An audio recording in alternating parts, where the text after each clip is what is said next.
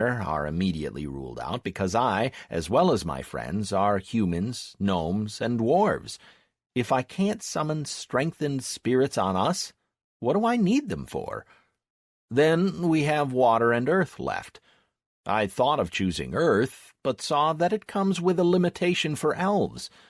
I may not have any elf friends, but I do have a few acquaintances. Then only water remains. I don't know any trolls or orcs, aside from Prontho, who can be healed by an ordinary spirit. When I mentioned Prontho, the goblin's face wrinkled up in a smile. Yes, that stubborn fool can be healed by simple bandages, all right. He'd survive anything. So be it, then. From now on and henceforth, your personal type of spirit is water. Personal spirit type determined. Water. Water spirit summoning rank 1. I added the fire and water spells to the active zone, filling up all the available slots. Now I could face anything. Teacher, since we've mentioned Prontho, I would like to know what happened on that ill-fated day when he challenged Shiam. And where is Garanika now? And the most important question, what is going on with me? Why do I keep taking one decision with my head, but a different one with my heart? When I let myself be guided by my head, the result is complete nonsense. Is this all that you wish to know? Cornic raised an eyebrow questioningly. Or do you have a couple more questions? Don't hurry. Have a think. What if you missed something? Man, Cornic seriously reminds me of Almus right now. What is it with NPC shamans? Are they all programmed to answer a question with a question? No, this isn't all. I would also like to know why you flew all the way to Farstead to see me. What threat is Barleona facing? Why the hurry with the training and obtaining the totem? What is it that Almus has to do? This covers it now, I think. Goblin's laughter echoed through the mountains. According to all the rules, you should have felt embarrassed enough to ask my pardon for your impertinence. Bow your head and await my permission to ask questions. But it seems you haven't heard about these things called rules. Cornic looked at me shrewdly. And that is good. Before I answer your questions, I would like you to summon a spirit. We can talk anywhere, but training you without being noticed by Garanika, we can do only here. Heal yourself. Heal? No problem. There doesn't seem to be anything difficult about that. I selected myself and started to summon a healing spirit.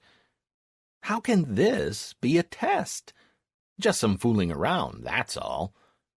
Damage taken. Hit points reduced by 2,036. 2,316 fire spirit summoning, minus 280 fire resistance. Total hit points 384 of 2,420. The fire spirit did come with a visual component, and quite an impressive one at that. For a couple of moments I resembled a Bengal light, with sparks flying off me in every direction. At least it didn't hurt. Looks like your own spirits couldn't cause you pain. But what the heck? I wanted to be healed.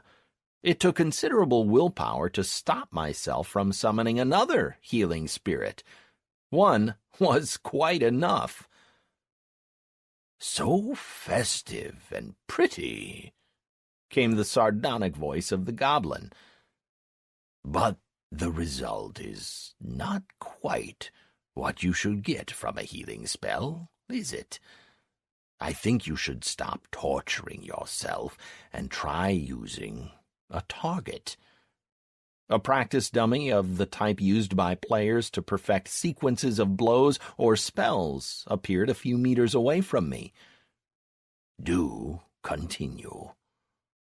I selected the 30-level dummy and decided to summon an attacking water spirit on it.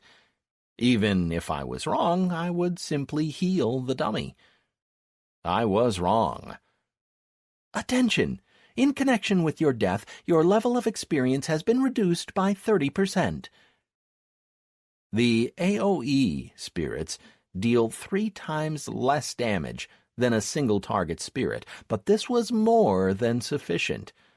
I had too much intellect and too few hit points remaining after my first unsuccessful attempt. The respawn point was located just next to the spot where Cornick took me. The dummy was almost completely covered in snow now, a sign that the blizzard lasted all the 12 hours I was gone. I was starting to think you decided to stick around the Grey Lands forever, came the grumbling voice of the old goblin. I turned around and saw that the teacher was sitting on an inexplicably acquired carpet and sipping a hot drink. Still surrounded by a golden aura, he looked me over with a grin and added, I have a proposal for you. I will teach you the right way to use the spirits, but you will be permitted to ask me only one question. If you manage to get to grips with the spirits by yourself, I'll answer all your previous questions. Make your choice. Who says I must choose anything? I have the manual and the forum. Time to stop acting like a dope and start reading. So, the summoning of spirits. The hour I spent on sifting through the available materials bore no results. The official documentation didn't say a word about how to use the spirits. Or rather, the information was there, but it wasn't what I was looking for. Everyone referred to some sort of a spirit-choosing mode, but made no mention of how to enter it. As far as I could see, wasn't this exactly what was involved in putting the spirits into the active zone? Stop. Where's the spirit selection? Before, when I had just 2 summonings, I didn't bother cluttering my brain with such nonsense. But now the number of available spirits was noticeably increased, so perhaps I should specify the slot of the active zone from which the summoning should take place. Let's try this. I selected the snow-covered dummy and, putting some distance between us, just in case, I mentally selected the spirit and began the summoning. So, what did we have? I didn't sustain any damage, which was great, but the fact that instead of damage the dummy had a healing spirit land on it didn't seem quite right. At least it was a water and not a fire spirit, so it looks like first you have to choose the type of spirit and then the summoning category, damage or healing. Let's try this. I selected the dummy again, chose a water spirit, repeated the spirit selection, and started to summon. Yes! Water spray flew in all directions from the dummy, almost immediately turning into icicles. It's quite freezing here by the looks of it. Ending up outside the golden sphere was certainly not a good idea. But right now, that was inconsequential. I did it! I managed to figure out the spirit summoning by myself. I looked at the goblin somewhat mockingly and repeated the summons. Dummy, water spirit, summon. The goblin gave a little laugh when the dummy became surrounded by a puddle of water, where bodiless spirits were dashing around, periodically causing damage. That's right. These were water spirits, but the AoE version. So my method wasn't working. I had further thinking to do. After a couple of hours of experiments, it sunk in that I wasn't going to learn how to summon the needed spirit by myself. Didn't have the brains for it. "You're not here to tell me you've given up already?" asked Cornick slyly. "I need a hint. At least tell me the direction in which I should be working," I mumbled sheepishly. "In that case, you'll get only 2 questions. Agreed?" "Agreed. 2 is more than 1, in any case, and I couldn't figure out what the problem was by myself. Neither my head nor my intuition seemed of any use. Moreover, even the old familiar spirits of lightning and healing would no longer be summoned on demand. Something was refusing to work in my shamanistic magic since I jumped to being an elemental shaman. "Then here's a hint for you. You were right when you were working on who it was you were summoning. Now think how you go about doing it." "How do I summon? I take the tambourine, hit it with the mallet, accompanied by "the shaman has 3 hands," and that's it. The spirit is summoned. But then shamans that I had seen in the past arose before my eyes. They kept hitting the tambourine and constantly singing something. Could that be it? Do I have to stay continuously in a state of summoning? The shaman has 3 hands, and behind his back a wing. From the heat upon his breath, shining candle fire springs. Yeah, 10 seconds, and the world changed. Or rather, it was my game interface that changed. Almost a quarter of my field of vision was covered by 8 transparent spirits. They were constantly turning, as if showing themselves off from every side. 4 spirits had a counter under them, probably the rank of the spirit.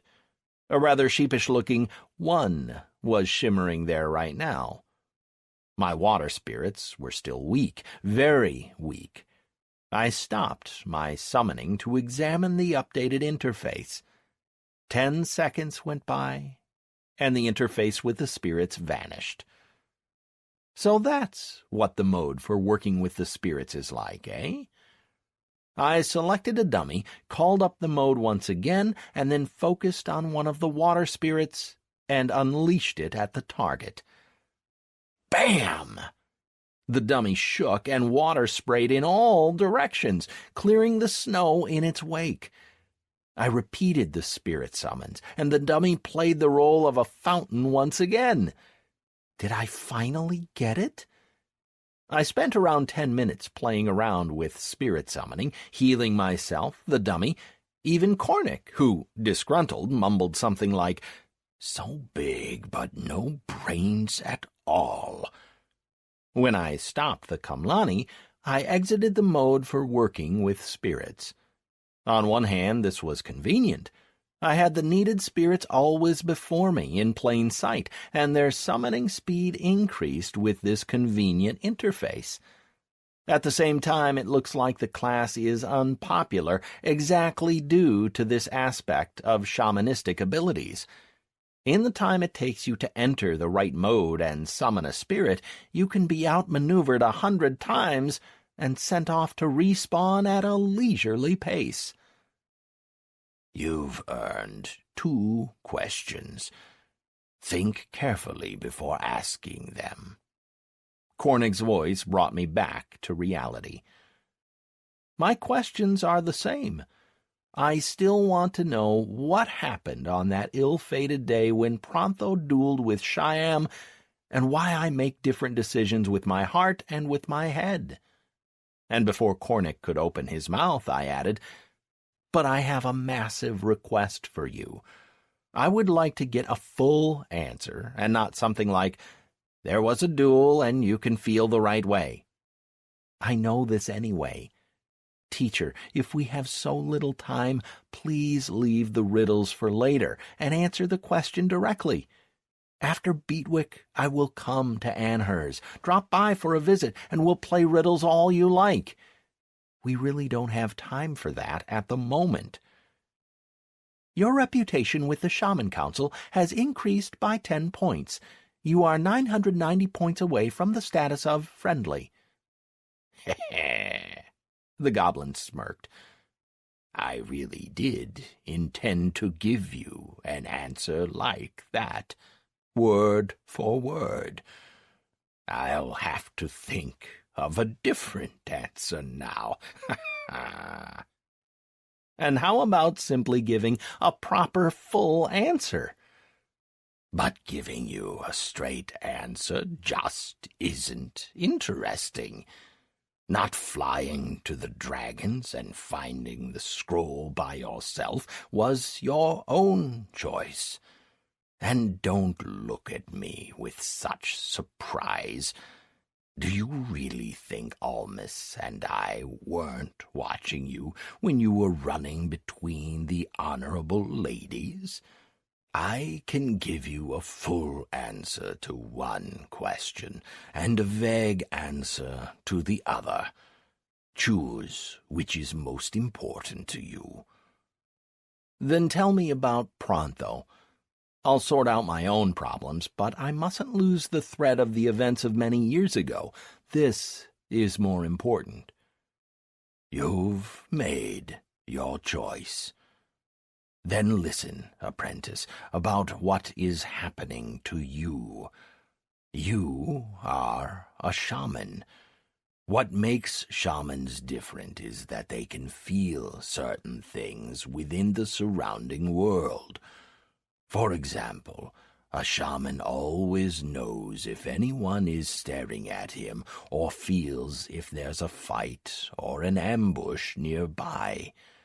These are only the external manifestations of what the spirits are able to tell them.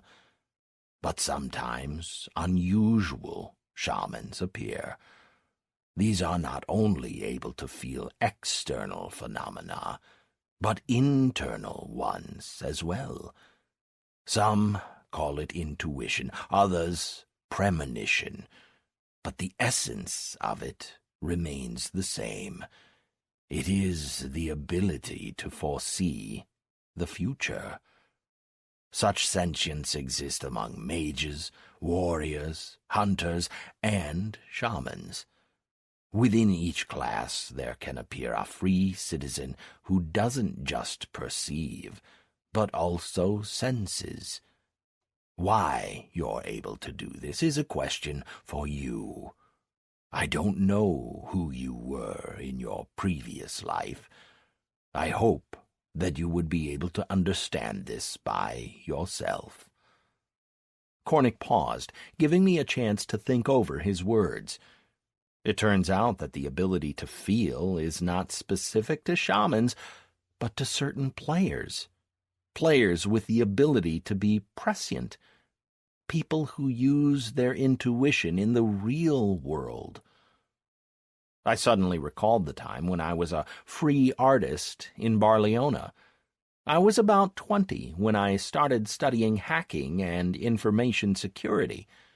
What else can a former student of the Philological Department for Ancient Languages do?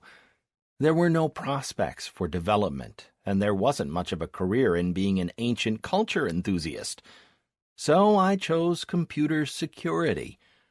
This was followed by 2 years of stubborn and monotonous reading of books, attending training courses, sitting tests, and meeting up with similarly crazy people as myself, until one day the corporation announced a contest for hacking Barleona. At the time, the game still didn't have that many players, despite active propaganda by the government. There were plenty of virtual worlds around, some of them of even superior quality. Players had choice. And then the contest was announced. Whoever managed to gain possession of another player's account would be given a reward of 30,000 gold. which at the time already corresponded to real money. The contest lasted 2 weeks without any limit placed on the number of winners. Barleona descended into chaos. Hackers from around the world got down to business, and for about a week Barleona was inaccessible. Servers were down, accounts were hacked, and characters deleted. There were howls of rage from players on the forums. Thousands of cases were filed with the courts, but the corporation steadily weathered all these woes. A certain policy had been adopted and followed through, whatever the immediate results. The chaos lasted a week and then suddenly stopped. Completely stopped. The injured parties were compensated and given commemorative gifts, and everything seemed to settle down until another contest was announced 6 months later. It had the same purpose as the first. Anyone able to break into the game and gain access to another player's information would be given a reward. A much bigger sum this time, 1 million gold. Barleona held out for a week until our 3-strong strike force joined the fray. Yes, there were 3 of us.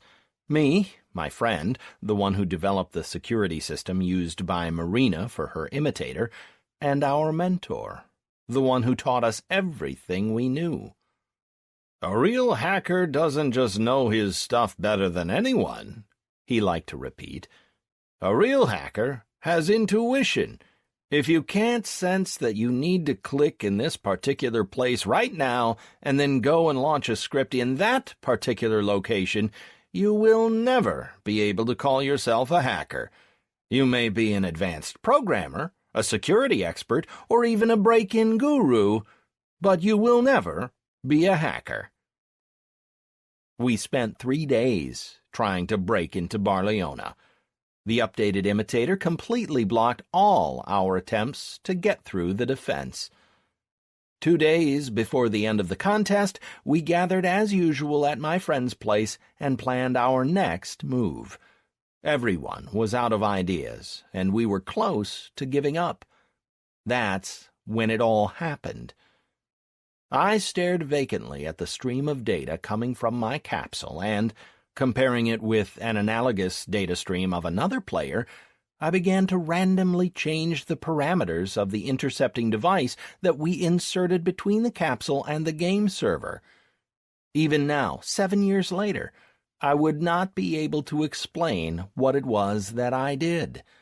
I was typing something in, making some changes. At that moment, it felt like the right thing to do. My friend wanted to speak to me, but my teacher stopped him, saying that I shouldn't be distracted. 20 hours later, tired and hungry, I slumped down on the floor and fell asleep. I did it. I managed to program a model of another player's data in my own capsule. The result was far from ideal, since replicating this action required a precisely configured capsule table of the target player, but it didn't matter. What did was that I managed to enter Barleona as another player's character. When I woke up, only my friend remained in the flat. Our teacher left us in a hurry, having volunteered to inform the world that the desired result had been reached. It turned out that he left us for good. When the corporation examined my method, which our now former mentor claimed as a brainchild of his own, it immediately offered him a job. The promised prize was paid out and the contest ended. Gaming capsules were upgraded within a month, with the corporation providing a free replacement so the break-in couldn't be replicated. And a couple of months later we got a letter from our mentor in which he noted with regret that in his entire life he had never had such inept students. He regretted that he ever took us on and was hanging on to the prize as compensation for the time he wasted on us. If we weren't happy with this, we could always take up our grievances with him in the game. My friend deleted his character that very day and, as far as I know, doesn't set foot in the game as a matter of principle. He says that he's happy enough in the real world. I kept away for 3 years after turning into a free artist. I did all I could to make trouble for Barleona from outside. I never found any major holes, but it was enough to make a living. I always ended up finding undocumented quirks of the game, thanks to a feeling that there was something wrong in a particular function. Then, one day, after a breakup with a girlfriend, I rolled up a character, and then it was too late to stop. It looks like, in some way, the game allows you, if not to develop, then to enhance, intuition that we have in reality. And not just for me, but for other players, too. Those who cannot really explain why you shouldn't take that flight or board that train. They simply know this deep down, and that's that. If you are done meditating, I shall continue. Cornick didn't go anywhere while I was on my jog down the memory lane. You wanted to know what happened between Prontho and Shyam. Then listen. I had a great difficulty concentrating on what the goblin was saying. Memories are a great thing, but you have to live in the present. 12 years ago, Almus's apprentice lost his mind and crossed over to the Cartus side. Garanika asked the Dark Lord to make him his protégé, losing forever any chance of coming back to Malabar. To prove the extent of his resolve, Garanika sacrificed the spirits of 40 shamans, ranging from great to high in rank, to the Dark Lord. In return, the Lord of Cartus granted him such power that even I was unable to get the better of him, and was forced to flee in shame. Right now, Garanika is almost equal in strength to the Emperor or the Dark Lord. But there was still a chance to strip him of his might. Until the Supreme Spirits confirm a shaman's power, he could be deprived of this power. And the Supreme Ones are very unhasty entities. We had a whole month. Prontho proposed to set up a shaman circle. Shyam was against it. He couldn't believe that his brother defected to the dark side, and didn't want to destroy him with his own hands. A conflict arose between him and Prontho, following which the orc issued a challenge to the head of the council. This went against all our rules and laws. The actual combat between the high shamans was brief and rapid, but something didn't seem right to me. I felt the presence of an alien spirit on the battlefield. Not a spirit, even. I cannot say exactly what it was, but it definitely couldn't have been summoned by either Prontho or Shyam. The head of the council was strong, but he couldn't push Prontho out of the circle. I trained that green diehard myself, so I know his strength very well. Prontho was stronger, but he lost. The orc refused to answer my questions, only repeating that since he lost, such was his fate. Bloody fatalist. Perhaps you will have better luck in getting something out of this blockhead. Who knows? Update to the Restoration of Justice quest. The deputy head of the Shaman Council, Cornick, is convinced that a foreign entity was present at the duel, but doesn't have any proof. You must find out the whole truth about Pronto's duel." "And where is Guernica now?" I uttered, involuntary. "That would be a third question, but I will answer it. Right now, he is hunting me, without ever setting foot outside the Dark Lord's castle.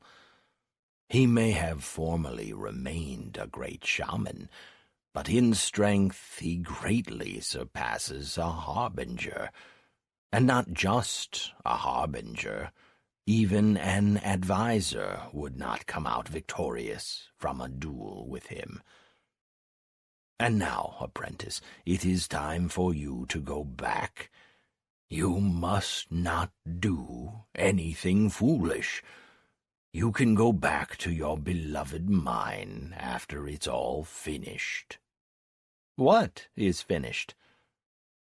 "The question limit is reached, even exceeded. You'll find out everything yourself soon enough. We will meet next when the Supreme Spirit of the higher world deems you ready for the trial of initiation into the rank of a great shaman. And also," Cornick looked up into my eyes, "when the time comes to choose, make the choice with your heart and not your head. Here is your altar." Item acquired. Altar for sacrificing to the spirits. Does not take up inventory bag space. The world blinked, and I found myself in front of the Beatwick gates. The snoring of the guards, whose breath was a clear sign of their fervent devotion to Vlast, the pounding of the hammer in the smithy, and the 3 Neanderthal-like haymakers became so familiar in the past few weeks that I really began to feel this was home.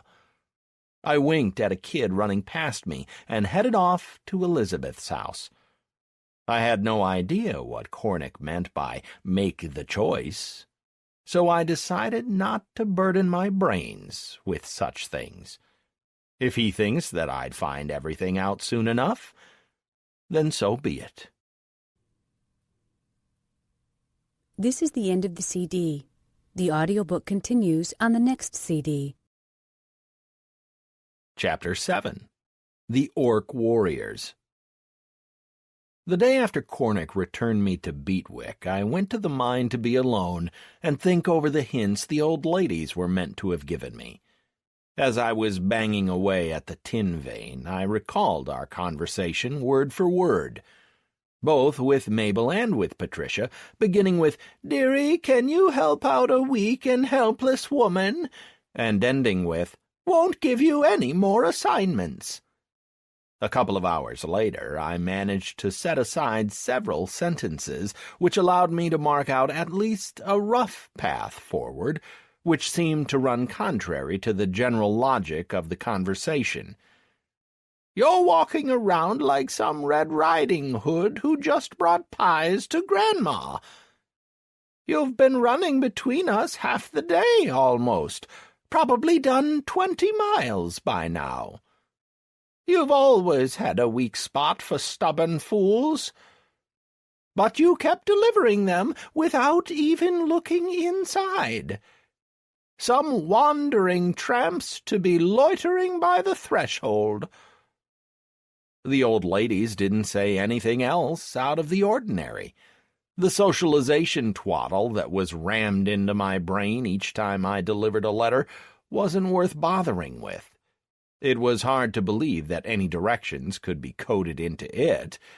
Deciphering it would be just too difficult in that case. So it looked like I'd have to try to make sense of these 5 sentences. It could be immediately surmised that the scroll was within a 20-kilometer radius of Farstead. One thing wasn't clear: the direction in which these 20 kilometers should be counted.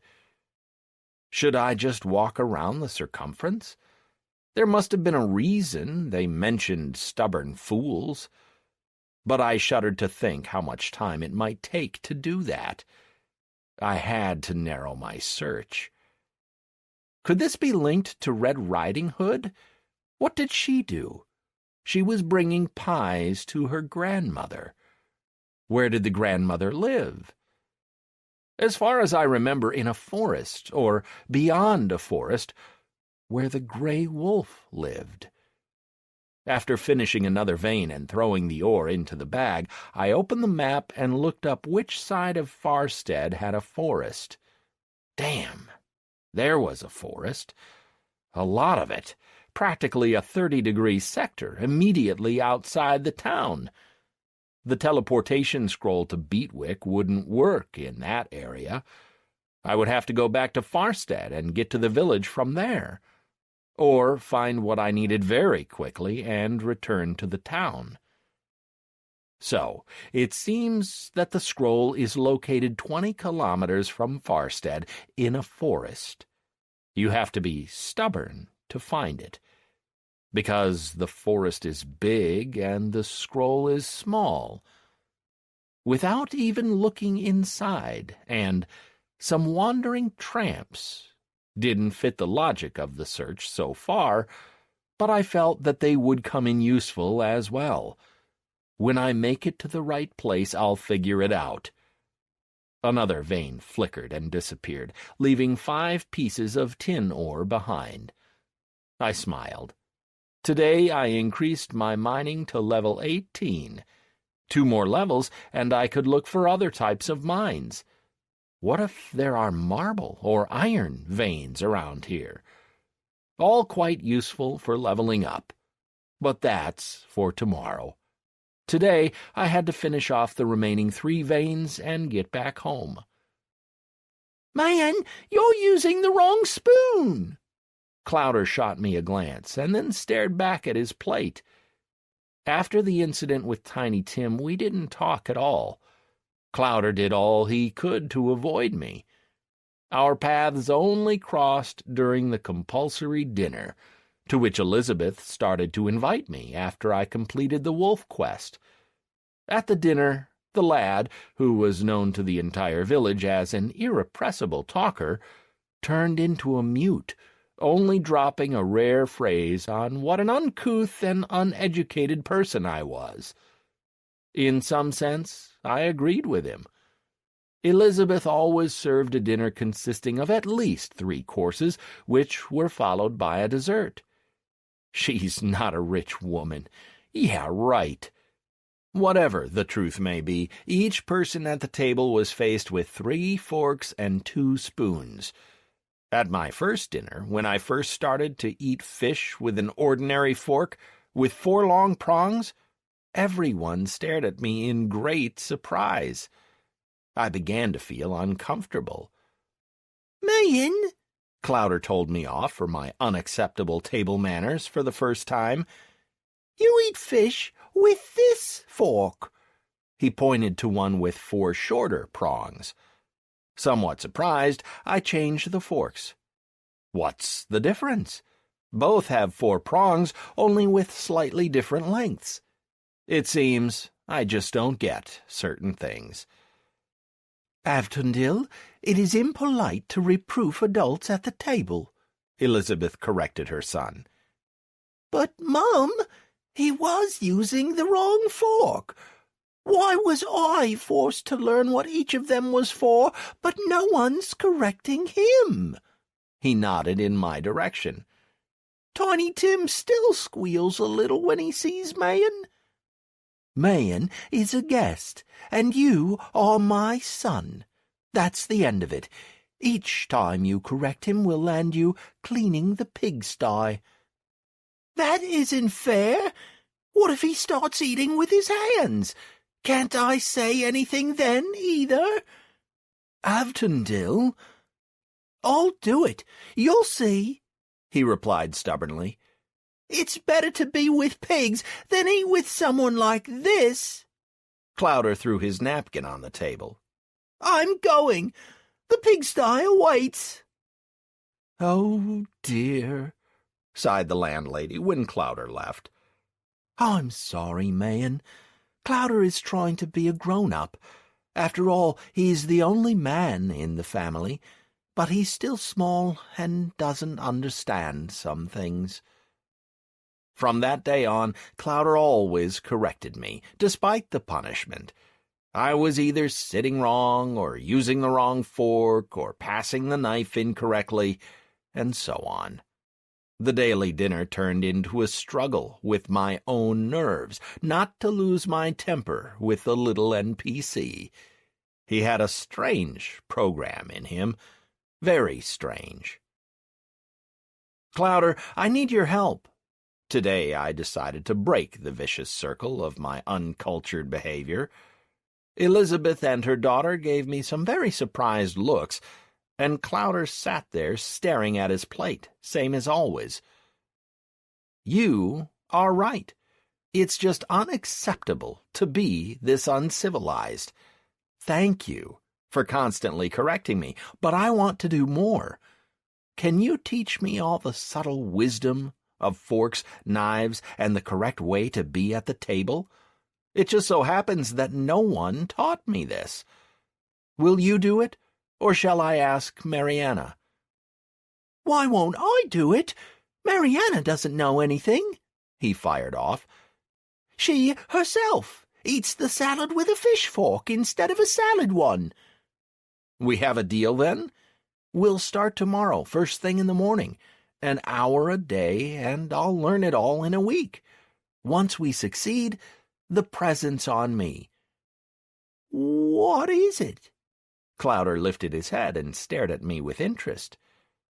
"It'll be a surprise. If you teach me all this table wisdom in a week, it'll be a good one." "It's a deal. I will drop by tomorrow and wake you up. Mum, I'm off to the pigsty.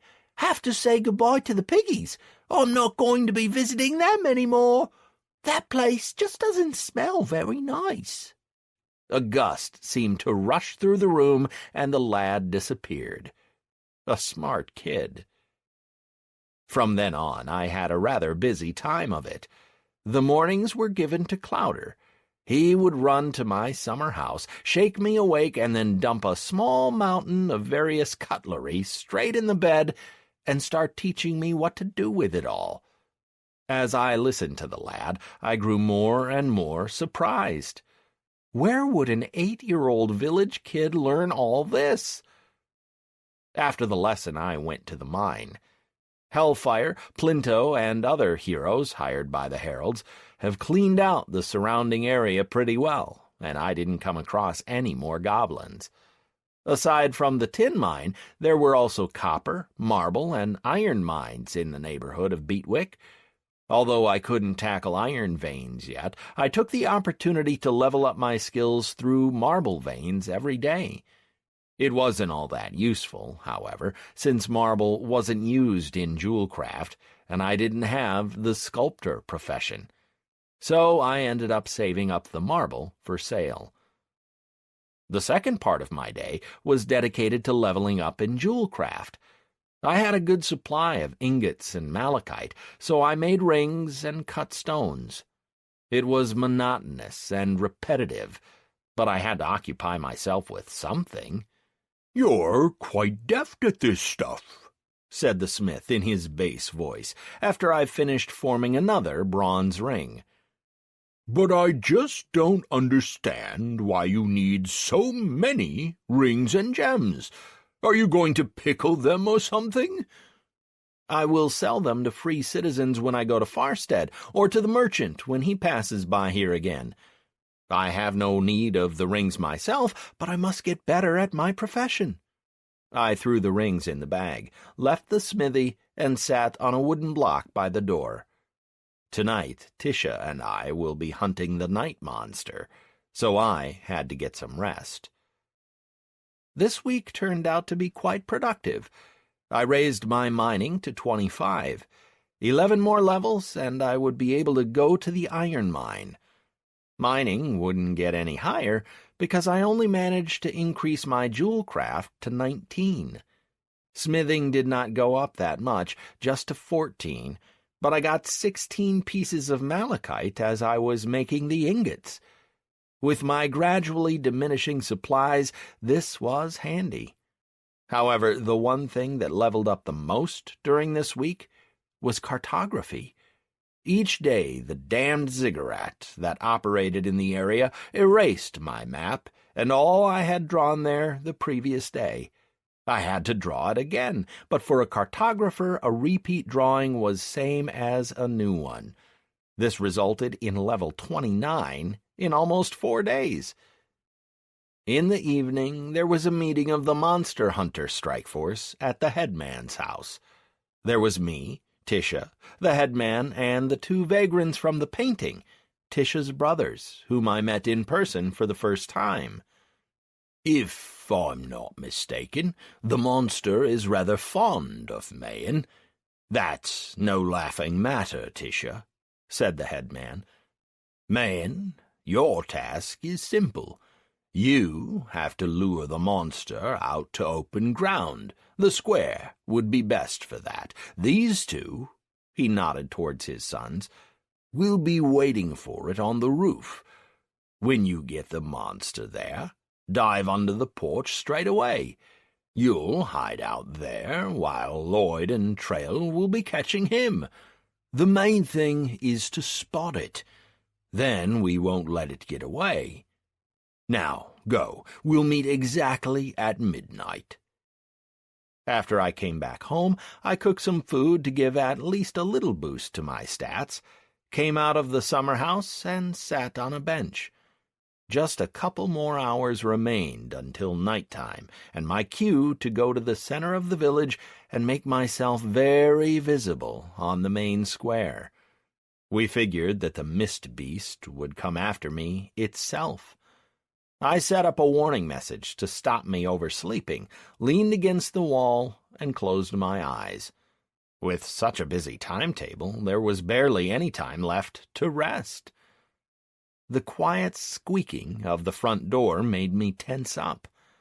Pretending I was still asleep, I half opened my eyes and watched how Elizabeth carefully closed the door and went to the gate, constantly looking back at me, and then, quiet as a shadow, slipped into the approaching night. My landlady's hands held the same bundle as a week ago. Where could she be going?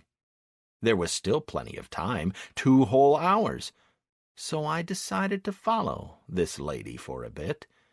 Even if she was going on a date, something wasn't right here. I had a gut feeling that my landlady was connected to the monster's appearance, and if I had a feeling, it needed checking out. I let Elizabeth put about 50 meters between us and silently followed her. I was afraid to come closer, since I lacked any stealthy tracking skills, unlike hunters or rogues, so I moved like an elephant on tiptoe. Elizabeth's behavior was becoming curiouser and curiouser.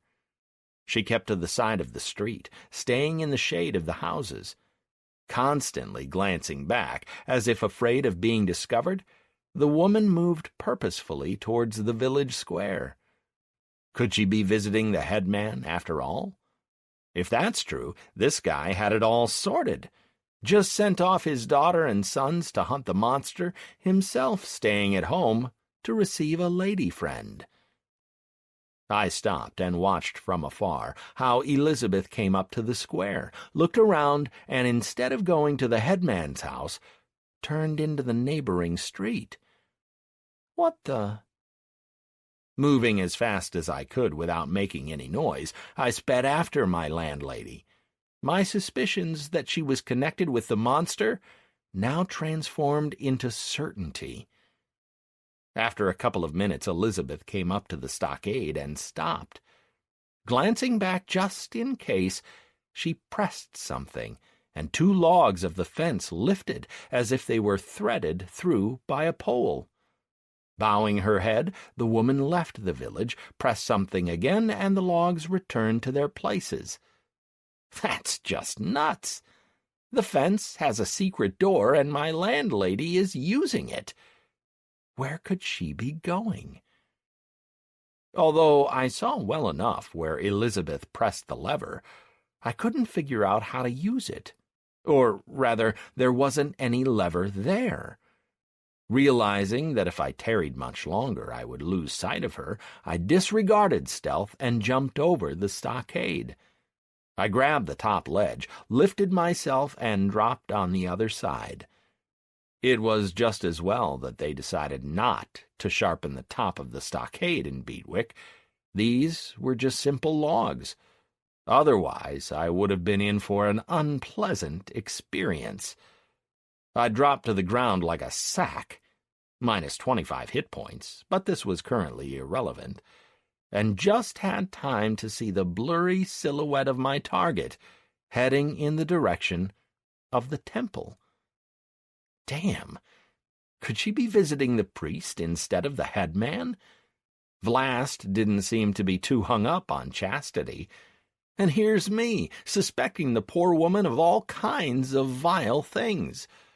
But my inner worm of doubt completely chewed through my certitude of Elizabeth's innocence, stating, "Trust everyone, but always cut the cards."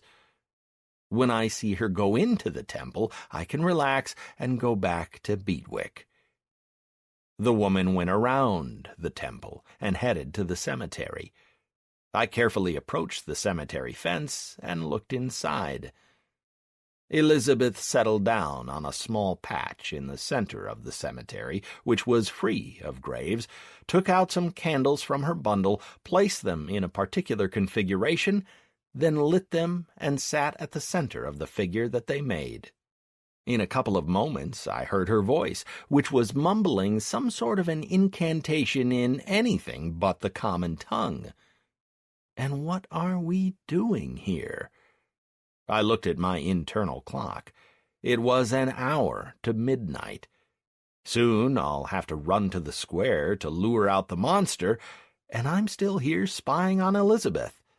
Although I was very interested in what it was she was doing, especially why it happened to be during the night when the mist beast came out. Elizabeth continued to mumble the incantation, and I felt someone's hot breath on my neck.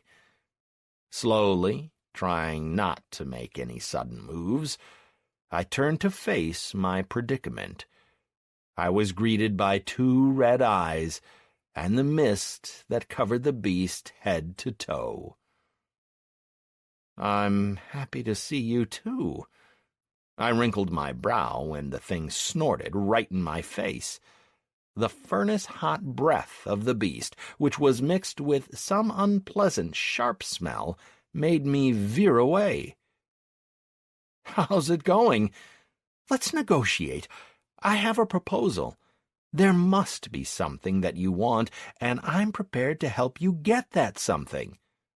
I wasn't even a little afraid. I thought I was heading in the right direction. I had to get this thing talking, and the next bit could be figured out later. The beast snorted again, engulfing me in another wave of hot air, and in one blurred movement was right next to me. It was so close I could touch it, something I had exactly zero intention of doing. I was no longer scared of dying, but I wanted to live all the same. I stood still as a statue, hoping that the beast may not recognize me, when 2 clawed paws shot out of the mist and grabbed me by the neck. Immediately the "no air" status bar appeared, measuring the 2 minutes I could survive without the said substance. I resisted, but to no avail. I couldn't kick the misty bastard, its arms were too long, nor could I unbend the paws clenching my neck. The level difference was too big. Was I really looking at yet another respawn? Tisha sure would be happy when I turned up with a confession to make. Instead of waiting for the monster in the square, I went looking for it myself. But I did find out how it turned up in Beatwick. the secret entrance known to Elizabeth. And it looks like she happens to be a common demonologist who summons this terror on the village once a week. But why would she do that? And what kind of a beast is this? The air bar flickered one last time, and my hit points started to fall with frightening speed. Never mind. A plan had already ripened in my mind on how to stop the beast appearing in a week's time and expose Elizabeth for who she was.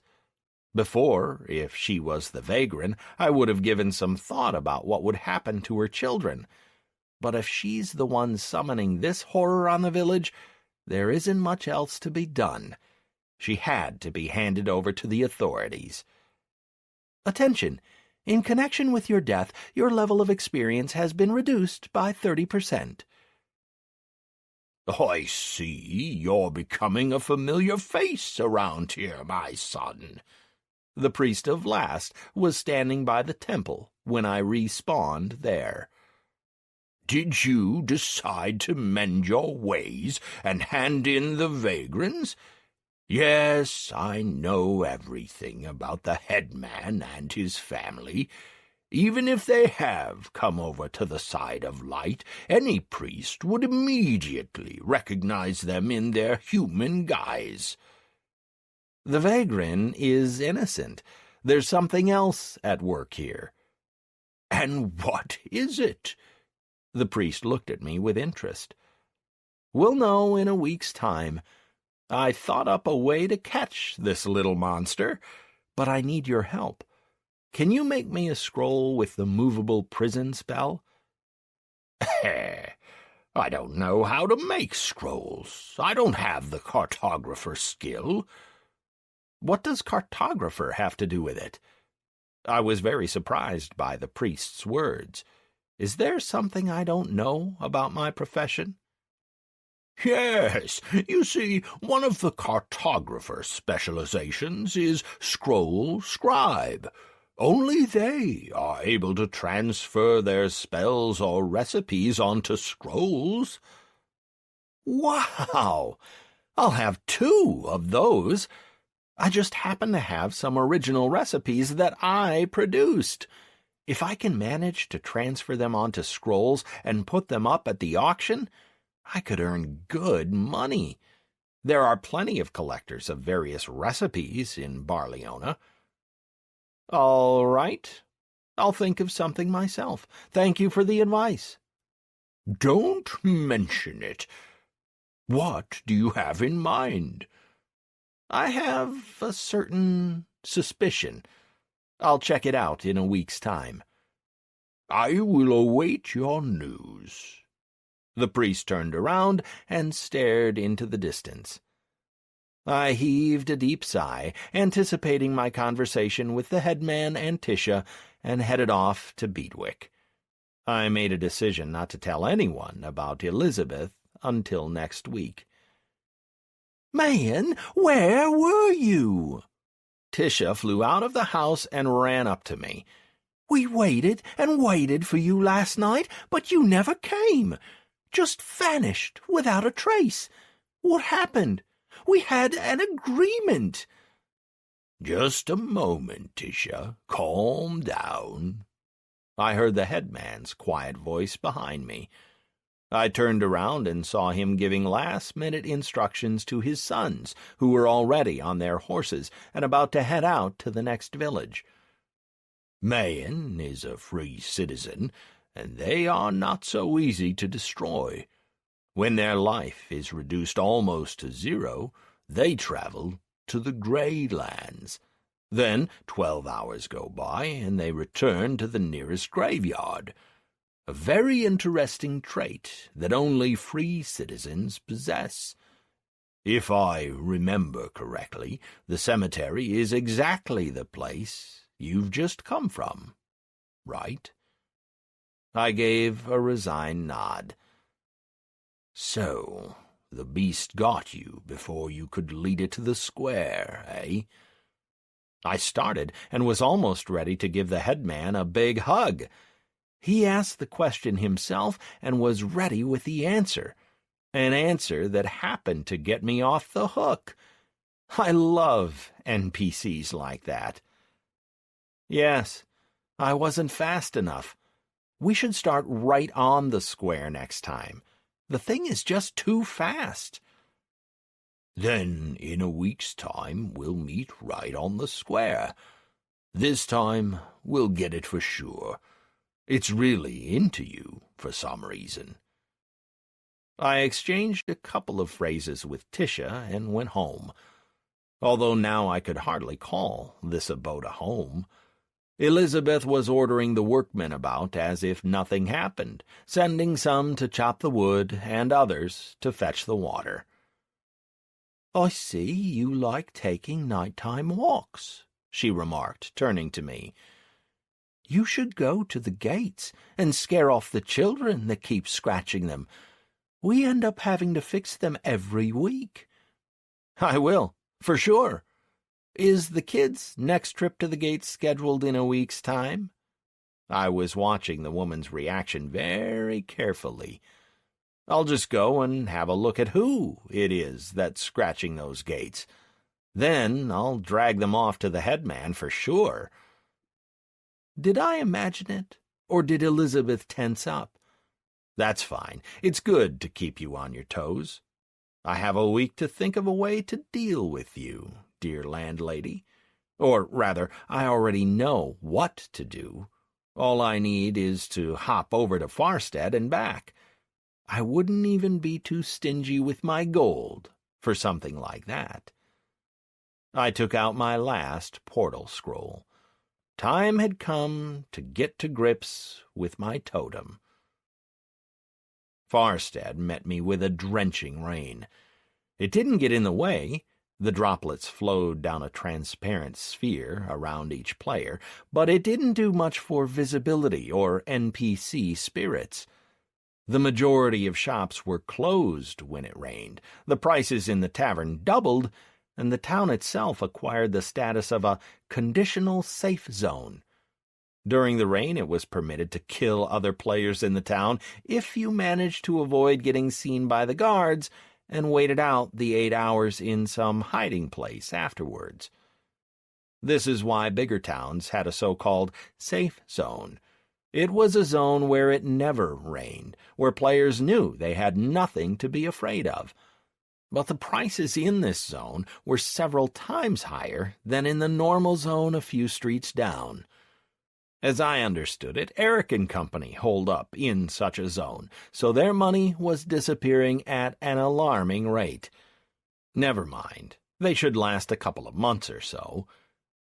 Ignoring the gremlin, who habitually inquired how he could be of service, I entered the personal room. There were 2 letters there.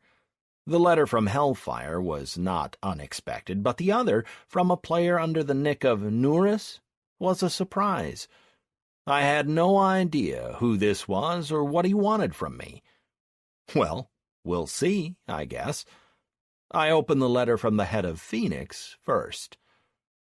"Hello, Mayan. As you asked, I'm sending you the holograms of the top 20 players of the Phoenix and the Dark Legion clans. Good luck." I just don't get it. What happened to all the questions about when he'll be getting the chess pieces, the rate of my progress, and so on and so forth? And more to the point, a whole week had gone by, and Anastasia hadn't contacted me once. Why? Baffled by all these questions, I picked up the second letter. "Hello, Mayan. We are not acquainted, but I know you through someone else. Mike told me that you know how he ended up in prison. Yes, I am that very reason. He also explained the incredible way a prisoner marked no parole managed to make it into the main game world. He would have had to spend 5 more years raising his reputation by himself, but your help messed up the law enforcers' plans. They had to choose.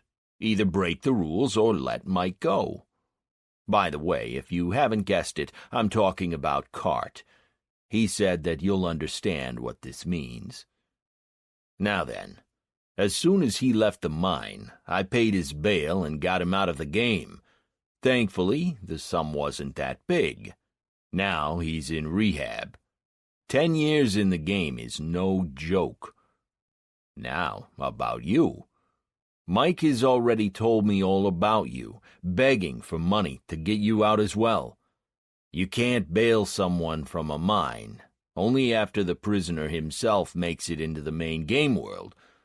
I looked at your case. I don't have $100 million to spare, so I'm sorry. But I did find $1 million. I owe Mike too much. I have access to prisoners' cases, so I know the size of your compensation and the cost of removing the red headband. The money has already been paid, and the payment is currently being verified.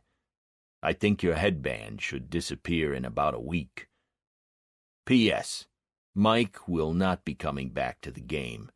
He spent too long outside real life. Goodbye.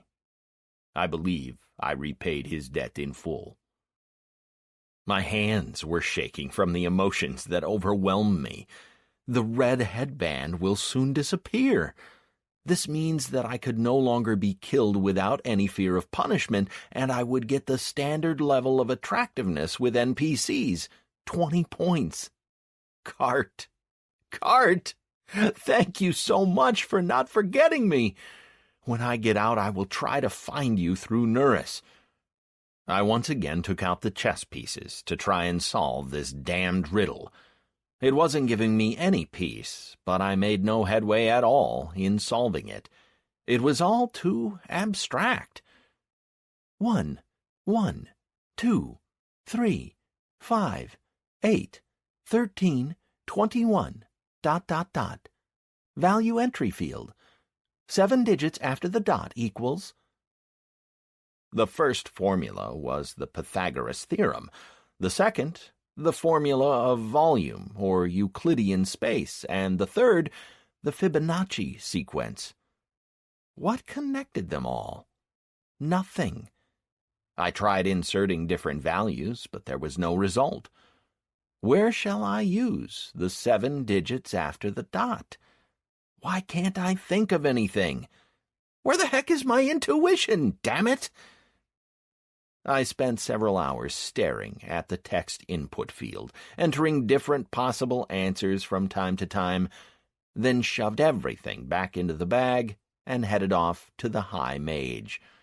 I had to buy a couple more scrolls to Beatwick and Farstead, and also another bone trap, but for level 170 this time. I dreaded to even imagine how much it would cost. Things did not turn out to be that bad. They turned out simply terrible. Today was clearly not my day. I chose the door with the questions again and got one of my least favorite themes, cultural studies. If I managed to get the first answer right, just about, at the second one, I folded. The scroll of teleportation to Farstead and back cost me 1,200 each way. Crazy stuff. With an aching heart, I handed over 3,500 for the bone trap. It's been a while since I'd spent quite so much, but there was no helping it. I knew what I was getting into. I dropped by the smithing trainer and learned the smelter specialty. Now I had 5% chance of getting as many as 2 ingots from 5 pieces of ore. Nothing big, but still a bonus. Then I visited the cartographer to learn the scroll scribe specialty, and immediately obtained a bonus from it. My intellect increased by 5%. I looked at the description and couldn't help feeling pleased. I could make scrolls with recipes or spells of up to level 50 inclusive. Did someone ask for a spell scroll? I made a scroll with summoning a water spirit, Water Dart. Great! On one hand, I'll be leveling up in cartography, and on the other, these would come in useful when I ran out of mana. I sat on a bench and created 20 scrolls of healing and damage. Who knows when I get caught by that rainy day? That's it. I had nothing left to do in Farstead. Time to solve the puzzle handed me by the old ladies. Man, wait up! I heard a voice with some strange clicking in it. Mike wants to you talkings. Mugerations. The koboldish has switched on again. Just a moment. There was a thump, and a normal voice continued. I need a hand with something. Will you help me? I finally caught sight of the owner of the unusual voice. A little way off stood Reptilis Yalgodahellis, the kobold, spreading his green paws as if to show the unfairness of this world. He was already level 40. He's been leveling up fast. A real hardcore player. I took a careful look at the kobold. He had very decent gear, clearly of an unusual level. He also had a stud on his tail, probably to hit opponents with, and some sort of a stringed instrument that resembled a guitar across his back. Is he a bard as well? It was a world gone mad. I need help to complete a quest. I'll pay 5,000 gold. Will you come with me? 5 big ones in gold? Do you need to kill someone? I smiled. I can do the killing myself. I'm an assassin. Then what do you need me for? Wow, he's not just a hardcore player, but someone with a rare class, too. I have a quest, and it states that 2 players must get to a point 20 kilometers from here. We have to stomp that way. Reptilis nodded towards the forest, exactly in the direction I was going to head off myself. Had he gone through the old ladies as well? On foot? I pretended that I was categorically unkeen for a long walk. Why on foot? I have a ride there, so we'll get to the place in an hour for sure. All right. What's this quest, then? Who gave it to you? Yeah, right. I'll just go and spill the beans to you right here and now. You haven't even agreed to anything yet, and already started with the questions. All right, let's go. I don't mind doing this. I don't have much to do in the next 2 days anyway. Group up? A group invite from player Reptilis appeared before my eyes. Grouping up? I accepted the invite. If this green wonder really does have a means of transport, our paths converge for sure. Wow, how did you manage to hike up your intellect so much by level 21? I used to be a mage before, and didn't have it that high until level 40. Not much to it, really. The answer is very simple. Gear. Good gear that gives a lot of intellect. Why did you stop playing a mage? Got fed up with it? Not exactly fed up, but something along those lines. Reptilis flashed an evil grin. One day I will catch whoever it was that landed me on this path and give him a good piece of my mind. I'll shove the scumbag's words all the way down his throat so he remembers them long and well. Wow! I couldn't help smiling. Watch out! An angry croc is headed this way. Very funny. Gonna die from laughter any minute. Reptilis stopped, turned, and looked up at me. You better move your ass. You should be earning your pay instead of cackling here. Take no note of the fact that I'm a kobold. Right now, I'm your employer. All right, whatever you say. I'll imagine you as a stunning, big-chested elven maiden with obligatory blonde hair, long ears, and soft white skin. Go bugger yourself. Your group has disbanded. Hold on! Where does this pretty boy think he's going? I need him as a horse when all's said and done. I'm sorry. Just not having a great time of it right now, so I let rip at you. Group up again. Reptilis stopped, thought something over for a couple of seconds, but did, in the end, send me another invite. Let's agree from the start. Not a word about my height or crocodile-related innuendos. Otherwise, no money for you." Agreed. An agreement has been reached. You will receive 5,000 gold from player Reptilis Y'all Go to Hellas if you accompany him to the spot marked on his map. While carrying out the agreement, you must not drop any hints to Reptilis about his low height or resemblance to a crocodile. "Then let's go. My beauty is outside the town. The guards have too much of a dislike for her." Not far from the gates, chewing on some life form sticking out of its mouth in the form of a hoof, stood the thing, a wyvern.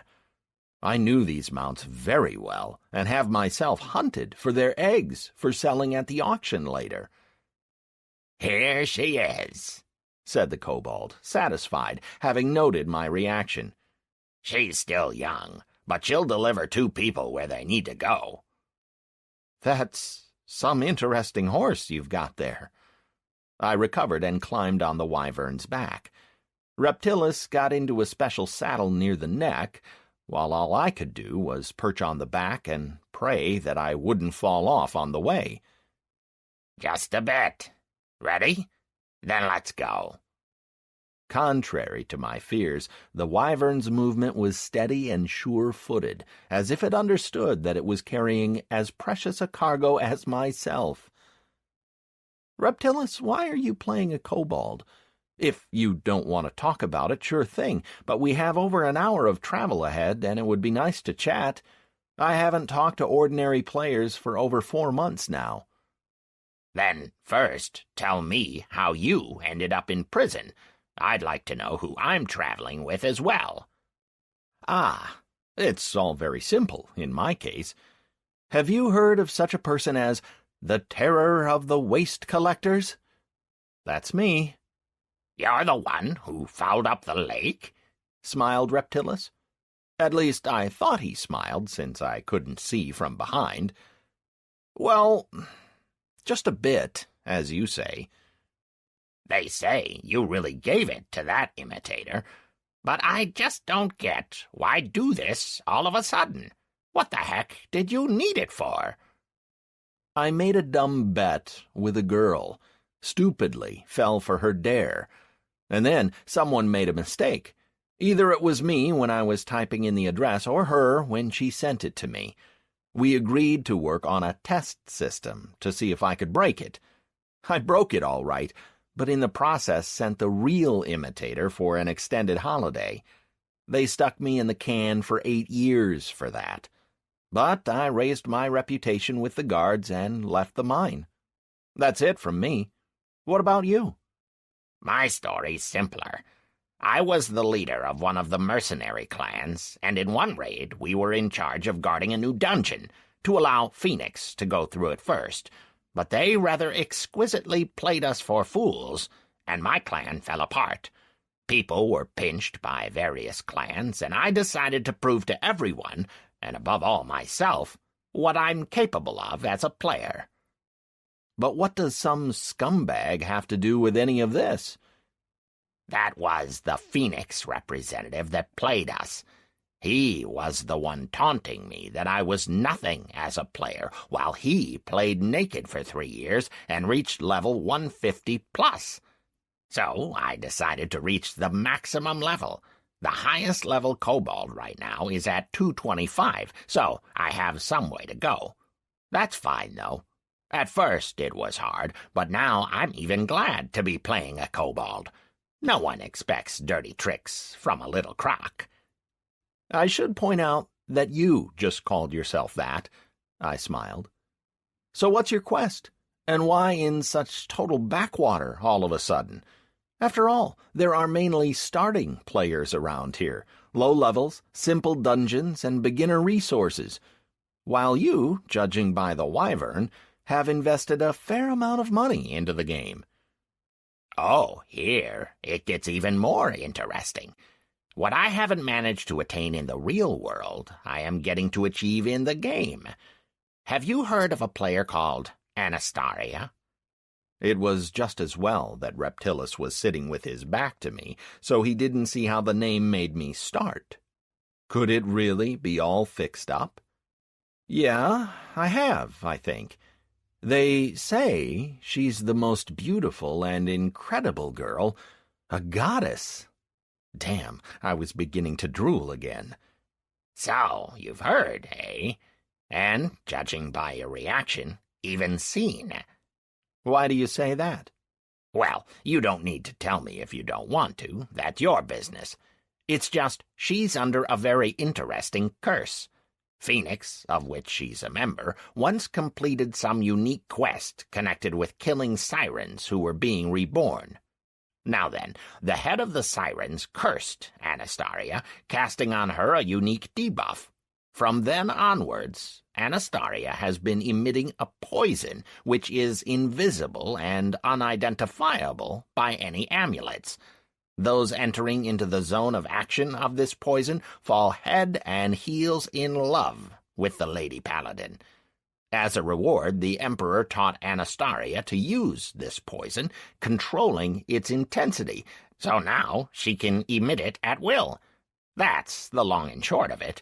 When players affected by the poison talk about Anastaria, they involuntarily start to drool, get a runny nose, and in general turn into complete love-struck idiots. I don't know about an antidote. Haven't looked for it. Cool beans, but I don't really get the connection between the head of Phoenix and a 40-level kobold. Ah, so you do know her. It's very simple. We met after my victory in the Anhurst arena, chatted about the past, and she turned out to be an ordinary girl who was interesting to talk to. Quite clever as well. Yeah, right. You haven't fallen under the effect of the poison yourself, have you? The poison doesn't affect kobolds. At all. It was interesting to watch the misty eyes of the entire tavern when Anastaria decided to test my racial immunity. The players were all but praying to her at that point. They say many ran to the dating house straight after that. It's a nice story, but it's a bit hard to believe. Whatever the visualization, this is still only a game and virtual reality. Why would normal players start drooling? That's pretty simple, too. This is about the capsules. Remember going through the full test before the initial immersion? So the system determines the smells that awaken the greatest desire in you. Simple chemistry, nothing more. Moreover, Anastaria's poison cannot affect players aged under 21, those who are not allowed in the dating house. And what happened then? So you met Anastaria and saw the ineffectiveness of her poison, in your case. Why did you leave Anhurst for the middle of nowhere? I'm here on a quest from the Assassin's Guild. I had to sneak into one NPC's house and procure a piece of paper. I stole the paper, but then discovered something interesting. A certain unique quest connected with dragons. Anastaria is not just some girl. She's a great lover of all things unique in the game, and she shows great favor to someone who has unique items. It's a weakness of hers. As far as I could find out, no one has a dragon, so I went searching for one. If I get lucky, I'll have a reason to make a pass at Stacy. You even know her real name? I see you're a serious admirer. Who doesn't? Oh, we're here. We covered the 20 kilometers in what seemed like a flash.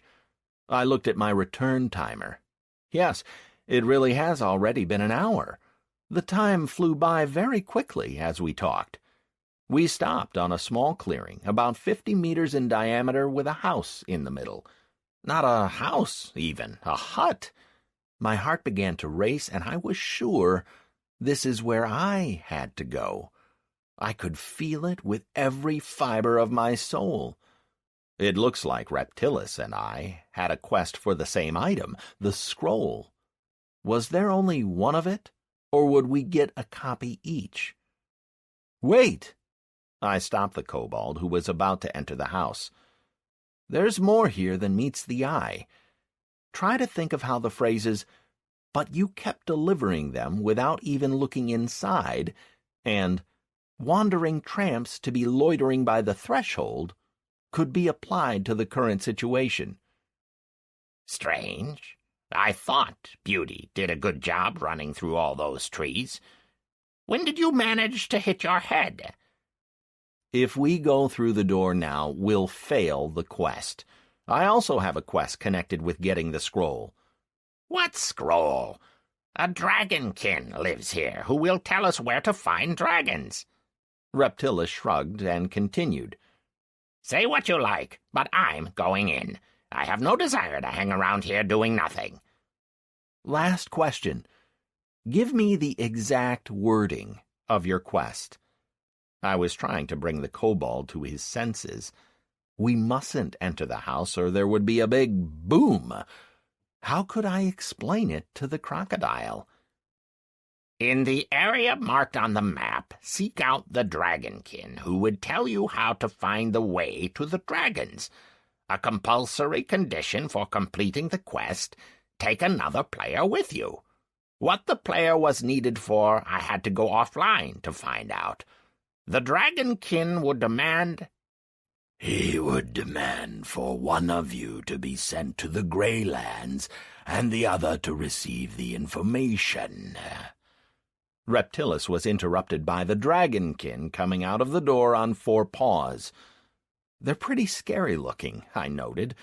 A muzzle reeking with malice, teeth bared like in the ancient Chinese pictures, a tail and 4 paws. A strange mix of a horse and a dragon. So you brought me here as fodder? I turned around to Reptilis, or rather the empty space where he just stood. The time is running, said the dragonkin. The winner will get the prize. Fight! Your group has disbanded. Damage taken, 400. 1,240 weapon damage, minus 840 armor. Total hit points, 2,020 of 2,420. You have been poisoned. Your hit points will decrease by 220 every 5 seconds for 2 hours. 500 poison damage, minus 280 poison resistance. Total hit points, 1,800 of 2,420. You have been stunned for 5 seconds. Reptilis de-stealthed right behind me and started to systematically and purposefully send me off for respawn, with the ensuing consequence of me failing to get the totem. Seeing that I had no time to enter into the spirit summoning mode, as soon as the stun expired, I grabbed the scrolls and began to use them, one after another. Healing to myself, damage to Reptilis. Healing to myself, damage to Reptilis. I didn't have many scrolls, but probably enough for one fight. If it wasn't for Anastaria's armor, this lizard would have simply downed me with darts and some other sharp pointies in the first few seconds. What a bastard! He knew where he was taking me and chose a low-level player. I'll kill the scumbag. 2 minutes later, I ran out of the scrolls, and Reptilis's life bar was still half full. The spirits missed or were blocked by the armor too often. Or, more likely, it was stupid to summon water spirits on a semi-aquatic. He must have resistances. So, you think your threads make you a good player? I heard the lizard's voice for the first time in minutes. We stood opposite each other, breathing heavily, each trying to outstare his opponent. I don't know why Reptilis's breath was heavy, but I've been taking a real beating. Even raised my endurance by 1 in this time. If you, little piece of shit, turned your brains on even for a second, you would have seen a 1 under my name. Do I need to spell it out for you, or will you finally start using the body part you shove your food into? Do you think an ordinary player who knows nothing about the game would be able to get a first kill by level 20? So your level 40 for me is child's play. Say your prayers, you flippin' lizard. I'll write a message to the admins as well, saying you tricked me out of 5 big ones in gold. We had an agreement. You are guaranteed to be dragged through the courts in the real world. Kiss goodbye to your Anastaria. Fudge off. I'll drop your gold in the bank after I send you for respawn. Attention! You have the NPC and player profanity filter turned on. To turn it off, go to the character settings, only for players aged 21 and above. To hell with it. I'll turn it off later. I have other fish to fry right now. The shaman has 3 hands. Go hang, you green goon. The spirit mode is up and running. For starters, I need to remove the poison, which consistently kept taking off 220 hit points every 5 seconds. Having summoned a healing spirit, I was looking forward to the relief of being fully healed, only to suddenly discover that the poison didn't go anywhere. On top of that, Reptilis flew into combat again. Quickly chucking all the fire spells out of the active zone and summoning a damage spirit on the kobold, I tried to think of what to do with the poison. I knew that shamans were able to remove it in some way, but why didn't Cornick teach me this? Could I figure it out myself? I sent 4 damage spirits at once at Reptilis, forcing him to stealth, and started to summon another spirit, concentrating on an empty slot in the active zone. Work already! You are summoning a spirit from a free slot of the active zone. Do you wish to add available spirits to the slot? No, I don't. Damn, it didn't work. Do you wish to add an additional spirit to the free slot? Yes, that's exactly what I'm looking for. The following additional spirits are available to an elemental shaman: Spirit of Control, Spirit of Cleansing, Spirit of Strengthening, and Spirit of Intermittent Damage. Do you wish to add spirits to the active zone? Yes, right now! All the water ones, please! A healing spirit on myself and a cleansing spirit on top of that. Yes, the poison debuff disappeared. Now we'll have a proper fight. So, where are you, you puny crock? The effect of the Spirit of Control turned out to be very interesting. Reptilis continued to fling some nasty stuff at me, but he did it so slowly that I could dodge the incoming pieces of metal. The Spirit of Control had a 5-second duration, but it was enough for me to summon a Spirit of Water Shock on Reptilis, which caused intermittent damage.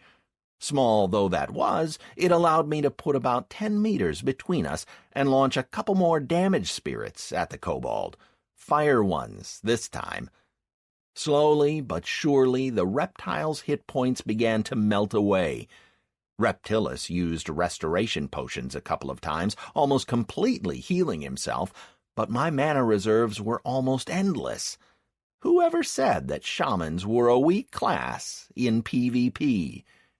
Man, stop!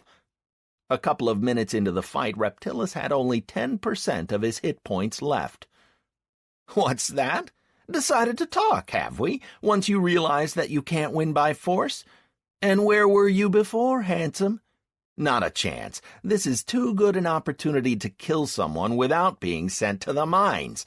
You shouldn't have attacked me, you green bastard. What do you want with information on dragons, anyhow? Reptilis was no longer attacking, but just stood there and, wincing, took the hits from my spirits. I have a quest. And what do you need it for? To get to Anastaria? That's not the main reason, sighed Reptilis. I told you how I became a kobold. Yes, I like this character now, but I haven't forgotten that once I had a clan and that I want revenge. Brutal revenge on the bastard who tricked me out of the money, one of the influential Phoenix players. He constantly hangs out with the Emperor. I want to make him duel me in front of the palace, and for that I have to get a dragon. Only that would get me into the palace. The moron from Phoenix highly values his place in the shadow of the Emperor, who, in turn, hates duelers and generally violence in any form. Whatever the results of the duel, both of us would be permanently banned from the palace. I may not give a flying fig about this, but for him it would be a far harder blow than a change of character. And now only you stand between me and my revenge, since you're not letting me have the dragon. What can be so important about your quest? Reptilis was almost screaming now. Yeah, some situation we have here. I understood the guy very well. Changing a high-level mage for this joke of a character, finding a way to get your own back, and then running across a shaman who just wouldn't die. That's some trip-up. Although... Hold on. If I understood correctly, you're seeking the way to the dragons only as a means of getting into the palace.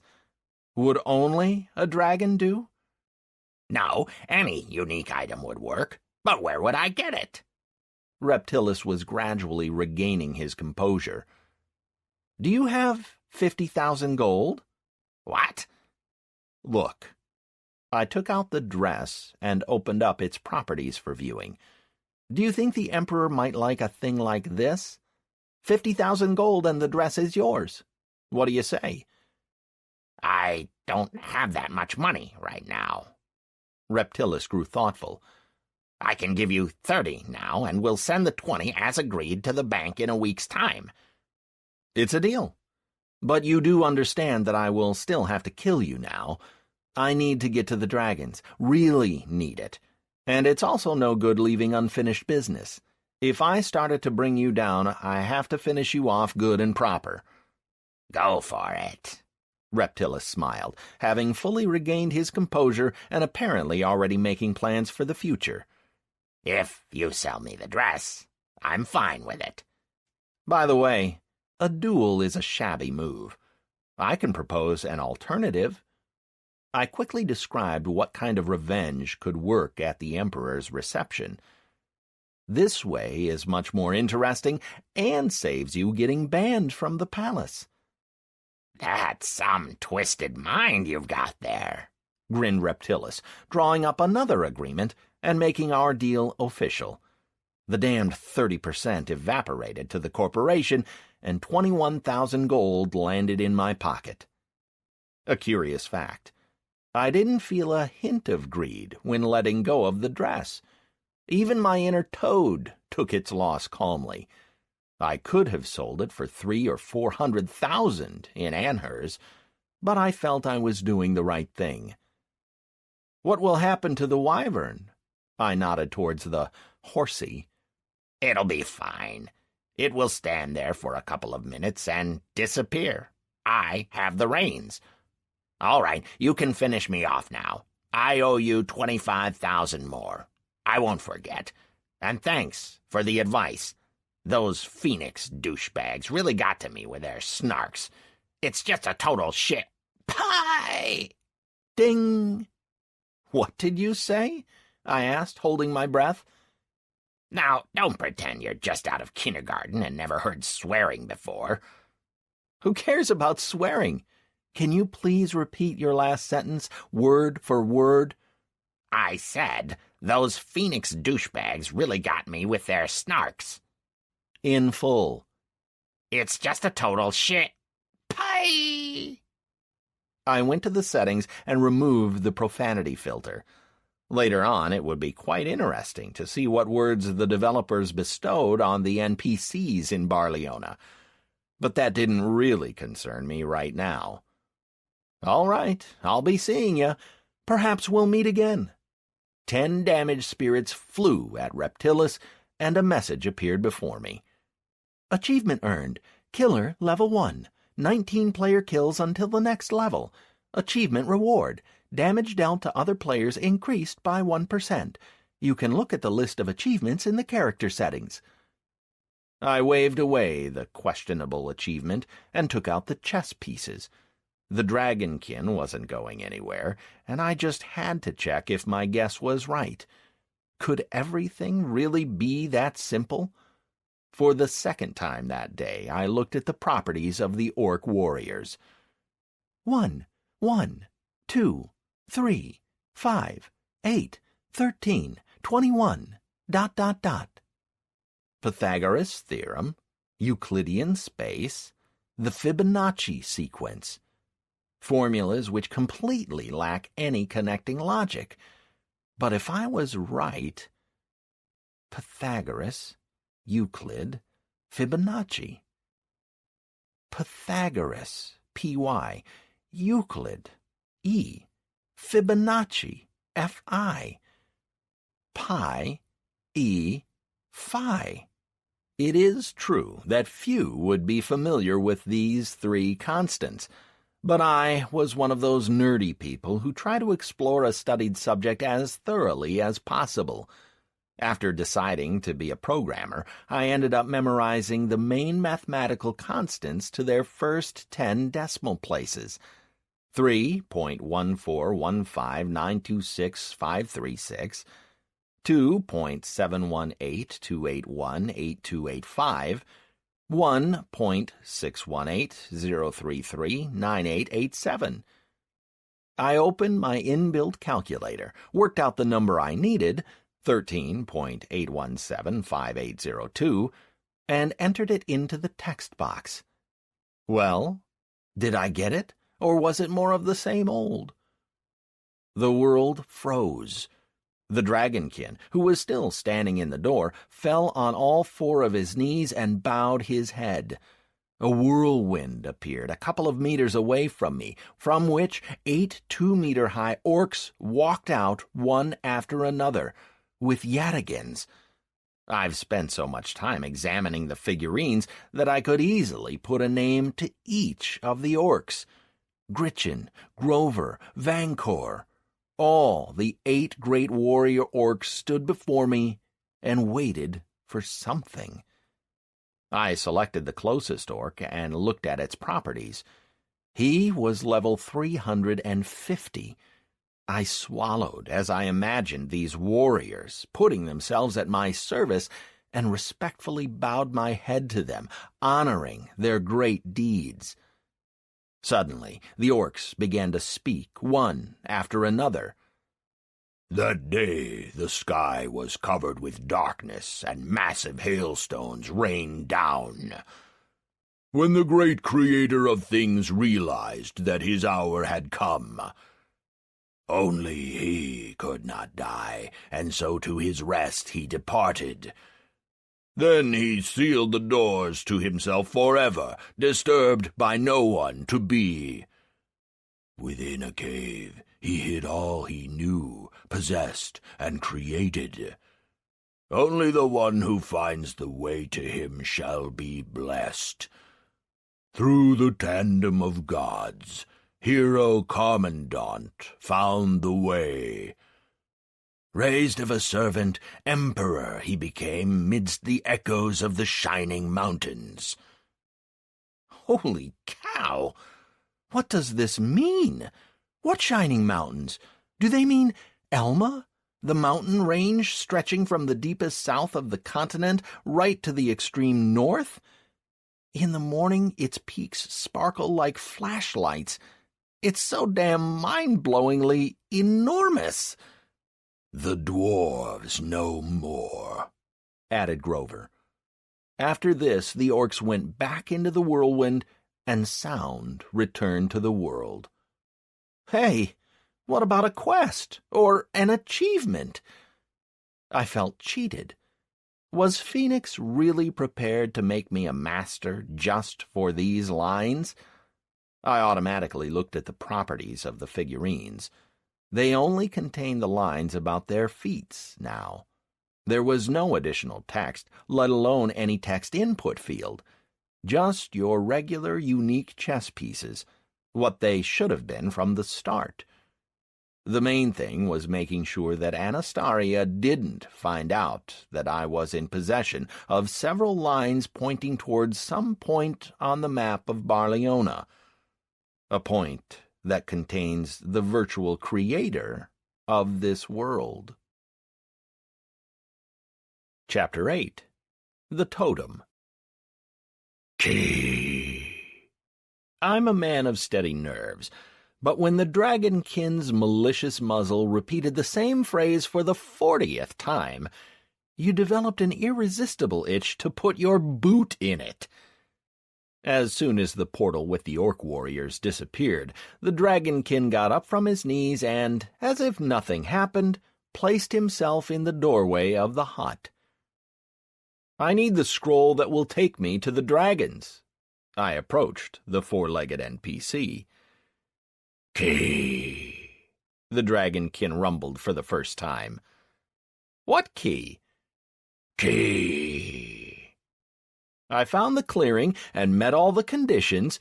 I demand to be given the scroll. Key. I spent a frustrating half an hour trying to knock it into the head of this pseudo-lizard that the quest's requirements have been met, but it stubbornly refused to hand over the dragon scroll. It just kept parroting one word, key. I had no clue what the key was or why it had to be given to the dragonkin. Did Reptilis keep something from me? After all, it was his quest that got us here. Or was it something unknown to him as well? I sat before the door and drilled the dragonkin with a stare. I couldn't jump this hurdle, so I had to think. What about... Key. I've had it with you. Here's your key. I put my hand in the bag and took out the first thing at random. It was the Eye of the Dark Widow. But who gives a damn anymore? Not this key. Key. Well, that was progress. New words and all that. So it looks like this NPC has been programmed with an algorithm for identifying a particular key. I took out the malachite jewelry box, removed the orc warriors from it, replacing them with a piece of tin ore, and tried to hand it to the dragonkin. Let's see how he reacts to this one. The key is in the jewelry box. I lied to the dragonkin, completely unabashed. Open it. You open it. I'm not your servant. The key is in the box. The box is in your hands. This means that the key is in your hands. A second later, the dragonkin was staring at the thing he was just given. Here you go. It could only be opened by jewelers. For everyone else, the jewelry box was just a piece of the scenery. The dragonkin heaved a deep sigh, pressed the box from both sides, and it cracked like an overripe nut, with the ore dropping out of it. This is not the key. Key. Reading the forum and the manual got me nowhere. I had no idea where Reptilis dug up this quest, and so found myself in a jam. I knew and felt that my quest would also lead me to this exact clearing, but the crossing over of two different quests had some unexpected consequences. Reptilis's quest got picked up first, moving my one aside. There was only one NPC. Both of us came to him at the same time and started fighting in line with Reptilis's quest as well. A pity I sent him for respawn. Could have done with punching his green mug one more time right now. Unfinished quests get reset every 4 months. Time that I didn't have. If I failed to get the totem, my rank would be demoted in 2 months. Looks like I'm out of options. Speaking. Hi, Anastasia. This is Mayan. Do you have a minute? I need your help. If it's not urgent, can it wait 20 minutes? I'm a little busy right now. All right. Call me when you're free. I really didn't want to get involved with Phoenix, but it looked like there was no other way for me to get to the dragons. Hello again. 20 minutes later, I answered an incoming call from the amulet. Good day. A male voice greeted me on the other end. What on earth? Where's the Lady Paladin? My name is Rick Deadeye. You should have received the gear I made along with this amulet at the bank. How did you find it? Is it to your liking? I tried to give it a neutral appearance, though the initial recipe had a flamboyant look. Imagine this, orange with bright green. I thought you would have refused to wear something like that. Where is Anastasia? I barely managed to interrupt the verbal torrent that hit me. Unfortunately, she had to leave the game for a while. She asked me to contact you, saying that you needed help. What can I do for you? Rick, I don't really know. If you are uncertain of my status, let me assure you that I can take all decisions right up to declaring war on another clan. I hope your request is not of this kind. I have little stomach for war. Tell me, Rick, what is your level of eloquence, or chattiness, whatever's the right name for it? Oh, have you already met such players? My congratulations. This is a very rare stat, even more rare than crafting. But we're not talking about me right now. How can the Phoenix clan be of help to you? I didn't have a lot of choice, so I sketched out my situation to him, as far as Reptilus's quest was concerned. Mine was broken anyhow.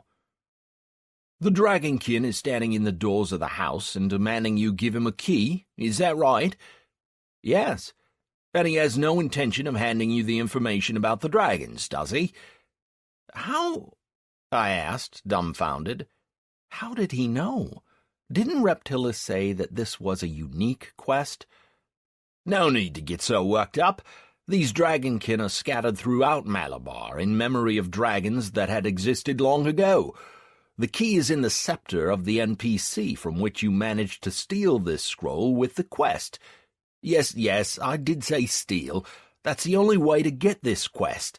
At one time, our entire clan was looking for a way to find the dragons, but it was a futile effort. There are no dragons in Barleona. We even contacted the game administration to verify such an absurd ending to the Dragonkin quests. Just an ordinary hologram of a flying dragon. But in any case, you have my congratulations. Very few in Barleona get to touch the history of dragons. Is this all?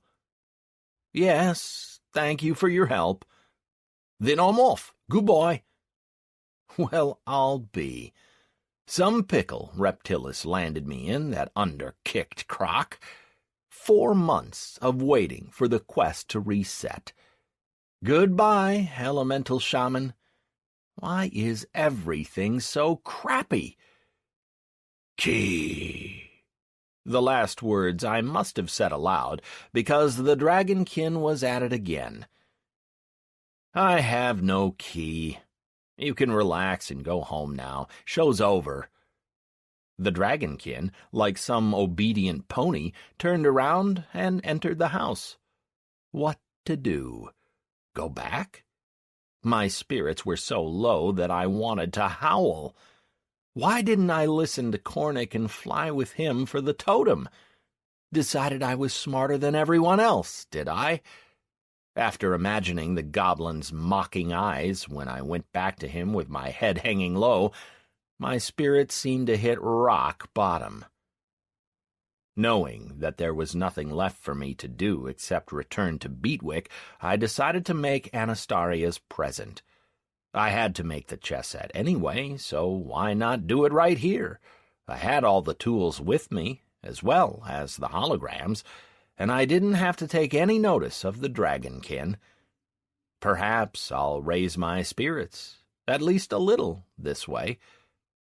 That settled, I sat down right on the grass and took out the holograms sent by Hellfire, the representatives of Phoenix and the Dark Legion and leading players of our continent.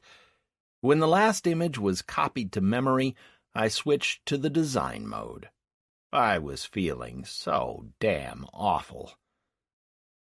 I immediately discarded 4 images of players from each clan, which for some reason were gray in my mind. If they were gray, it meant I didn't need them. I began to carve the figurines from the ones that remained. Anastaria was, of course, the queen. As soon as I pictured her in a mantle, with a crown, an upturned proud chin, and a haughty gaze, the image of the Lady Paladin started to flow, dissolved, and then appeared in the form of the figurine I was aiming for, surrounded with a bright glow. The first was done. The image of Hellfire just refused to be formed into a king.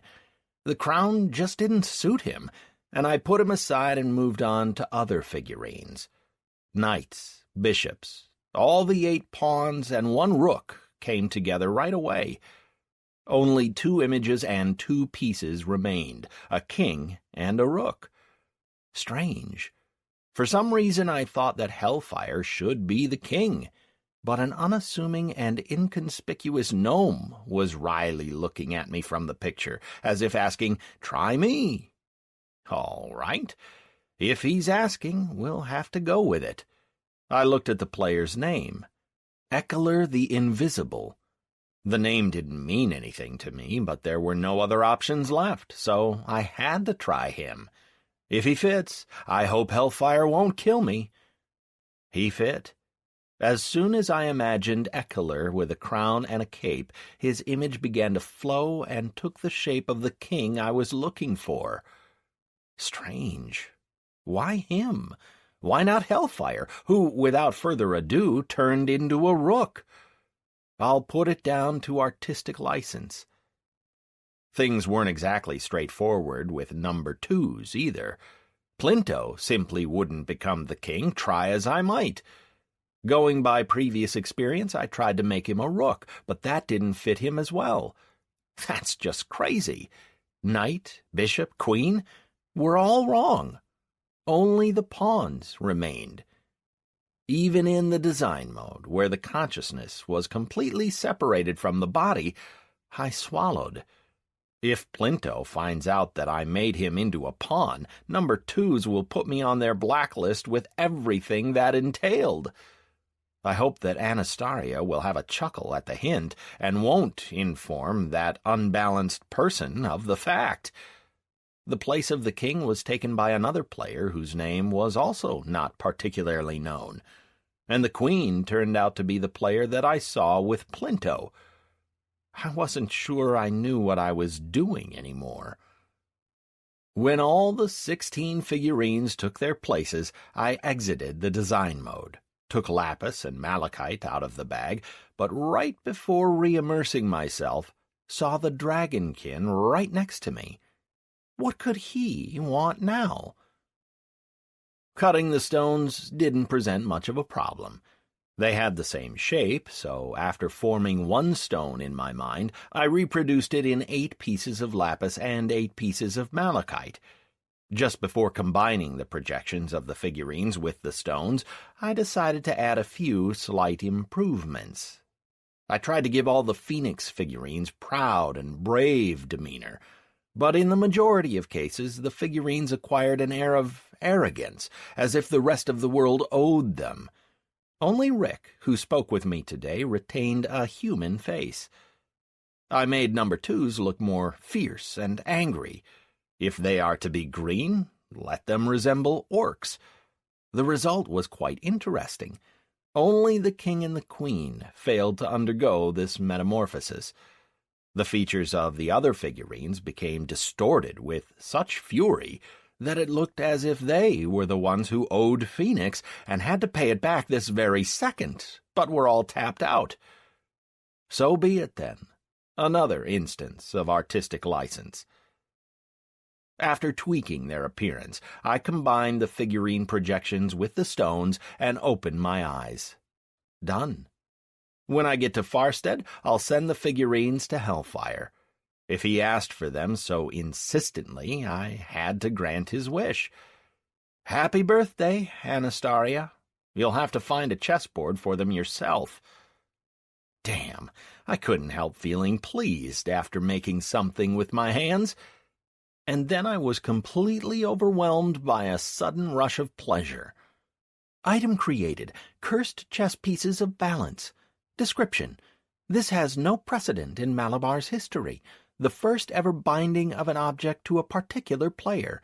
From this point on, a close bond shall exist between the players of the Phoenix and the Dark Legion clans. Every 3 weeks, the players represented as kings in the chess set must play against each other until a winner is declared.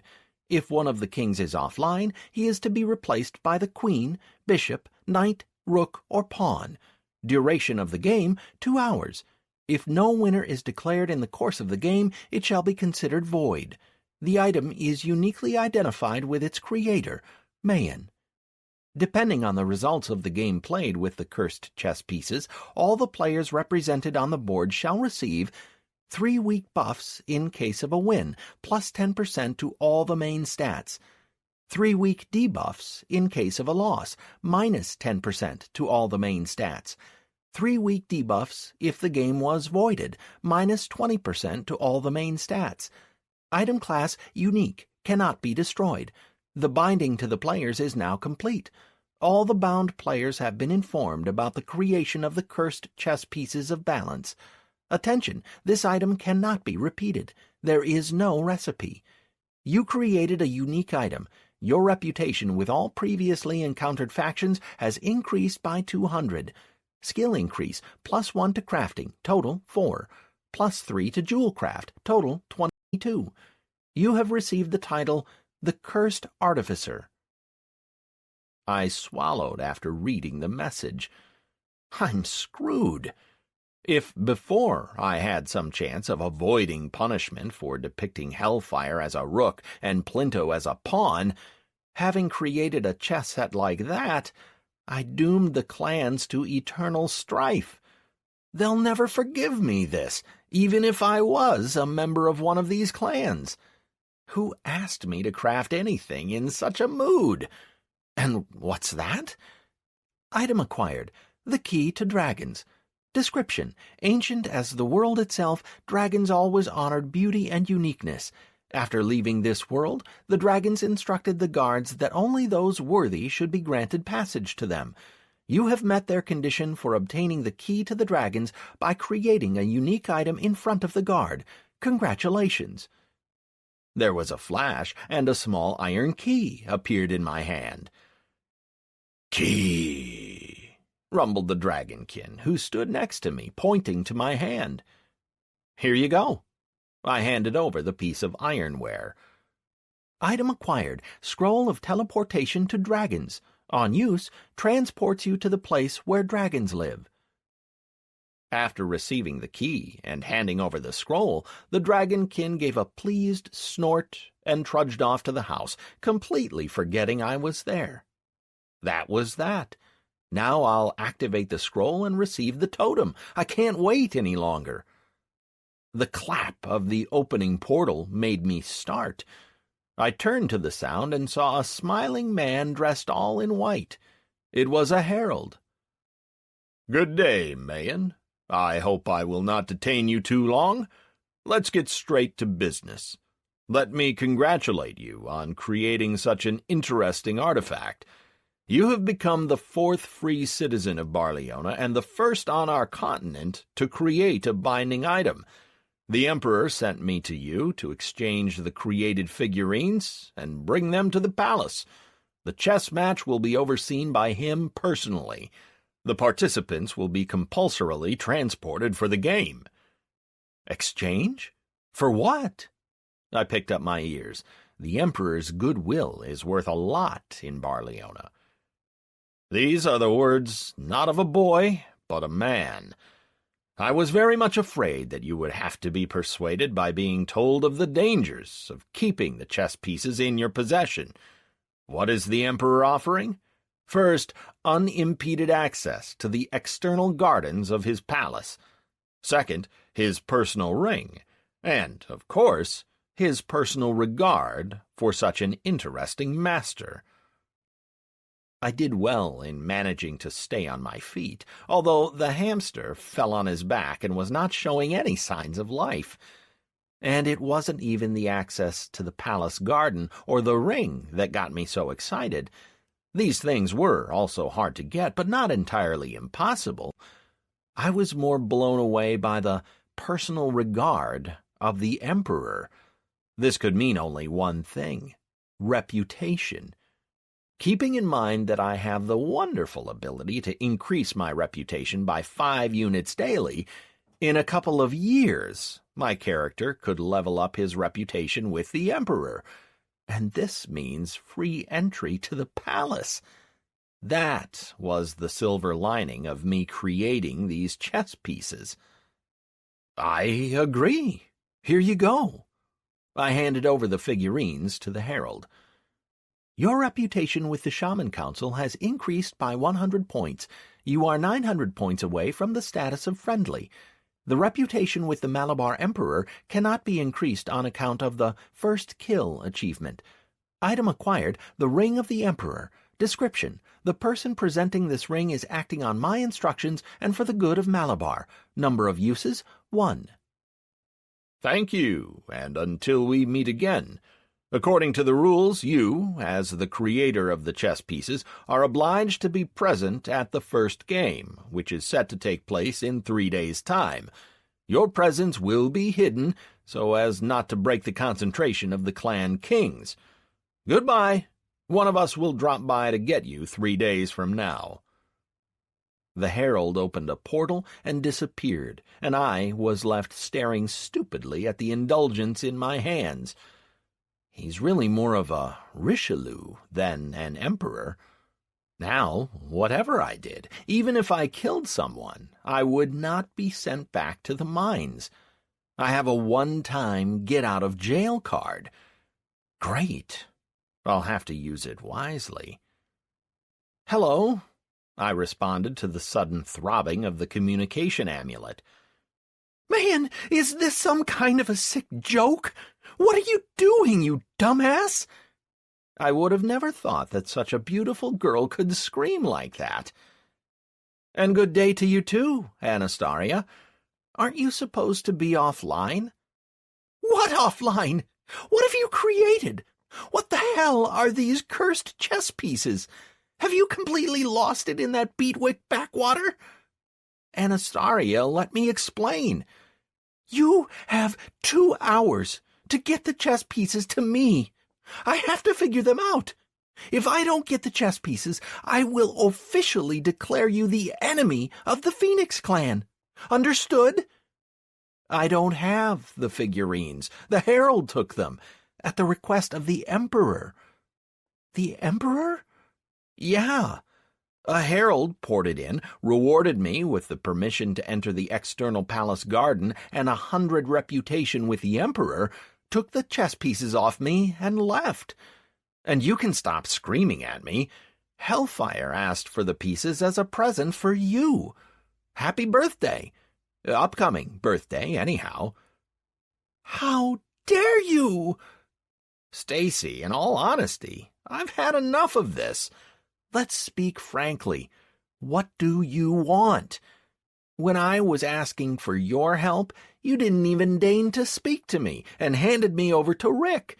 And now you call me up and scream your head off? Some great analyst you are, the brain of Phoenix and all that. Let's stop beating about the bush." "Man, you... "Yes, me. How long can you keep pulling at the cat's tail? What do you want?" "The Orc Warrior figurines. I know that you have them." "And what will I get in return?" "The position of the master in Phoenix." "Not interested. Experience shows that I can manage pretty well on my own, too. I will create my own clan." "What do you want?" "Wrong question. What can you offer? If I got it right, since the creation of the Orc Warriors up until this moment, no one managed to create the dwarves. Therefore, either the pieces have to be created by the same player, or the creator must be in possession of the previous figurines. I'm sure that Rick is trying to learn jewelcraft as fast as he can, but getting exactly nowhere with it. Correct me if I am mistaken." For a while there was a silence on the other end of the amulet. "Can you give me a guarantee that I will get the remaining chess pieces if you create them?" "If we come to an agreement, then yes. A month from the time of their creation, the figurines will be yours." "Yep, I'm off, and someone's cut the brakes. I was keeping my fingers crossed that I would manage to solve the puzzle contained in the new figurines within a month. The Phoenix clan will take your clan under its protection. You will receive 1,000,000 gold for the pieces made of each stone type. Access for 10 players from your clan to our clan's warehouse, where each can choose 5 items for themselves. Accelerated leveling of 10 players from your clan to level 100 under the tutelage of our raiders. Would such an offer suit you?" "Quite. Drawing up an agreement?" "Yes. I'll draft the text now and drop it to your mailbox. You can read it at the bank. Mayan." "What?" "When are you planning to create your clan?" "As soon as I get to Anhurst. There is no registration office in Farstead." "Tell me, is the position of your deputy free?" asked Anastasia thoughtfully. "I don't understand." "We'll talk later. Don't disappear, unique shaman." What a day! Did I really manage to catch the eye of the great Anastasia? Why did she ask me about the post of deputy? Could she want... I habitually glanced at my return timer and whistled. I had just 8 hours left. Wow! Just how long was I out for with those cursed chess pieces? At this rate, I may not have enough time for the dragons. I immediately ruled out the idea of jumping to Farstead and then to Beatwick for restarting the countdown. I simply didn't feel like spending that much. I only have one portal to Farstead and one to Beatwick left. Should I go to the High Mage and buy new ones? I don't know. At the same time, I felt that I'd manage it if I just stopped dragging my feet. I was ready to see almost anything as I stepped through the activated portal. Mountains, steppes, or deep forests. But the place where I ended up in no way resembled a classical abode of dragons. Golden sand, gentle warm sunshine, palms, and clear blue sea. Breathtaking beauty. What if I just stay here and leave Phoenix and number 2s to search all over for me? "My greetings to the first free citizen of Barleona to make it to this island." A low voice rumbled across the beach. "My name is Ayaratalikis. I am the keeper of the memory of dragons." "Greetings. My name is Mayan, the shaman. I bow before you, O Keeper, but can you tell me who and where you are? One feels uncomfortable speaking to thin air." Looks like I've become rather bold after my last chat with Anastasia. "I am several kilometers within the island. Follow the road. It will take you right to me." Before heading off to meet the Guardian, I checked the map to see the location of this island. Attention, the use of maps is not permitted in this location. And that's that. Where on earth have I ended up? One thing was clear, this was an island. But an island where? The world ocean? An inland sea or a great lake? There was a myriad possibilities. Realizing that I may fail to get my totem before returning to Beatwick, I ran as fast as I could towards the Guardian. This was no time for leisurely walks. "Guardian?" I ran up to the large glowing sphere, about 2 meters in diameter, which was effortlessly hanging a couple of meters above ground. It was an epic spectacle. Only one thing was disappointing. I was hoping to see a live dragon instead of this ball lightning. The surface of the sphere vibrated, and it seemed like the entire island could hear its voice. "I once again welcome the first free citizen of Barleona to my island. I, the guardian of dragon knowledge, ask you, traveler, why have you come here?" This was somewhat grandiose, but it would do. "Oh, guardian of dragon knowledge," I decided to emulate the sphere's tone. "I have come here to incarnate my totem." "Totem? You have a dragon as a totem?" "Yes, guardian. Fate has dealt me a dragon, but he is still very small and inexperienced.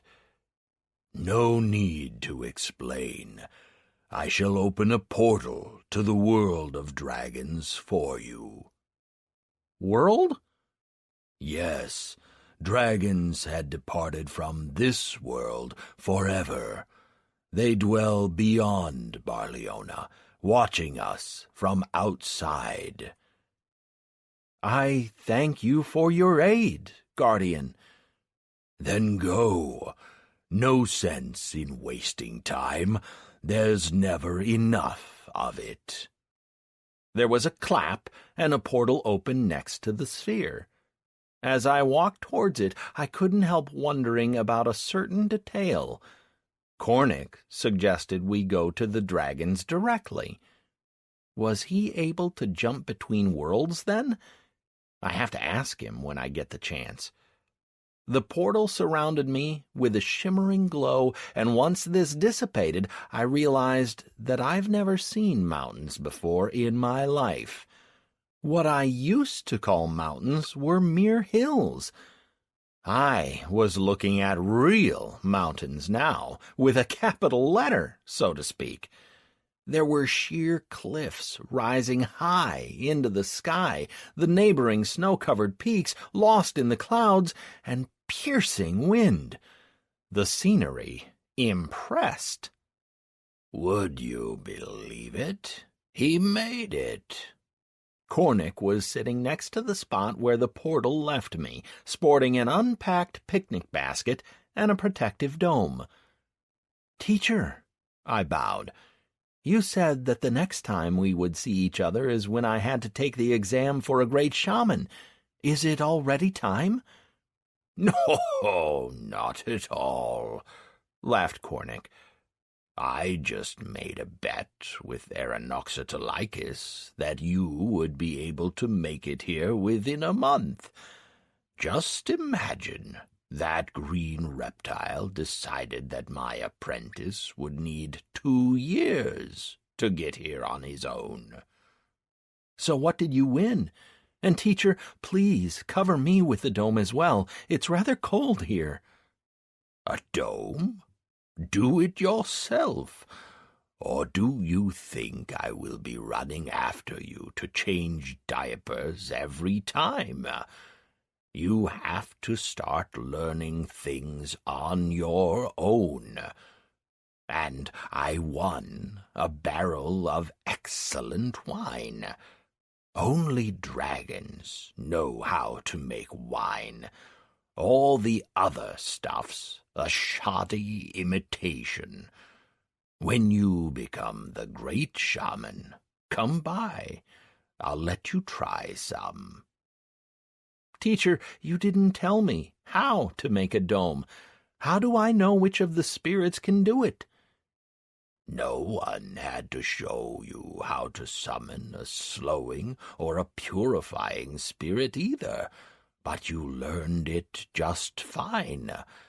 You'll figure this one out, too. Are you a shaman, or what?" That stubborn goblin just provided the main points, leaving me to figure out the rest. Running around as a hunter was much better. The trainers spoon-fed you every detail. How to hold the bow, how to throw a trap, or how to measure the correct distance. But here, you'll figure it out yourself. It's no big deal. Or was it something specific to this trainer? The old loon. Realizing that I wouldn't last long without a dome, I entered the spirit summoning mode and started to improvise. Despite my daily self-healing and the fight with Reptilis, my water spirit rank rose only to 2. I didn't even notice when it happened. So, what do I have for water? Spirit of Water Strike, Spirit of Water Wave, Spirit of Water Healing, Spirit of Water Healing Wave, Spirit of Strengthening, Spirit of Intermittent Damage, Spirit of Control, and Spirit of Cleansing. All useful and important, but I needed one more spirit. I didn't know his correct name, but it must have been something like Spirit of Water Shield. Where was I to place it? I had no free slots. It seems that the time had come for me to do some spiritual optimization. A play on words right there. Spirit of Strengthening. Increases all the main stats by 2% for a minute and is totally useless in combat, as my fight with Reptilis had shown. There is no time to summon it. You have to either attack or heal. But what if I combine the Spirit of Strengthening with healing spirits? This would burn through a lot of mana, but then I'll get a useful buff as I heal. Knowing full well that reading the manual and the forums would be of no use, I still check them just to be sure, with predictable results. Again, I had to rely only on my intuition. First of all, let's try to select the healing spirit and summon the Spirit of Strengthening on it. Nothing. The spirits didn't understand what they had to do. Then how about summoning both spirits on me at the same time? Still nothing. First came one and then the other. Then let's try. I was so caught up in the thrill of it all that for a while I switched off, forgetting about the cold. During yet another attempt to combine the spirits, I understood what had to be done. It was simple, object-oriented programming. There is the Healing Spirit class with its properties and Strengthening Spirit class with its properties.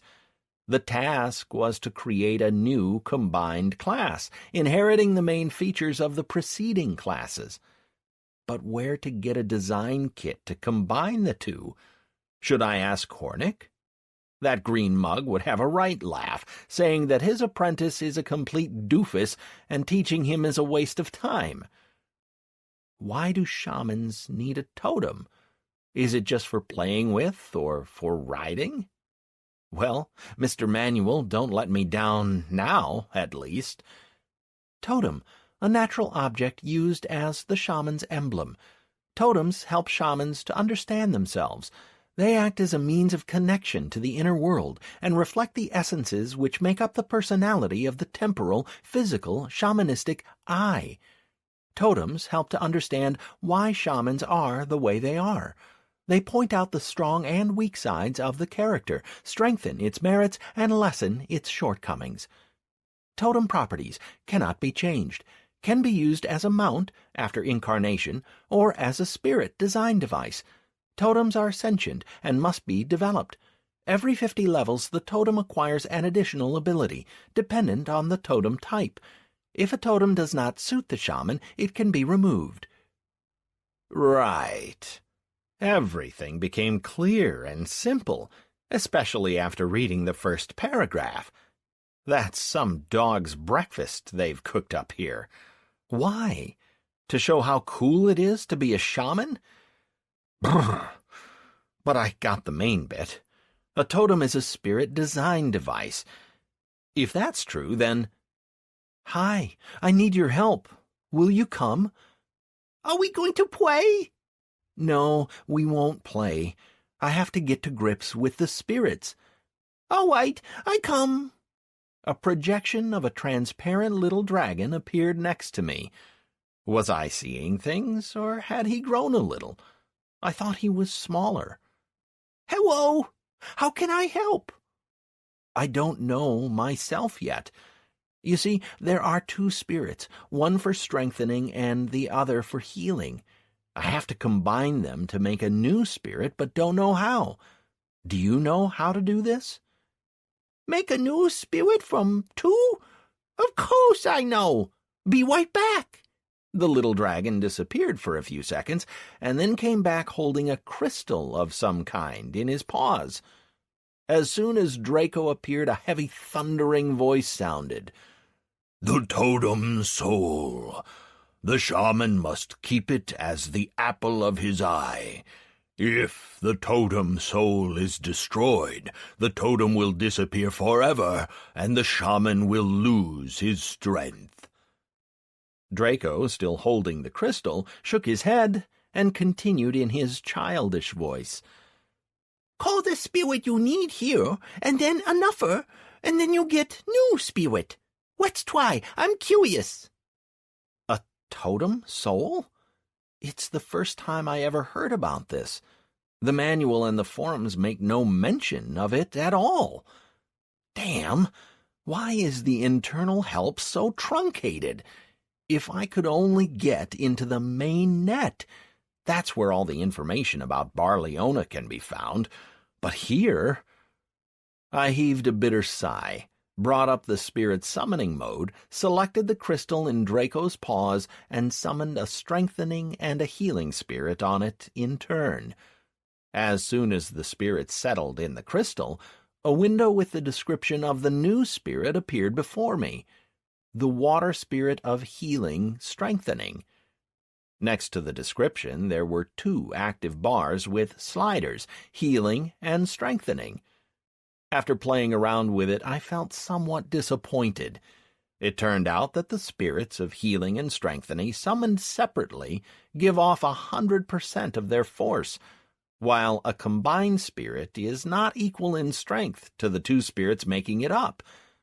Not only did the summoning time of the healing spirit increase, but the effectiveness of the healing and strengthening equaled to only 70% of the original. The sliders made it possible to increase one of the parameters to 90%, but in that case, the other one fell to 30%. Such strengthening would be of little use. It also looked like the interdependence between the parameters was nonlinear. I changed the healing spirit to the spirit I ended up with and carried out a similar operation with mass healing. I thought that this combination would be more useful. Now I'll play around with attacking spirits.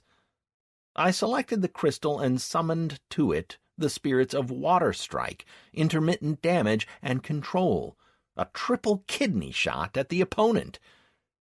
The maximum number of the combined spirits cannot exceed the rank of the spirits.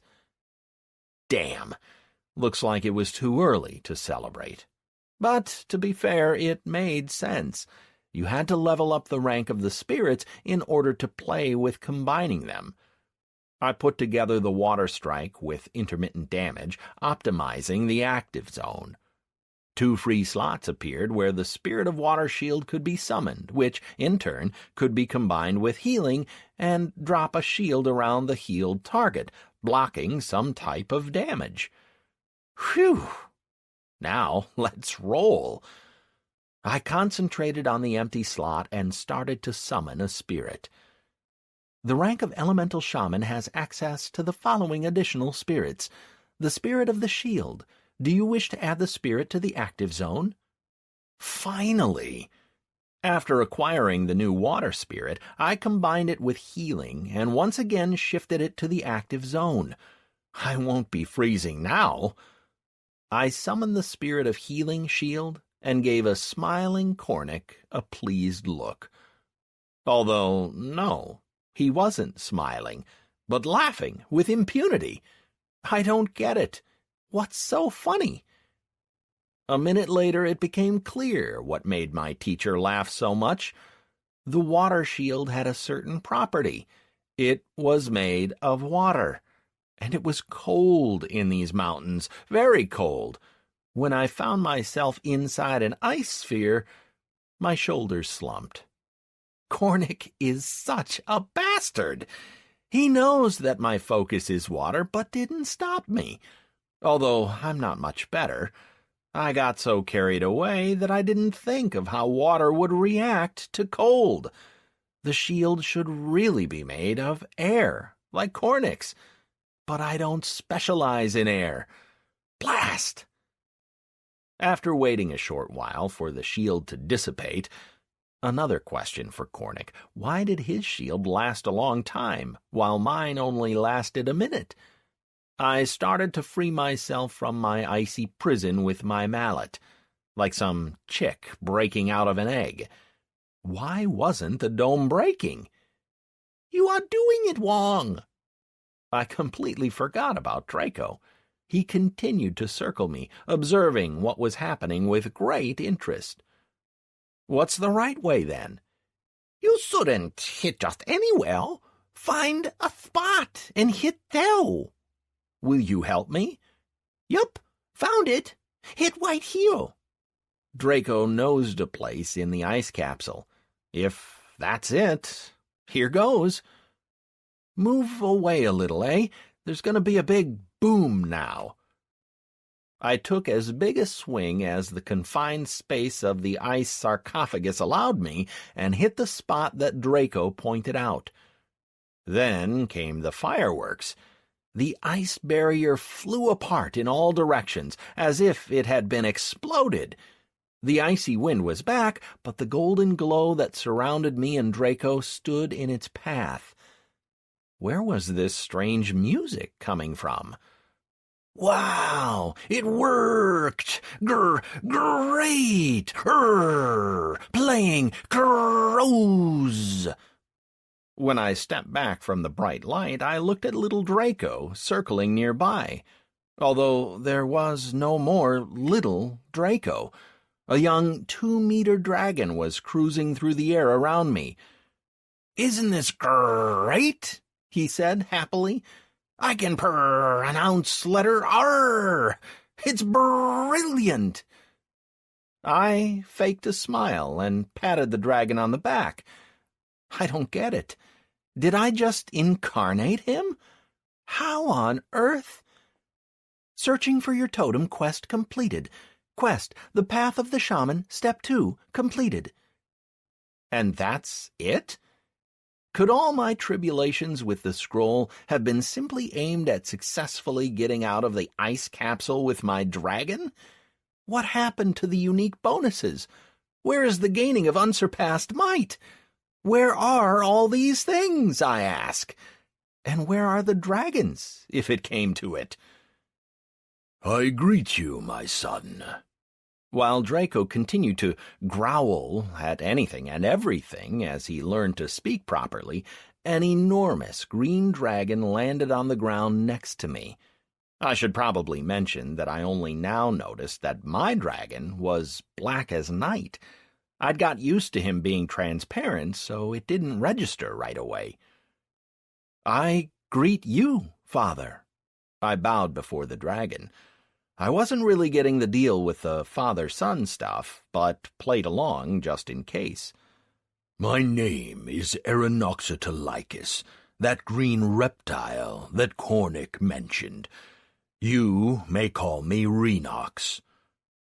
"Don't you go spoiling my apprentice," I heard the goblin's voice. "Quit it with all the role-playing. Son, father, he's a shaman, not a dragon." Dragon? How can I be a dragon? I'm a human. You are a dragon. Renox's roar echoed through the mountains. He's a shaman. Cornic shook the mountains with a matching roar. "Hey there, Dad!" Draco just completely floored me. "Can you really believe it? I'm alive again, and I've regained my memory." People, can someone explain to me what the heck is going on here? I probably looked stupid, but I really didn't understand a thing. Cornic, you start. I'll correct you if need be, thundered Renox. A shaman must have a totem. Without it, he's nothing. There are a myriad of ways to get a totem. You can ask for one from your teacher, or find it by yourself. Or you can do something unusual and pull the totem out of the Grey Lands. Essentially, everything's as it's meant to be. Man, I am astonished by how you manage to understand the combination of spirits with a teacher like this.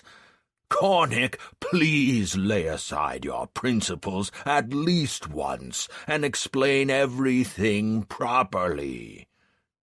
Don't interfere with my educational process. I teach the way I want to teach. Do I meddle with your dragons, trying to teach them how to fly? So you stay out of this, too. Do you at least know what happened here? I asked Draco, who was continuing to growl at the stones. Cornic and Renox had descended into a deep ideological debate on the meaning of existence. It was useless trying to interrupt them, and I had only 2 hours left until my return. Nothing special. I was a dragon, but 100 years ago I died while fighting the ice giants of this world. I was only 300 years old, just out of an egg, you might say, and in the first battle was careless enough to get hit by a rock. I wanted to help my family. My father had spent a long time looking for a way to reincarnate me, until he found out that I could be incarnated as a totem. Even if it's for a short time, it's still better than total oblivion. He appealed to the shamans, and they summoned me to this world as a totem. In the last 100 years, no one got a dragon as a totem, and even if they did, I would have ended up as an ordinary, naive, and foolish little cub. Even now, when we return to your world, I'm no longer growling my R's. I would again turn into a small baby. To get my memory back over there, I would have to be raised to level 200. And why did your memory come back to you here? I was born anew, from an egg, and born together with a brother, too. With who? Surprise! With your dome, you made an ice egg, and with his breath, Father turned it into a real one. Do you think you would have failed to smash an ordinary ice barrier with your mallet?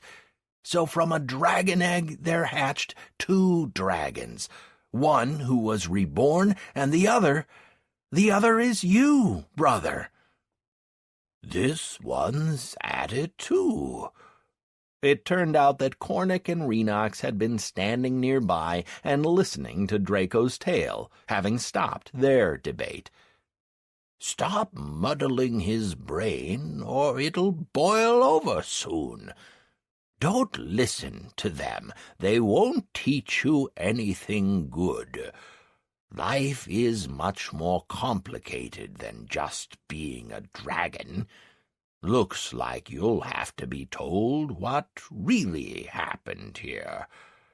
100 years ago, at the request of this green lizard, the Shaman Council reincarnated a dead dragon in a totem. Like you can talk about being green, dropped in Renox, without a hint of offense. No derailing. Now then, so we did incarnate him, but we couldn't find any worthy candidates to receive this totem. We tried out a few volunteers, but all died in the dragon fire. Even Garanika wouldn't risk it. And then you turn up, with a dragon for a totem.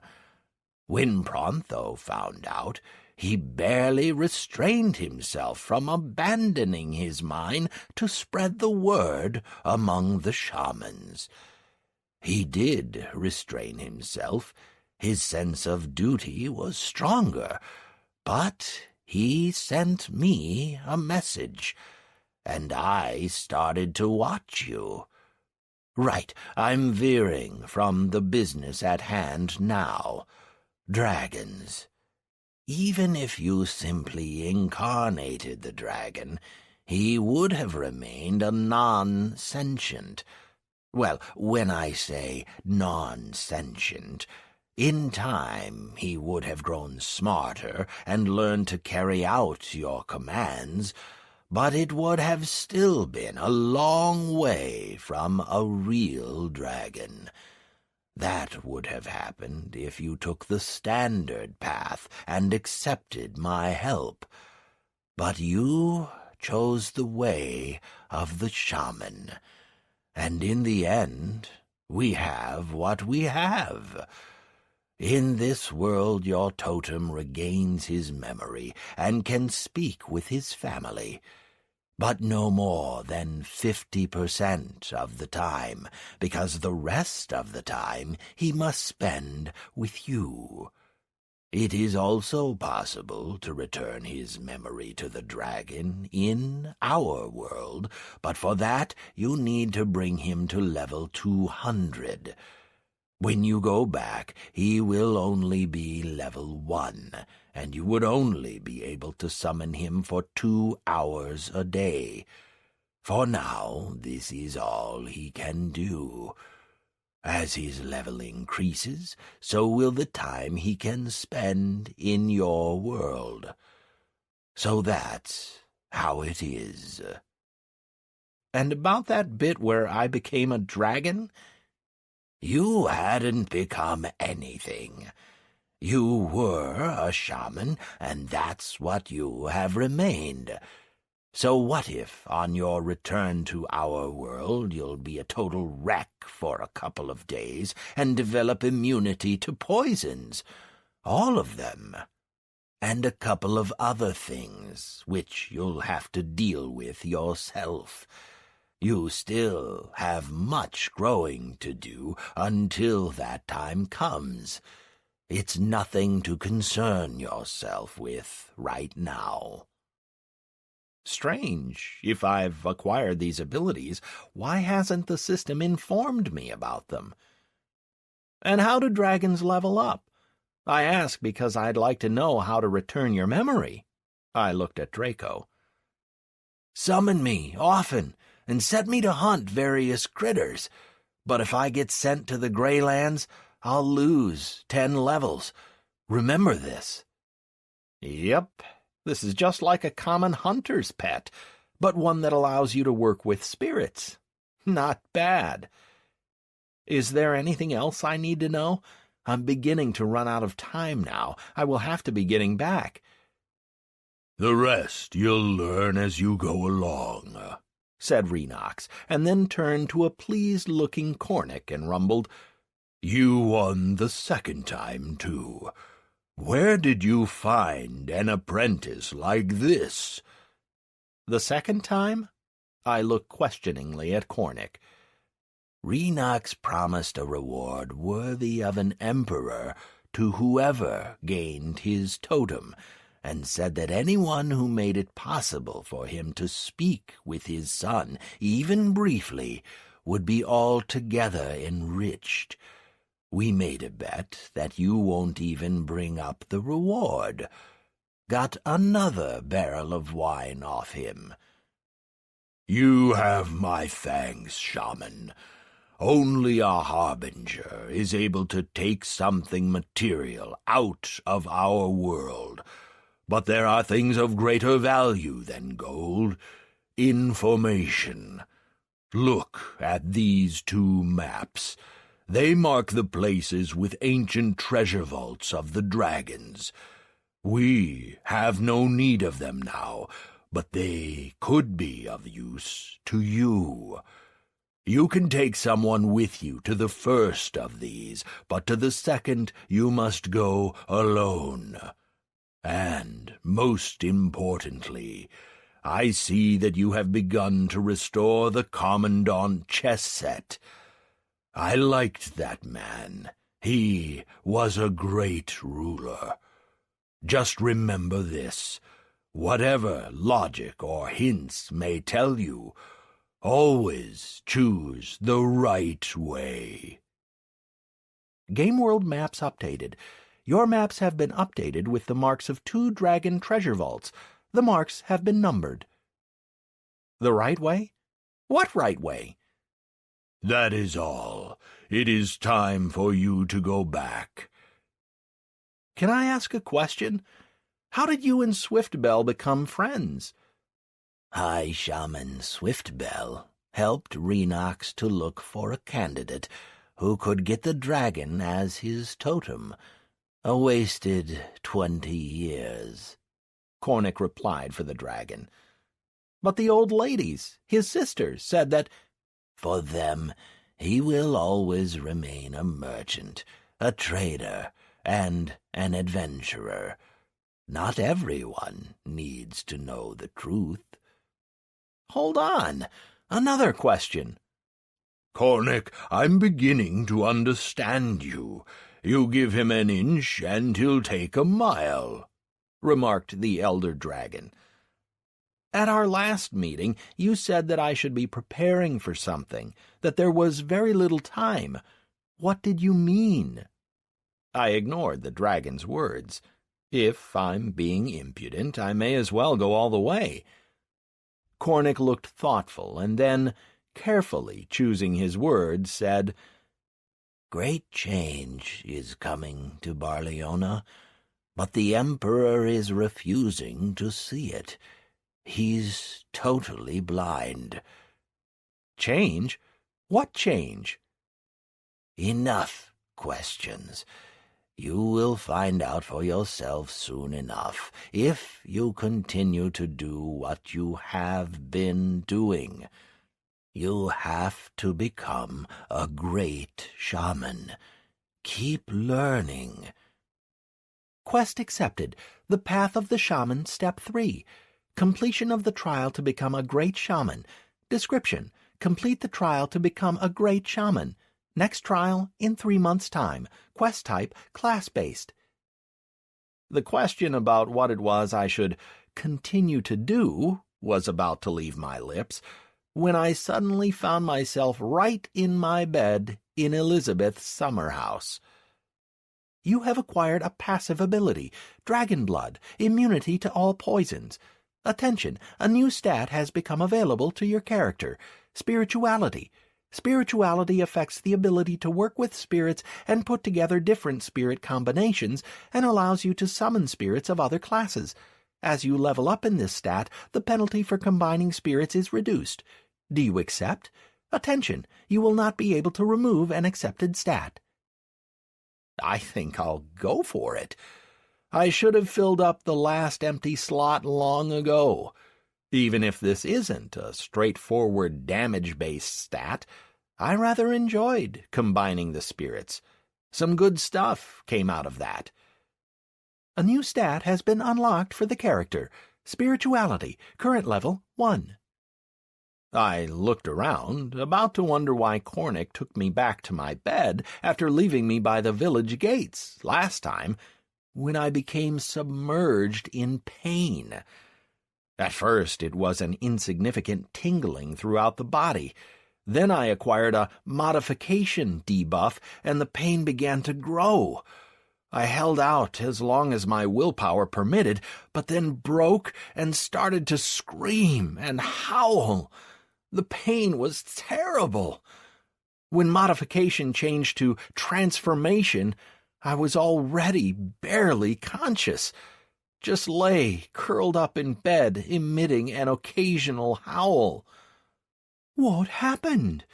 Somewhere on the edge of consciousness, I heard the worried voice of Elizabeth. Man, what happened? A veil of pain completely obscured my consciousness.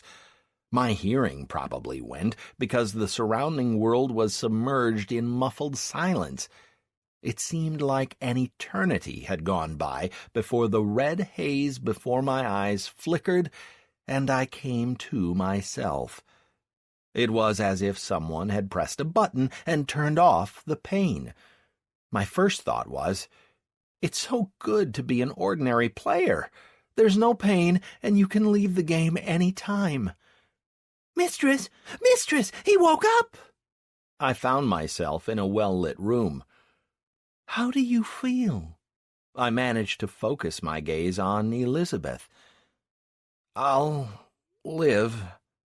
I tried to understand how I was feeling. There was no more pain. All my stats were norm. What? The level of endurance had increased to 27. Just how much enduring did I do? "Oh, dear, you really gave us a fright," continued the landlady. "I didn't even know what to do. You were burning like a furnace. The priest came to look, but couldn't do anything.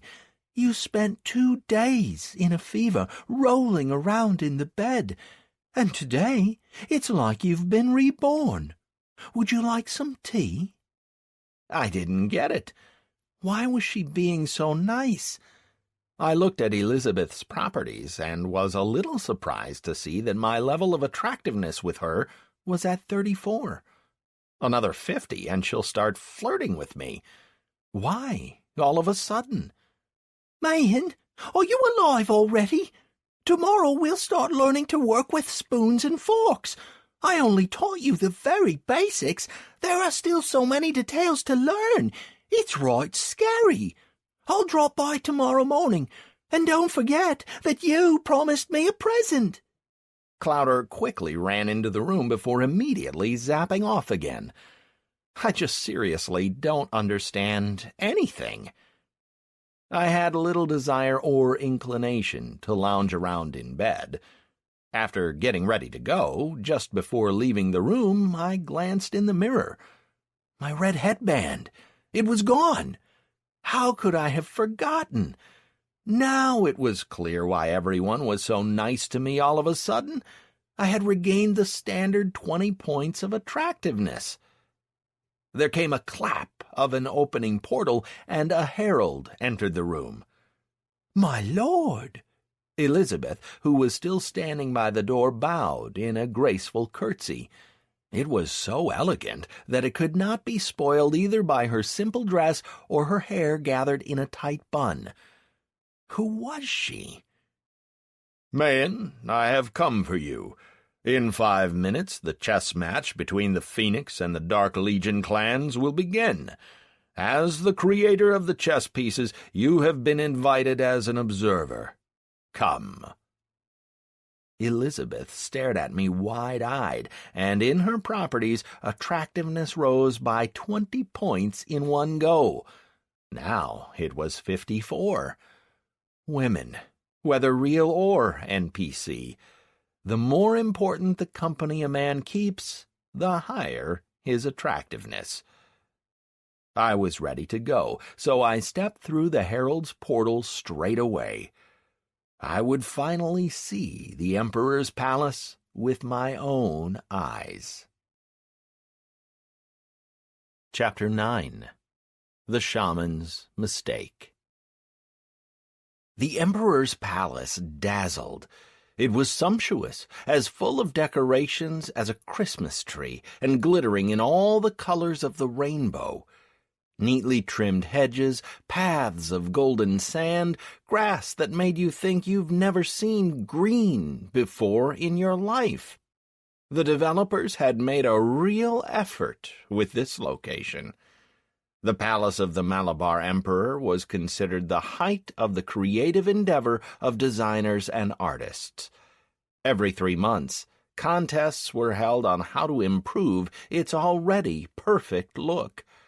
Though seemingly an impossible task, the creators still found bits to improve, which the designers would make, while players who had managed to experience such beauty would enthusiastically recount the wonders of the palace to their friends. Video recording didn't work inside the palace, and it was impossible to take screenshots. These functions were disabled at the level of the capsules and code. Even media programs about the palace only showed the publicly accessible territories. The palace remained a mystery and a beckoning center for all the players in Malabar for the entire 15 years of the game. Similar palaces existed on other continents, but the design and the style of each was different, as was the reputation that you had to obtain to enter the palace. If you wanted to have a look at all of them, you had to reach Exalted with all the 5 emperors. As far as I knew, there was only a small handful of such players. "Please follow me." The herald brought me back to earth from my exulting contemplation of the palace's wonders. According to the rules, the creator of cursed items cannot be seen by anyone in the palace. To accomplish this, you and everyone around you are placed in different instances. Even if you walk through a player, neither he nor you would feel anything. This is because the Imperial Palace is one of the few places on our continent where violence is forbidden. This was news. Did this mean that each player enters his own copy of the castle, while other players are presented to him as projections? And what about items? For example, what if I take a chair and throw it at another visitor? The chair is local and everyone has access to it. "You're not the only one so quick-witted," smiled the herald. "As soon as a visitor touches anything, it gets transferred to his dimension, so it's impossible to hit another guest with it." Then how about this? 2 guests grabbed this sword, for example, at the same time. I pointed to an exquisite blade on the wall.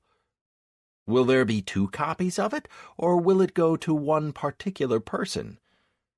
For that, we have guards around here. As soon as visitors start experimenting with inflicting damage on each other, they are immediately removed from the palace and are forbidden to ever come back. I should tell you that the palace has seen a fair number of such guests in its history. Some of them are still writing letters to the Emperor asking for pardon, but His Majesty is firm in his decision. This way, please. We went through the arch of a door and found ourselves in a hall full of guests. There was a buzz, like in a disturbed beehive. Players constantly whispered to each other and, if I wasn't mistaken, were separated into 2 camps, into 2 big groups of people, each about 30 to 40 strong, Phoenix and the Dark Legion. Almost everyone who had access to the Emperor's palace was gathered there, flashing angry glances and making rude gestures, and, in general, doing their best to show their disdain for the other clan. Judging by the fact that no one took the slightest notice of us, the herald's words were true. I remained unseen by the others. "The Emperor is currently giving some parting words to the players. Please wait in the hall. When he finishes, I will take you to the game room. You can stay here and look around." I followed the herald's advice and headed straight for the players. I had little interest in the Dark Legion, so went over to the Phoenix crowd, which included Anastasia, Hellfire, and Rick, among those I definitely recognized. "Stacy, tell me again, why did we come here?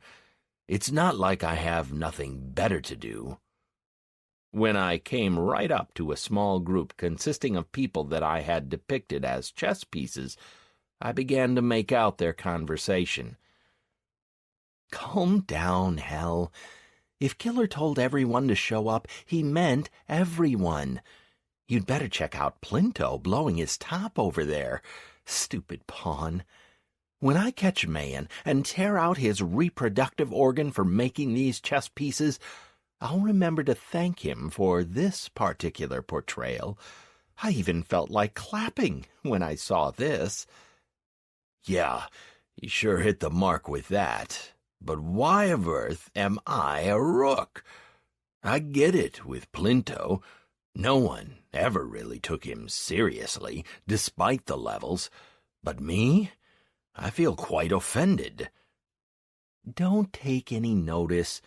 You and Rick are the backbone of our clan. Essentially, you and he are keeping the fighting and economic parts of the clan afloat. That's why you are depicted as towers, like an unshakable foundation. I'm rather perplexed by something else. How does Mayan know about Eckler and Evelyn? It's not like they've ever made themselves stand out." "And what does the boss say? Has he already contacted the administration? He's as silent as a grave. Said that we won't get a word out of him until the game has been played. Damn. I don't want to get a debuff. Hellfire even looked downcast. I had plans to take people through a couple of dungeons. I don't want to strain myself unnecessarily. Who cares about the debuff? At least for now. We'll figure out how to deal with it in the run-up to the tournament. Do drop by once this is over. Reconnaissance has reported that anomalies have been detected in 6 more places aside from Farstead. I sent groups there and will fly there myself tomorrow to investigate. Ziggurats, too? Looks a lot like it. The map isn't working, and there were goblin sightings. Level 80 this time. If we were out of luck in Beatwick, again because of that damned shaman, in these zones we have to be the first. By the way, Stacy, what are you really planning to do with him? Make him a master?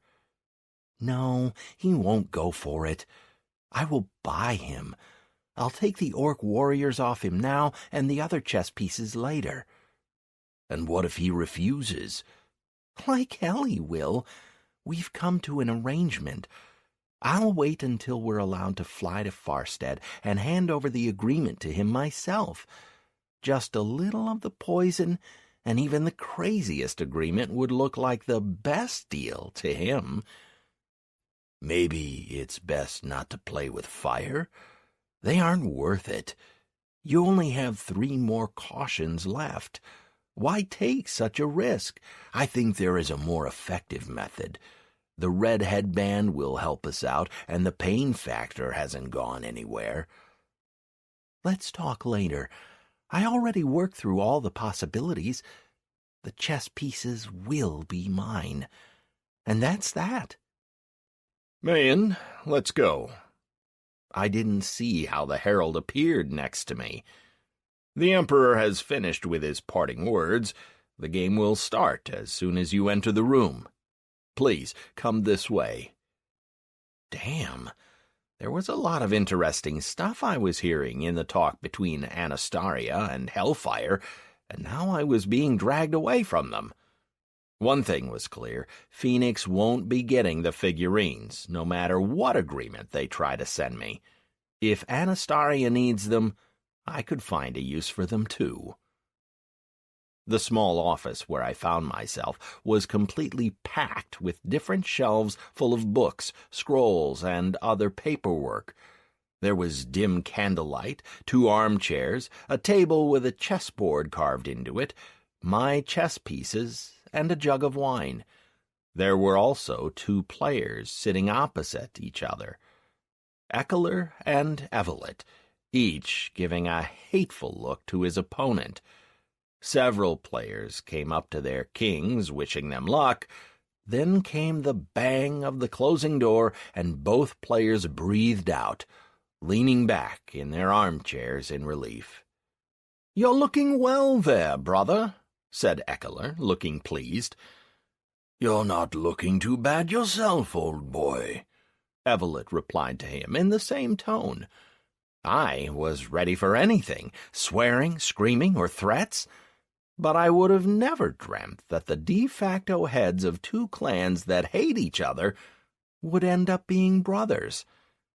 Were they blood brothers or sworn brothers, I wondered? And where's my armchair, or will I have to stand for 2 hours? "Why do you never visit? Allie's been asking if anything's happened to you," Eckler continued. "Has Barleona sucked you in to that extent?" "Not really. It's just the new election campaign is coming up, and the boss is hoping to run for mayor, so we're all hands on deck. You wouldn't believe it, but I haven't set foot in the game in 3 days. Just haven't had the time. I even lost 1 work team that way. Just couldn't get to them, and they wouldn't accept food from anyone else. How's it going on your end?" "Same old. Allie and I are off on a trip tomorrow, to the sea. It's been a while since we've been. I'm gone for about 3 weeks, just until our next game, as it happens." "And who will run the clan while you're gone?" "Stacy. It's time she grew up." "Yup, my niece is one smart cookie. Will she cope?" "Of course she will. She's in charge of her own department of brainiacs. How's a clan any different? She'll do fine. I've been wanting to hand the clan over to her for a while now. I'm beginning to grow tired of the game. Money, power, receptions with the Emperor, with unforgettable delicacies. But in real life, the half-burnt flapjacks of my wife taste miles better than everything generated by the brain and taste receptors inside the capsule. I'm growing old, Al, I know. I'm in my 6th decade now, and still playing games. If not for Cartus, I would have left long ago. Your move?" E2 to E4, a standard move. Let's decide from the start. Do you need a win?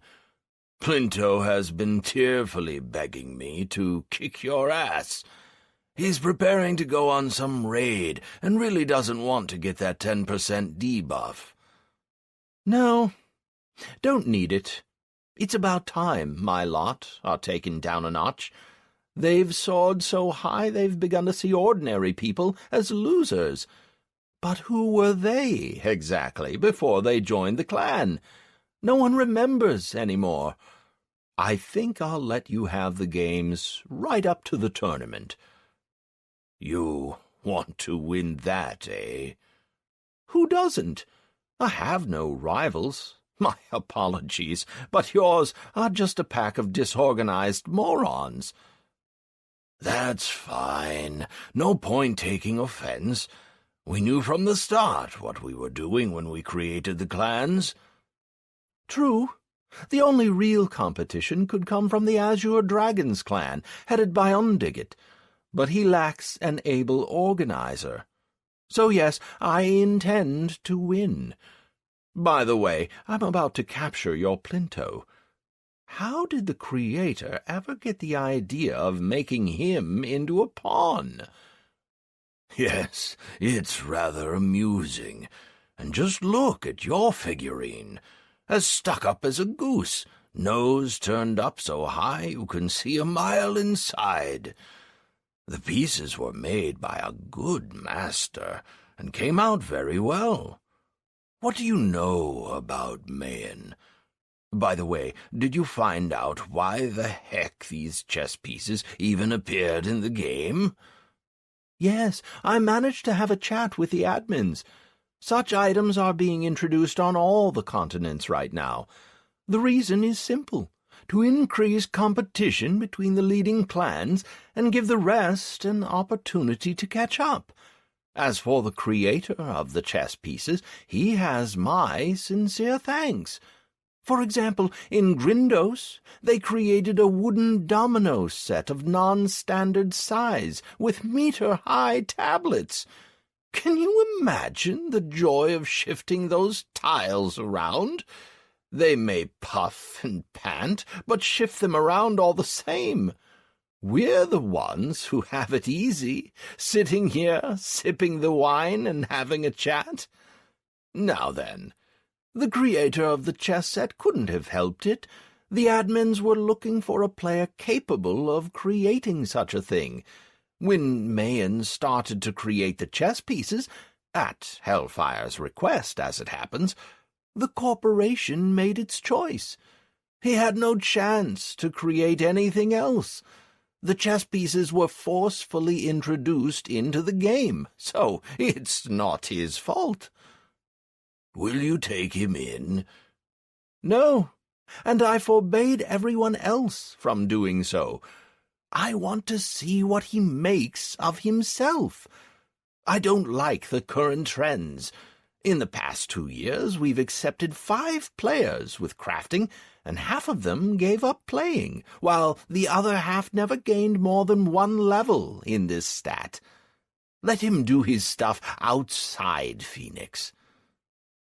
Have you asked your acquaintance in the administration why we turned up as kings? We always kept a low profile, and then, surprise, surprise! Are you sure there isn't some informant behind this? No, this is more complicated. Your move, by the way. The choice of the figurines was left completely in the hands of the creator, including their appearance.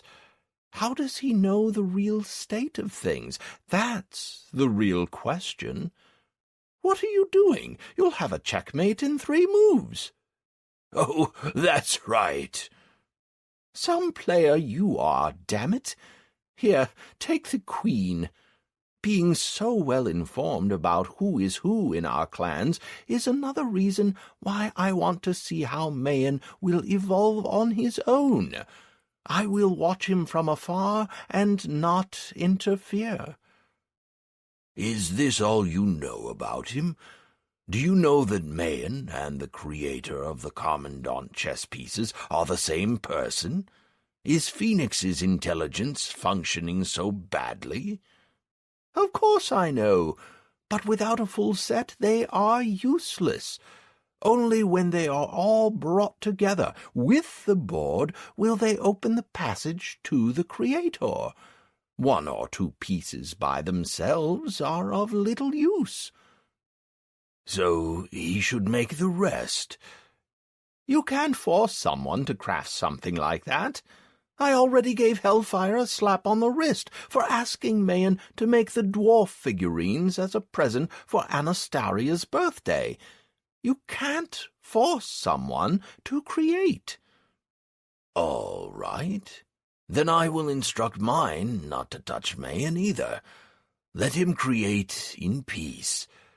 By the way, do you know about the additional 6 anomalies? Yes, we've already sent groups there. Looks a lot like the ziggurat that's in the Krong province.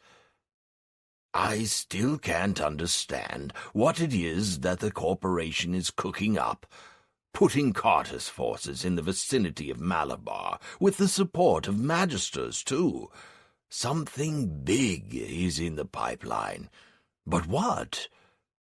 Time will tell. At last! Listen, you really need to improve your chess skills. You're playing like a noob.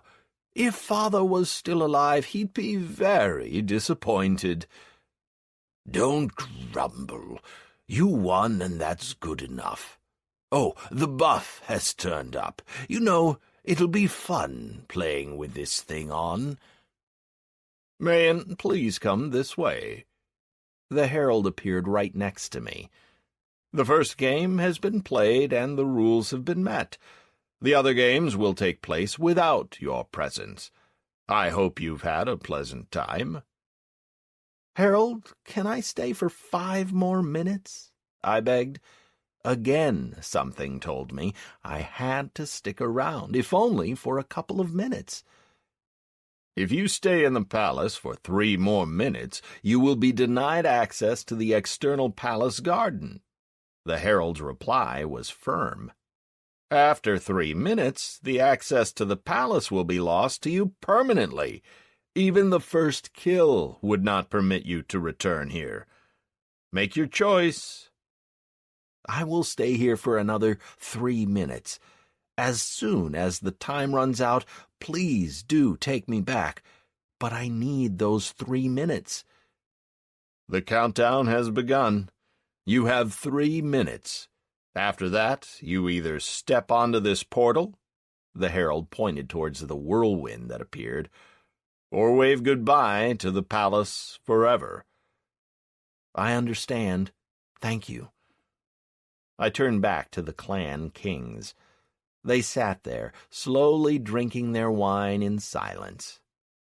Well, guys, what did you want to tell each other? 2 minutes went by before Evelyn began. I think the herald will have taken him away by now.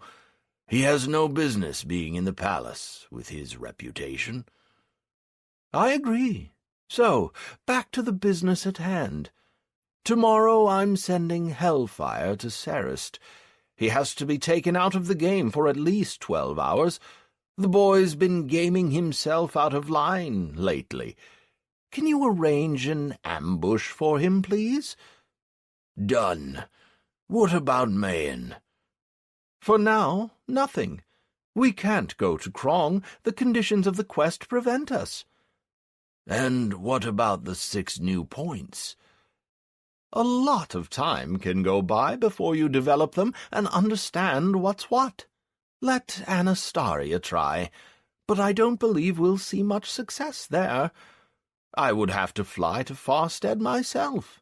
There I'll find Mayan and have a heart-to-heart chat with him about the chess pieces and the information about us.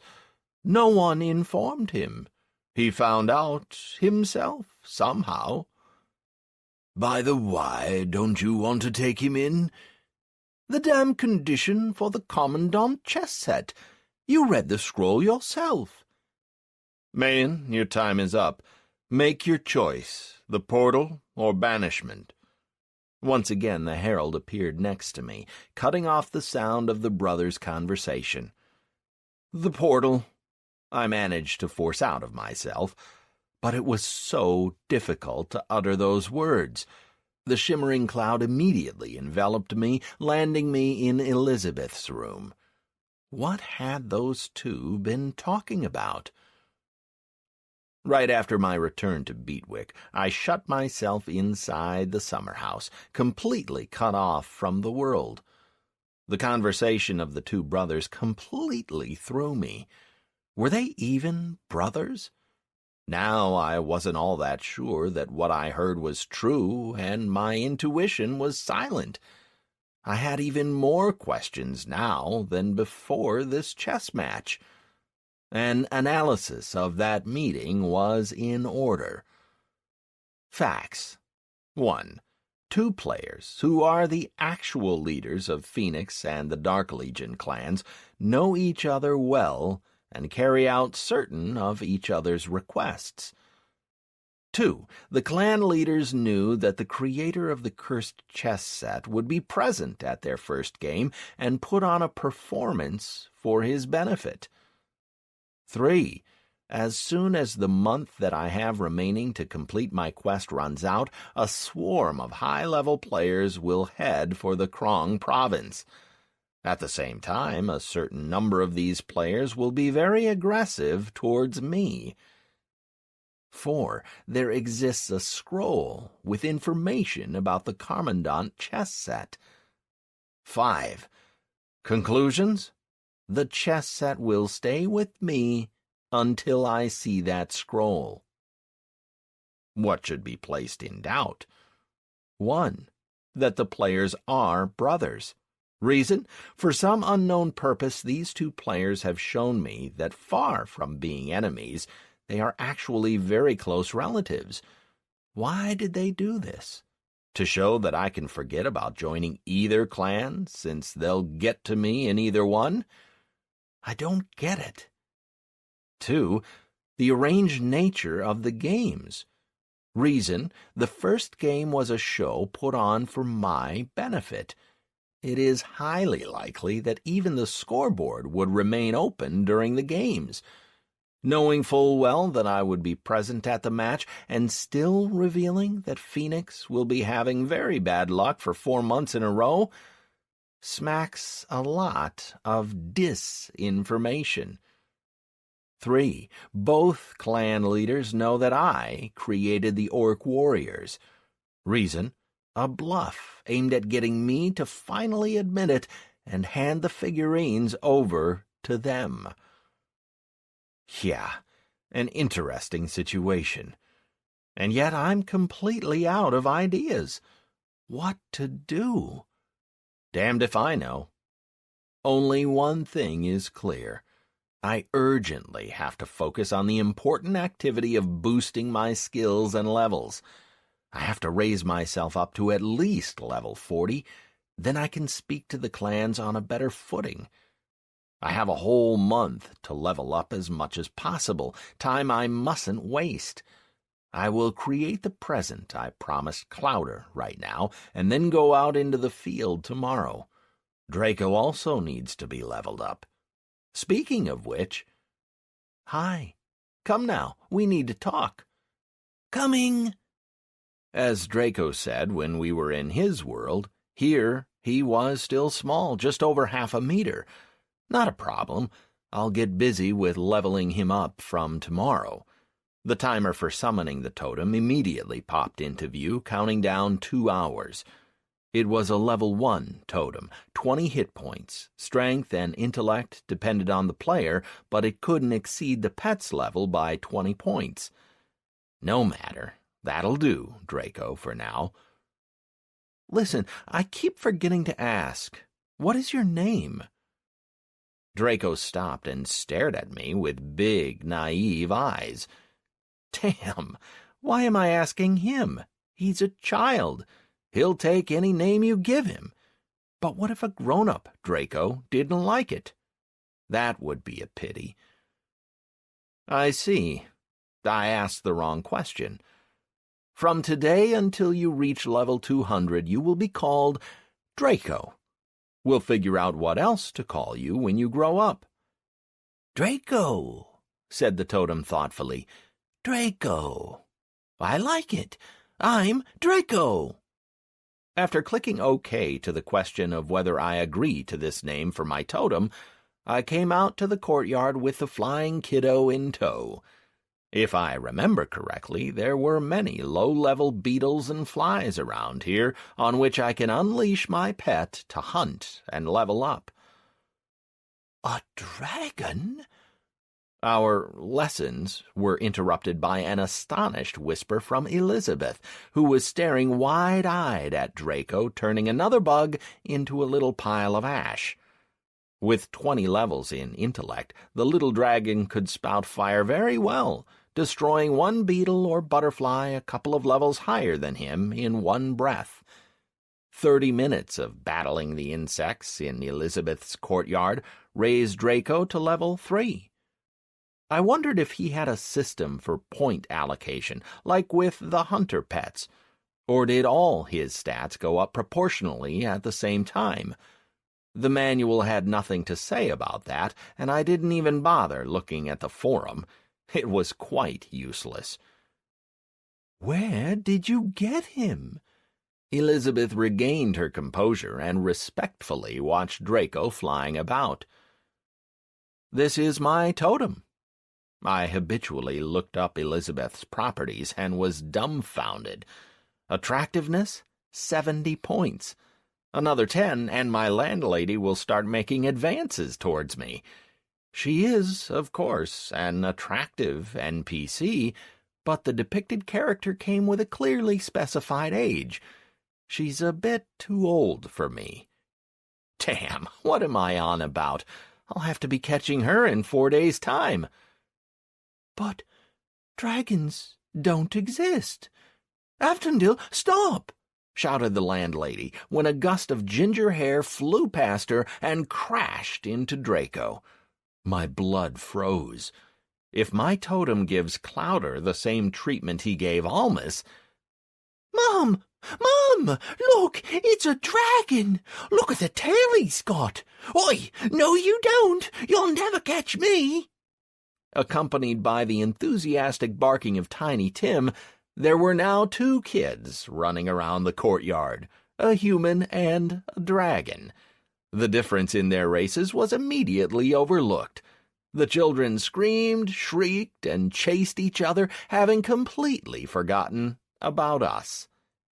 He won't do anything? Asked Elizabeth, stumbling over every word.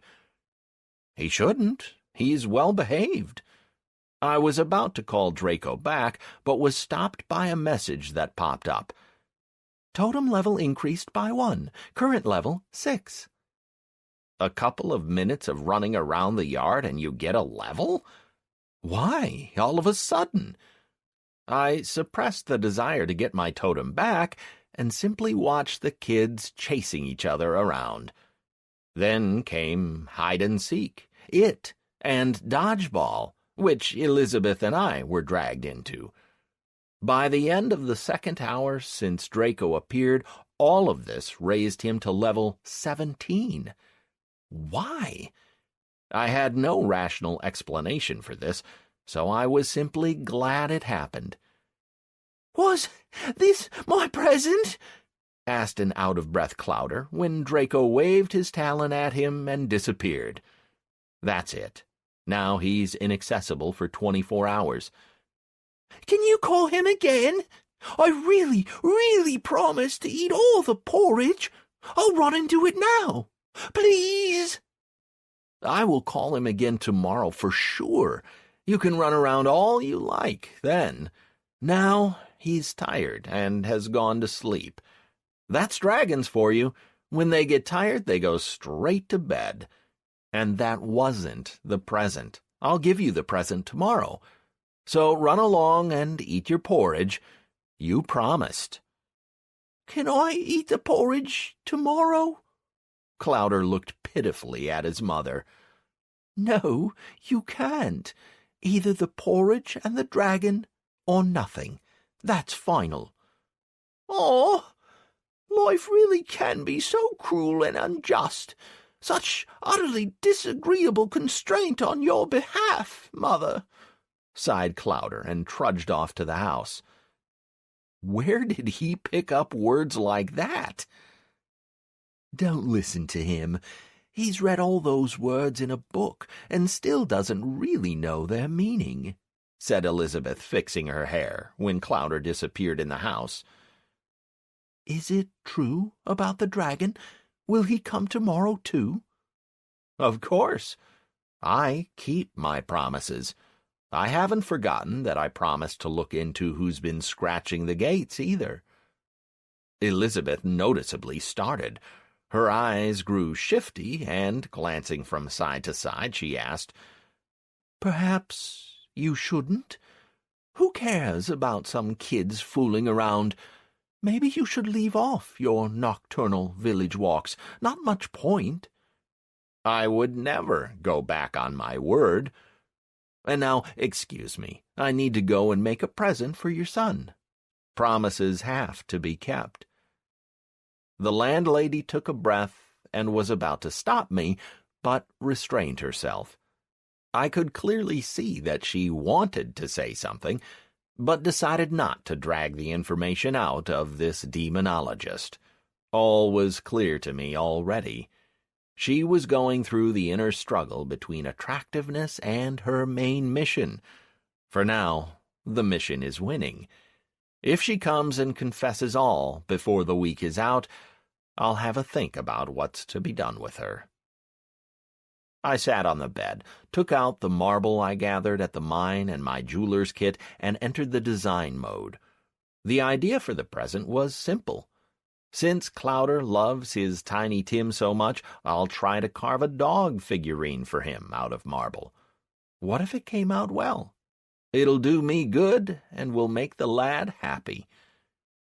Replicating a piece of marble in the design interface, I began to create an image of a dog. Looks like making an image of a living being from memory isn't all that simple.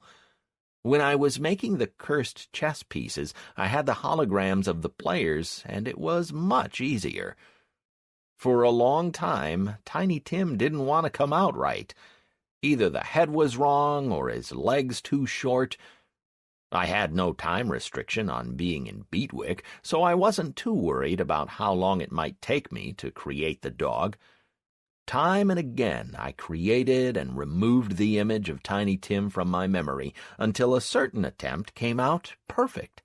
It was him, the meter-high wolfhound, gentle and fluffy, as the dog was in his virtual life. I combined it with the model of the marble and opened my eyes to be surprised with a stream of messages. Damage taken, hit points reduced by 24. 304, cursed dog aura, minus 280, magic resistance. Total hit points, 2,396 of 2,420. Skill increase, +1 to Jewelcraft, total 23, +1 to crafting, total 5. What the? I lowered my gaze and saw this thing. A small marble statuette of a dog. But this was no normal dog. I was looking at the muzzle of a vicious dog, drooling with bared teeth, with a spiked collar, rabid eyes, and flaking skin that had ribs poking out of it in places. The statuette looked hideous. What about its properties? Cursed dog. Description: hatred and pain turn the gentle house pet into an embodiment of horror. Fear finished off the job, and now the dog hates everything that lives, everything which still contains a speck of kindness. 350 dark magic damage inflicted on all light beings in the radius of 10 meters once every 5 seconds. Attention, this item cannot be repeated. There is no recipe. You created a unique item. Your reputation with all previously encountered factions has fallen by 100. Your reputation with Cartus has increased by 100. You have received the title The Cursed Artificer, Level 2. The strength of negative effects has increased by 10%. To hell with all this! I quickly opened the reputations table and saw that my standing with the Malabar Emperor had returned to 0. If not for the daily increase, the reputation with the Shaman Council would have even gone into the negative. Why in the hells did I create this thing? I took out my portable anvil, put the statuette on it, and, taking a good swing with the hammer, destroyed my creation. Another characteristic of the creator. No one besides the person who made it was able to damage the item, let alone destroy it. Hanging on to such a wonder was out of the question. Objects like these had to be destroyed right away, where possible. I had no desire whatsoever to become the second Dark Lord. You have destroyed a cursed object. Your reputation with all encountered factions has increased by 100. Your reputation with Cartus has fallen by 100. Oof! I breathed a sigh of relief. Then I double-checked that my reputation with the Emperor had also been restored, just in case, and started to think. So, in some incomprehensible way, I created something completely ghastly, something that I had no intention at all of creating. After destroying it, I recouped my losses and even made some gains, leveled up in crafting and jewelcraft. But the inability to control what I was making was very worrying. I entered the design mode and called up the image of Tiny Tim. Now, after it had already been created, this happened almost instantly. A normal, gentle, fluffy dog. Where was my mistake? I didn't get it. I had to try once again, but this time I would be creating a rose.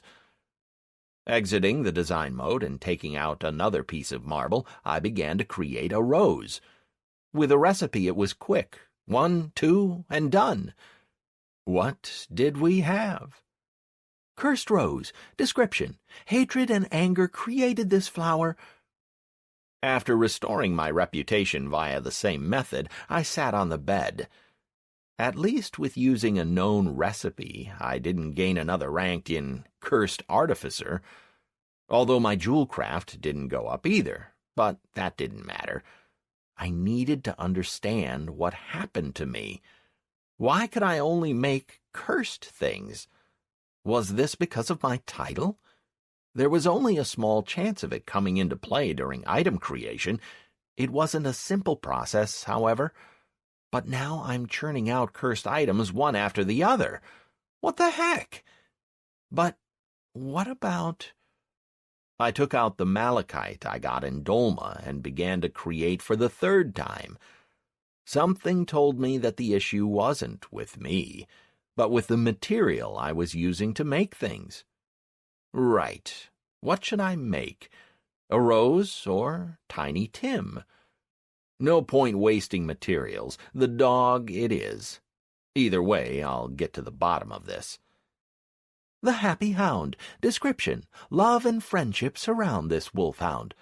Recipe created: wolfhound statuette. The statuette did not have any positive stat bonuses, but I didn't care. The main thing was that I was still able to create normal items. Gradually, I began to understand the principle behind the creation of cursed objects. I shook out the contents of my bag on the bed and started to go through all the rings I created while I was in Beatwick. This ring is from the copper I mined in Prike, a normal ring with positive stat bonuses. But this bronze ring had some of the local tin in it. Aside from positive stats, it had another interesting feature: negative 10% to experience gain. Great. I looked through all the rings and set aside 42 rings which reduced the gain rate of experience, stamina, energy, and other stats. Even their description was appropriate: wrathful ring of something or other. So it looks like I couldn't make anything from these materials, since there was always a chance of such surprises. I looked again at the shattered marble remains of the destroyed objects. Phew! So, things weren't all that bad. I took out another piece of marble and made use of the Essence of Things ability. I wanted to see what this piece of marble wanted to be. At first there was silence, which many stones had when they didn't want to be anything other than a stone. But then I was engulfed by a wave of hatred, disgust, and revulsion. And all of this came from an ordinary piece of marble. So it looked like this piece of stone wanted to be a cursed object. It mattered little the actual shape it took. But why? After coming to a decision, I opened the spirit summoning mode, cleared one slot, and started to summon spirits. Right now I needed a spirit which would allow me to contact Cornick. He was the only one who could explain to me what to do with all this. I waved away messages telling me I had access to various types of spirits and stubbornly summoned one spirit after another. No, not that one. It's a different one I need. It grew dark outside, but I continued to summon, looking for the spirit I was after. Am I a shaman or what? Do you wish to add the spirit of air communication to the free slot? Finally! I almost despaired and wanted to stop the summons, but my inborn stick-to-itiveness would not allow me to quit this hopeless business. Attention! The summoning of the air communication spirit cannot be interrupted. Because this type of spirit is beyond your rank, each minute your hit points will be reduced by 5%. +2 to spirituality, total 3. That 5% wasn't much of a worry. I cannot die in any case, even if I tried to summon Cornick for eternity. So, here we go. I have to find out what's going on here. Kamlani continued for exactly a minute, up until the point the first 5% of life dropped into oblivion. The pain was so great that I gave an involuntary shout, interrupting the sending of the spirit. Getting in touch with Cornick was going to be no simple matter. Not at all how I imagined it. After catching my breath and restoring my hit points, I returned to my exercise in masochism. From my 6th attempt, I was able to fully concentrate and ignore jolts of pain, as well as register an increase in my endurance. 5 minutes, 10, 20 had gone by, but Cornick remained out of reach. Did he fly off to the dragons again? Who? A desperate scream of pain, anger, and suffering sounded in my head. Contact. Teacher, this is Mayan. I have a question. Run, you fool! Run! No! Cornic's choking scream struck me like a bolt from the blue. "Teacher?" "Greetings, Mayhen.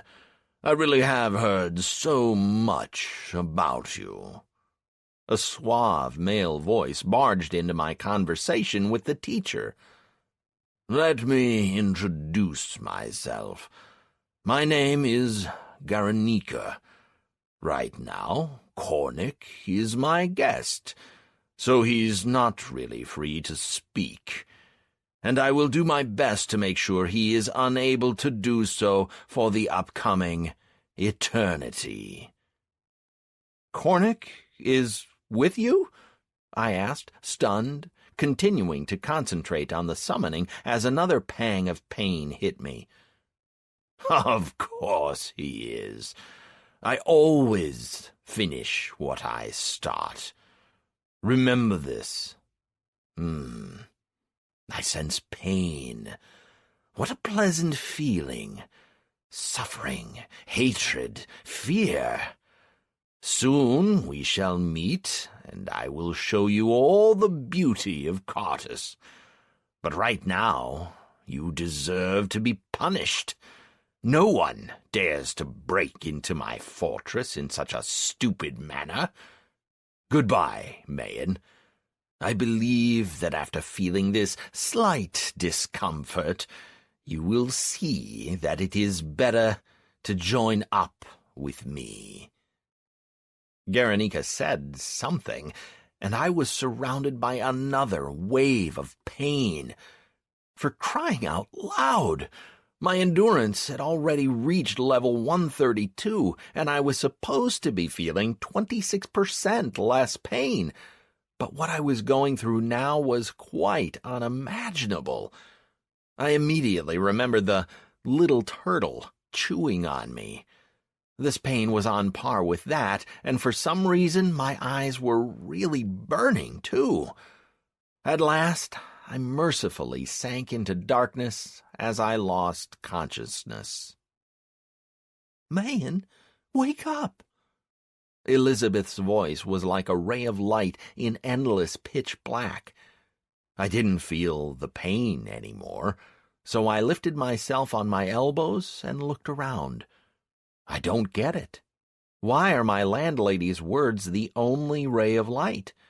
Why am I surrounded by darkness? Although, no, it wasn't total darkness. The indicators for the buffs and debuffs hadn't gone anywhere, shining brightly in their usual place. Right, I don't think I've had this particular debuff before. "Blindness.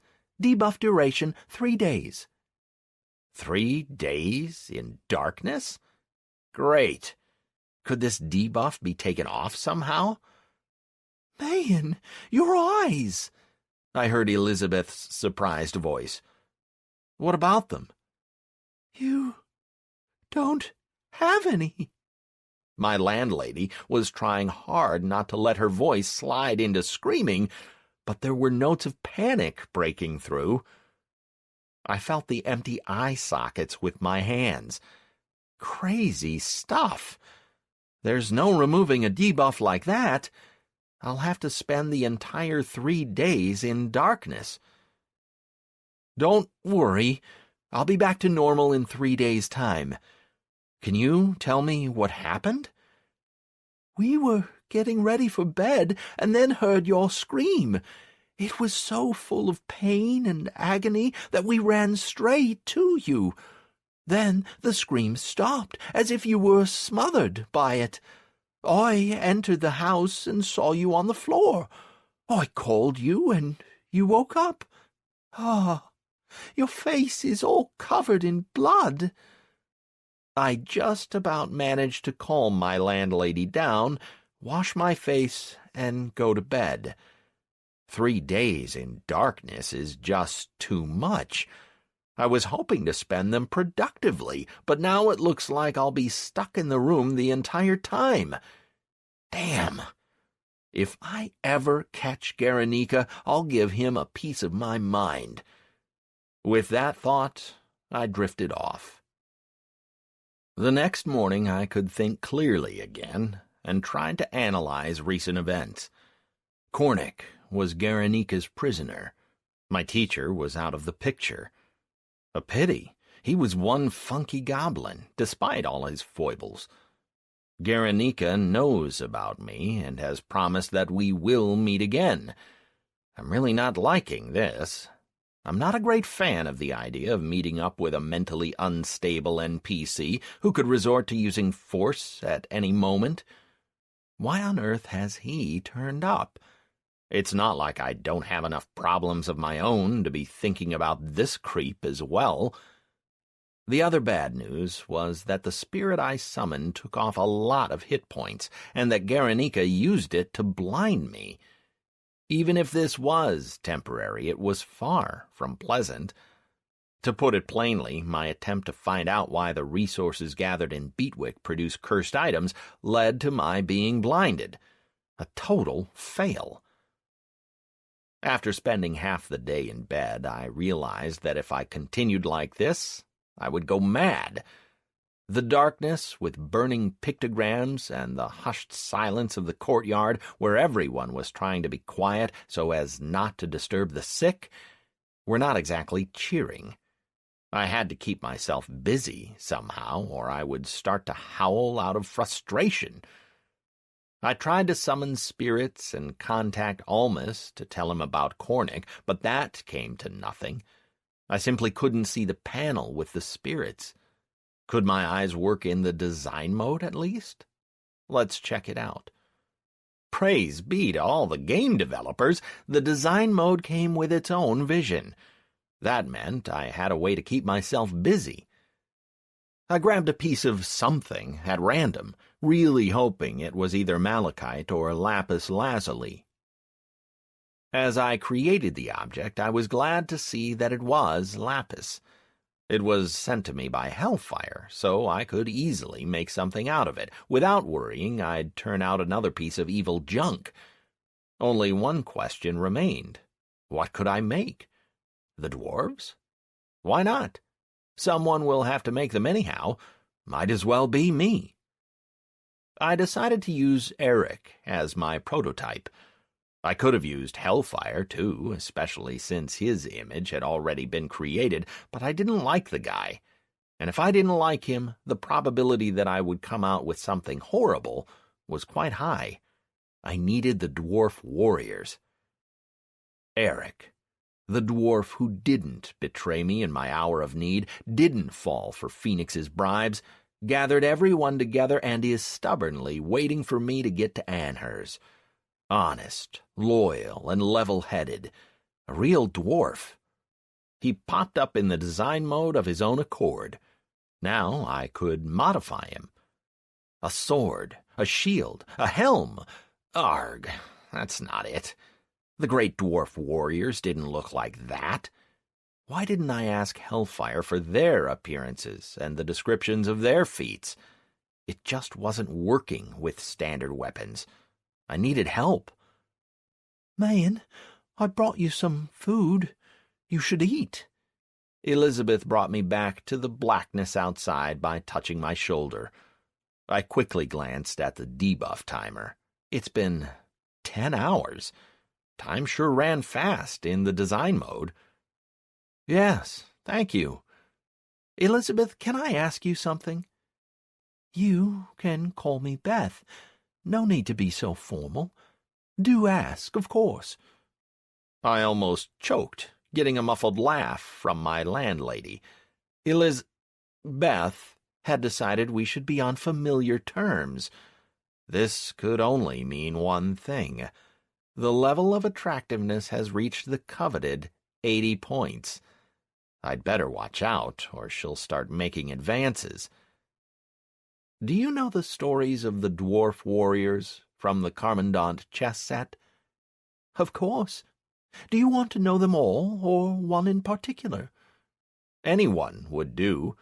I need to understand the logic of how they made it into the history books. Then I will tell you about Borg Goldhand.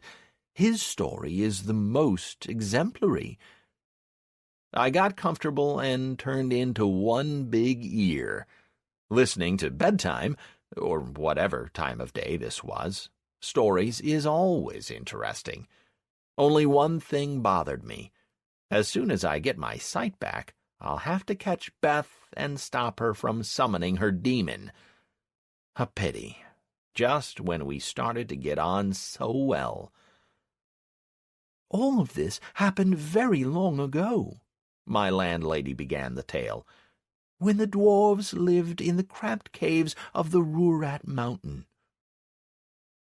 Borg, sledgehammering damnation! Where are you going? A stocky, practically square dwarf, his eyebrows in a frown, watched Borg going down into the depths of the Black Maw chasm. In the many centuries of his people's history, no one had yet succeeded in descending below the level of darkness, to the place where the thrown torches could not drive back the black and show what the gloomy haze concealed. The daredevils who went below this fateful threshold never returned. Those who went down on a rope were lifted back up with eyes full of terror, dead eyes. And now another young fool had decided to explore the secret of the chasm, without a rope, trusting only in the strength of his hands and the innate agility of the Undermountain people. "Father, I'll be quick. I have to find out what is concealed by the darkness. What kind of a chief would I be if my subjects end up laughing at me my entire life? Our people need knowledge, and I will gain it for them." "Fool! If you make it back, I'll beat you like a drunken mule, whatever that means." Although he was very worried for his son, the chief was a proud dwarf. For 3,000 years now, the dwarves had to reconcile themselves to the fact that their mountains had an incomprehensible area where no one could go. And now his son and only heir was daring to do what even the bravest dwarven warriors were too afraid to do: descend into the Black Maw. "Father, if I do not return, tell Talisha that Borg Serganius is afraid of nothing in this world." Giving a farewell glance to his father, the young dwarf disappeared into the impenetrable dark. "Arg, Helza!" The chief threw his axe down in anger, but immediately picked it up. A dwarf without an axe and a pick is no dwarf at all. This would mean shame for the rest of his life. But that Bran was something else. Got his daughter to egg his son on to go down into the Black Maw, right to his death. And how did he come to allow this? He thought the youngsters were just playing around and that their father's problems didn't bother them. But no, they saw and noticed everything, those sharp-eyed kids. Could this stupid 100-year-old dispute now lose him his son? 2 hours went by, but the gloomy veil of darkness remained undisturbed. His son did not return. The father flicked away a tear and headed back to the settlement. He was the chief, and it was his duty to look after the people. He had no right to show any weakness, or he would face an immediate challenge from his rivals. But why were his feet so treacherously weak, and why did tears keep trying to return to his eyes? "So, where is our weakling?" At the entrance to the settlement, the chief was met by Bran's mocking grin. Compared to his peers, Borg really did look more of a gnome. Almost a head shorter than the others and narrow-shouldered, he ate less and was constantly busy thinking or doing something. He had even started to visit the exiled smiths, trying to fathom their secrets. Borg was interested in everything. With a sole exception, he was not a warrior. Everything that was connected with weapons, blood, or killing fell outside his sphere of interests. "So, he's finally decided to go the way of dog food, eh? Ha ha ha!" Only his willpower, forged in his many years of ruling, stopped the chief from attacking Bran. He was right, after a fashion. There was no place for weaklings among the dwarves. The fact that Borg had survived until he was 20 could only be called a miracle and was due to his own will as the chief. Sooner or later he was going to run out of luck, and that black day had finally come. According to tradition, the wake for his son took place 5 days after his death. It was not a very big gathering. Borg didn't have any friends, only close relatives. To everyone's surprise, Talisha came, dressed in white, the color of death, as a sign of solidarity. Today we have gathered to celebrate Borg's return to our forefathers. Let us make merry and dance, showing how we mourn the departed. The chief addressed the gathering. Borg was a good dwarf, even a somewhat unusual one, but— Chief! An out-of-breath guard burst into the hall. Why did you leave your post? The head of dwarves frowned. Chief! Borg is coming! Not believing his own ears, the chief ran out of the hall and immediately half-covered his eyes. The caves in which the dwarves lived could not be called dark, but there was never enough light there. And now, from the direction of the Black Maw, a bright sun was moving towards the settlement, decimating the centuries-old twilight of the caves. When the chief's eyes got used to the bright light, he saw that the sun wasn't moving of its own accord, but was carried in the hands of a painfully familiar-looking dwarf. Narrow shoulders, short stature. Borg had returned. Overcome with joy, the father rushed towards his son, but only a few dozen steps away he froze in his place.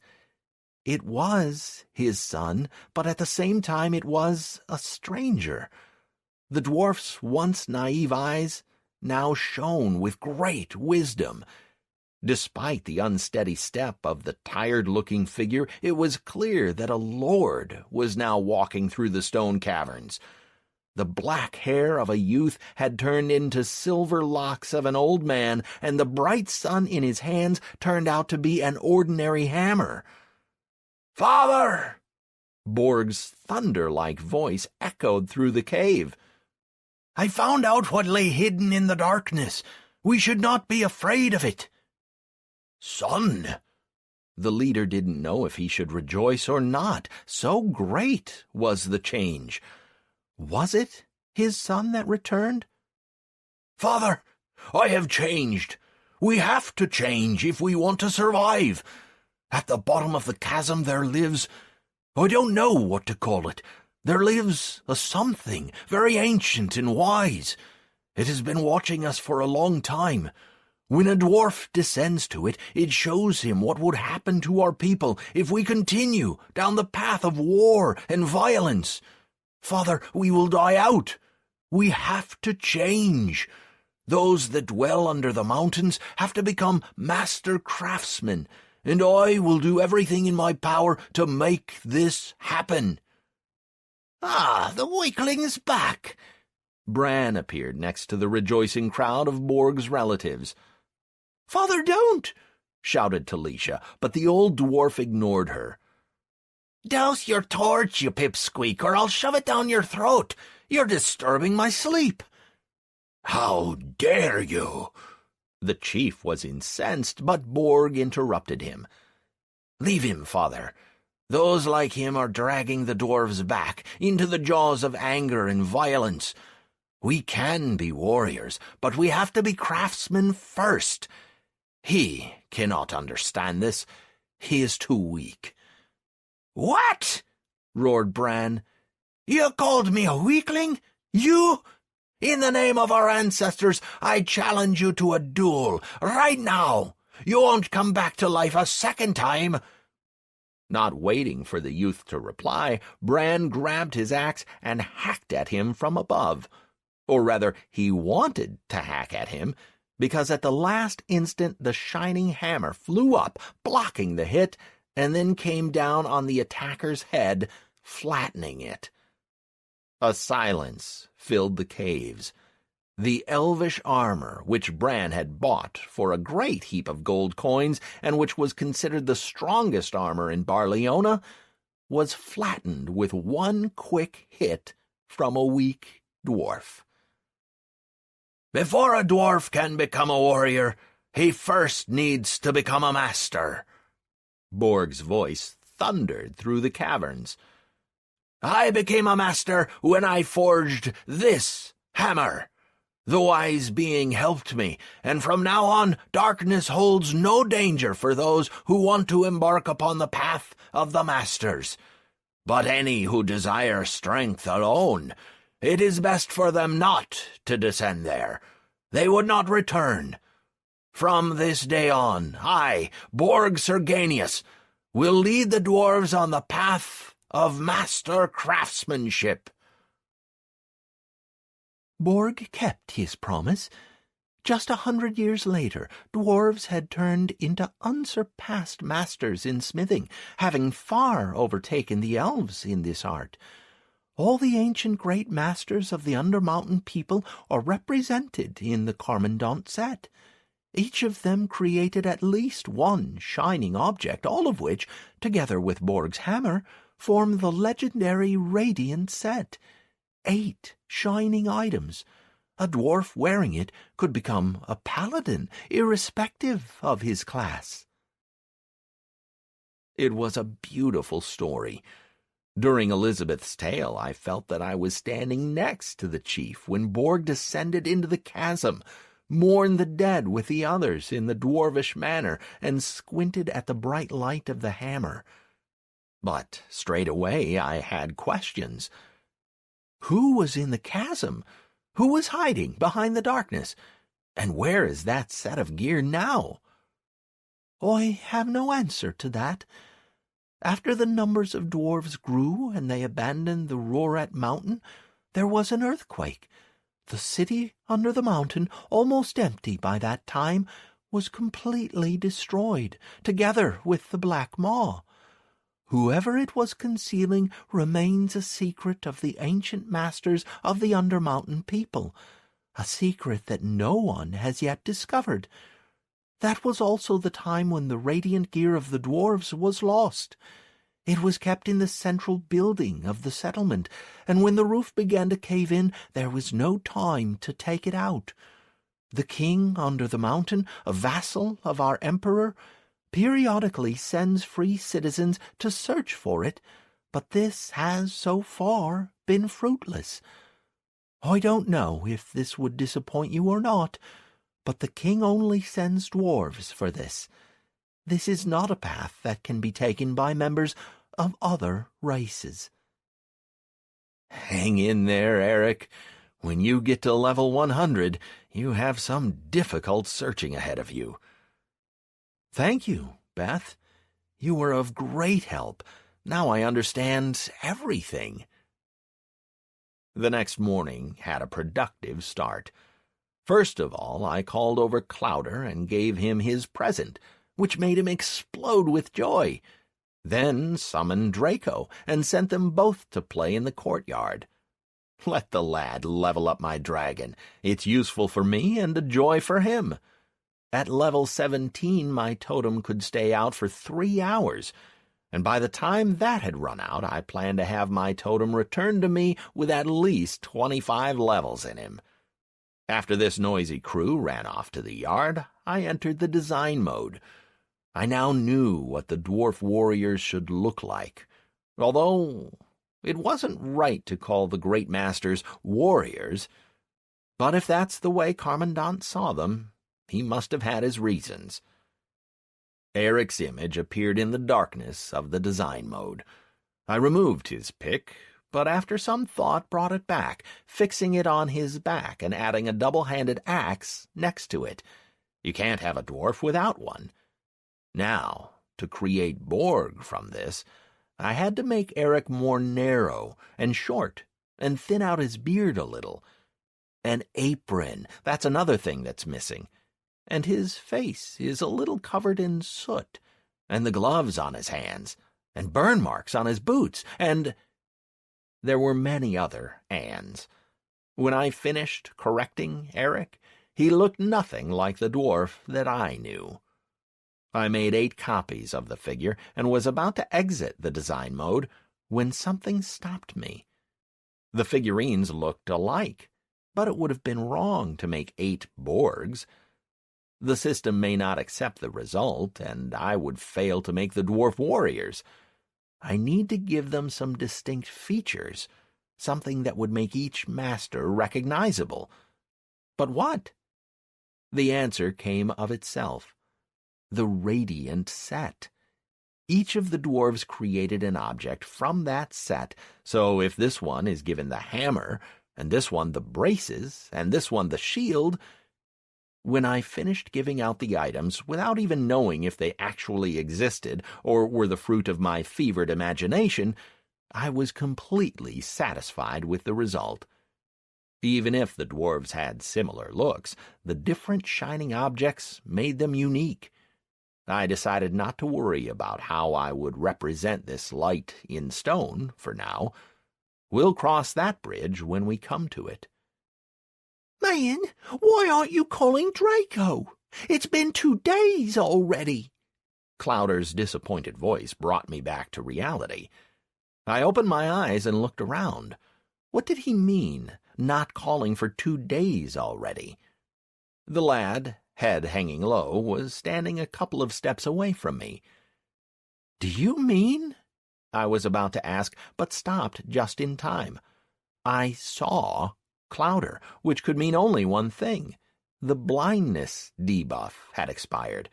In other words, my eyes grew back. The 2 days flew by as if they never happened. "Oh, you can see already. I really didn't believe you would," fired off Clowder, looking up at me. "So, will you summon Draco? We haven't finished playing from last time." "Of course, I'll call him now," I replied dully, immersed in my own thoughts. I created the figurines. Now I just had to embody them in lapis. If I remembered right how things went with the orcs, sculpting takes place at the rate of 1 figurine a day. I will need around 8 days dedicated only to the crafting of the figurines. Does this mean I can kiss goodbye to leveling up? I think not. I had to increase my levels. The figurines can wait. They won't go anywhere. I called over Draco and was about to go and have some food when my gaze fell on the totem's level. It was 32, and Draco had turned from a half-a-meter-long serpent into a meter-long dragon. At this rate, he'd reach the necessary level in just a couple of weeks. I selected Draco and opened his properties. Holy cow! His settings! I could change his settings! Barely restraining myself, knowing that I had to go and level up, I sent the kids back to play.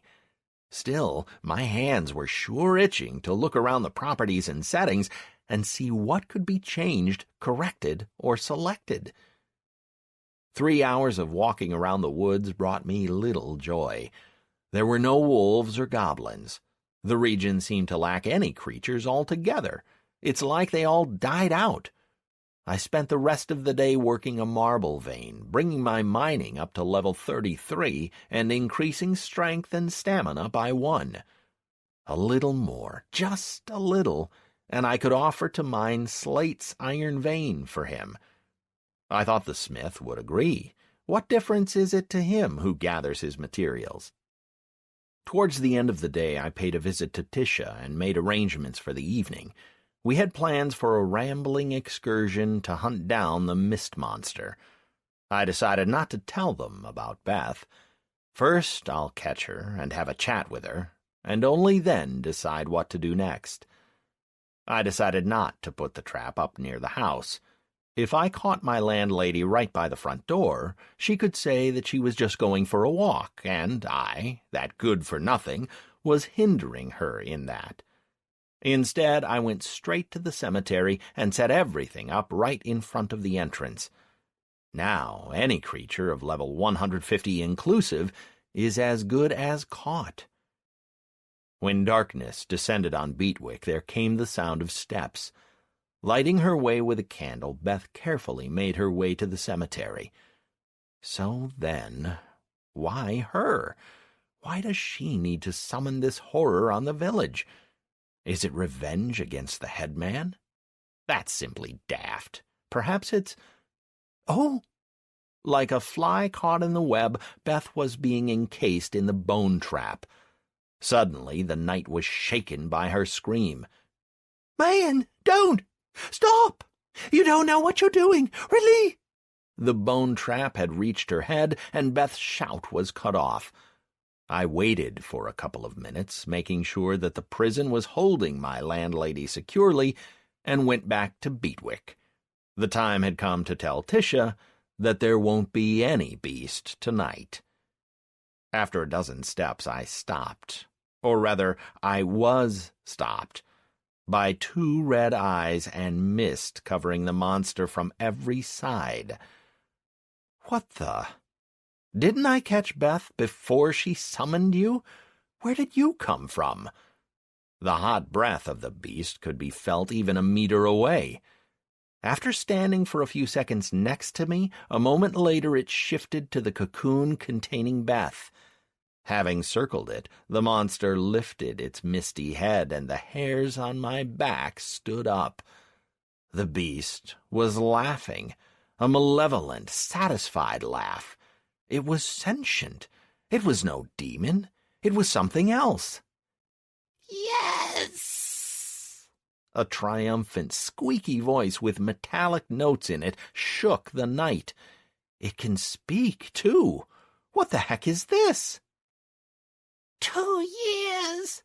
2 years I could not destroy her. The master was growing very displeased. Thank you, shaman. You helped. For that I will send you to the Grey Lands without pain.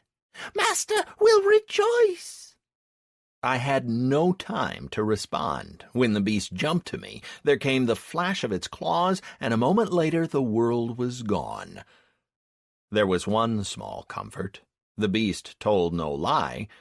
There really was no pain this time, at least of the physical kind. In connection with your death, your level of experience has been reduced by 30%. I'll start losing levels at this rate. Bright sunshine lit the bone trap that blocked the entrance to the cemetery. And what will I say to Beth now? "Quick! There may still be time to stop them!" Strange shouts came from the direction of Beetwick. "Did you see? They turned into goblins, dark ones." "We have to send a messenger to Fawstead. How will we survive without the herd?" "What's with the guards? Still alive?" "Alive, thank the gods. Where have they taken the herd?" "What happened with the neighbors? Did you see how they changed? What if they turn into goblins too?" Right. Something happened in the village. By the looks of it, something unpleasant. Did goblins attack and chase away the herd? I have to find Tisha and find out. But first, Beth. "It's me." The woman finished her shout as soon as the trap fell apart. "Is it day already?" Beth looked around, rather lost, and then started to scream at me again. "What have you done?" "Beth, let me explain." "I'm no Beth to you. Forget that name. Happy now, demon fighter? Thanks to you, darkness has come to our village." "What are you on about?" Shouts kept coming from the direction of Beetwick. Beth was silent for a few moments, listening to them. Then her eyes narrowed, and she looked at me angrily. "Last night, 3 families from our village turned into dark goblins, 6 adults and 7 children. Was that your aim when you hunted me? Well, you can be happy now. You got what you wanted." "What are you on about? Beth, I don't get you." "Don't you dare use that informal tone with me, boy. For 2 years I protected our village from a dark curse. Only thanks to me are the residents of the village still human. But you went and with a wave of your hand brought it all to naught. Who are you? Did the Dark One send you?" "I don't understand what you're talking about." Elizabeth took several deep breaths, calming down, and then continued in a distracted tone. 2 years ago, straight after the death of my husband, someone began to put a curse on the village. At first, its weakest residents had succumbed to it. You saw them. They resembled apes, but are still human. When they became incapable of work that required any thinking, they were sent to cut the grass. They aren't capable of doing anything more demanding than that. I thought it strange that 3 families started to deteriorate at once, so I decided to put a blessing on the village every week. It helped. The villagers and their animals stopped changing, but gradually the land itself began to change. It became cursed. I wrote to everyone I could think of, but no one replied to my letters. I warned the headman, but he only promised to look into it and no more. I wanted to go to the town myself, but the ban. It's not about me now. For 2 years I stood in the path of darkness, despite the attacks of the Mist Beast. And today, in one go, you destroyed everything I worked so carefully to preserve. 3 households have vanished from the face of Beatwick, and the residents of the others have begun to turn into goblins, all because of you. Do you understand now what you have done? Why didn't you tell me anything? I would have helped you. And who are you? A sleek favorite of the Herald? How can you help me in protecting the village? Besides, how did I know who it was that the headman, only good for empty promises of help, sent to my house? There is no one I can trust. Even my workers, I had to hire an Anhers and bring them all the way here. Without an amulet, I cannot discover who it is, but I know that a Dark One resides in Beatwick. It could be anyone, even you. But I only... Enough! I forbid you to enter my house. I forbid you to speak to my children. I forbid you to even so much as look in my direction. I cursed the moment I agreed to take you into my house." Elizabeth turned around and went to the village, and a very interesting message hung before my eyes. "Your reputation with the priestesses of Goddess Illuna has fallen by 1,000 points. Current level, mistrust. You are 1,000 points away from the status of neutral." Goddess Illuna, the head of Barleona's pantheon, who are staunch enemies of Cardus. And now I have mistrust with her priestesses. I don't think I feel so good. Chapter 10. Just when you thought things couldn't get any worse. "Tisha, can you tell me what happened here?" After pulling myself together, I returned to the village, where I immediately came across Tisha. She and other villagers were busy trying to fix the gate.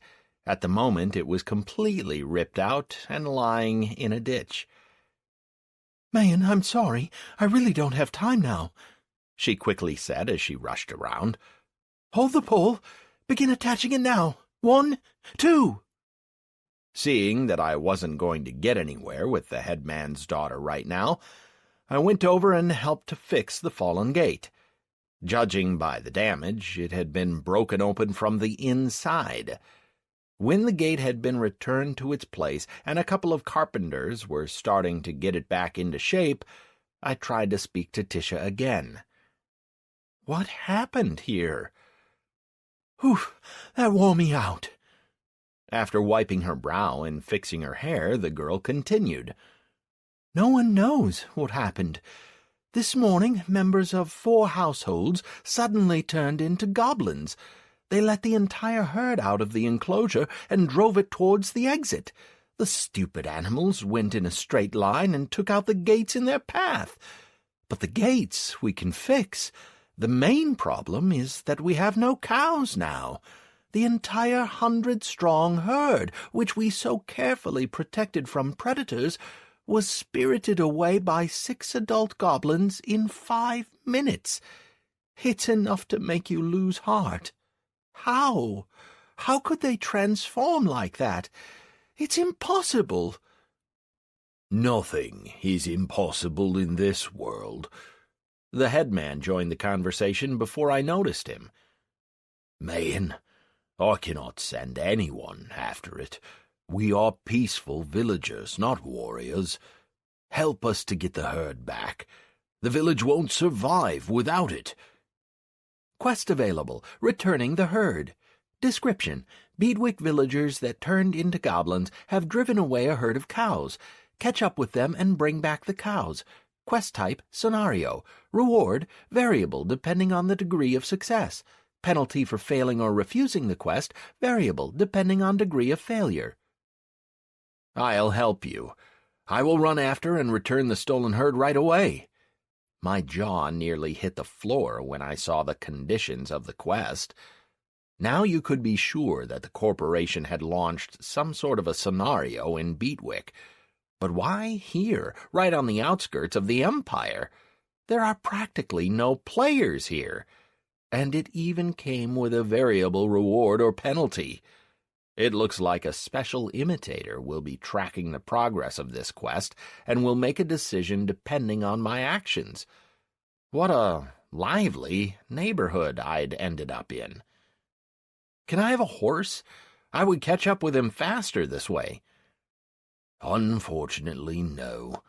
My sons galloped out of the village when it was still night, when we realized that the mist monster had disappeared. So you will have to go on foot.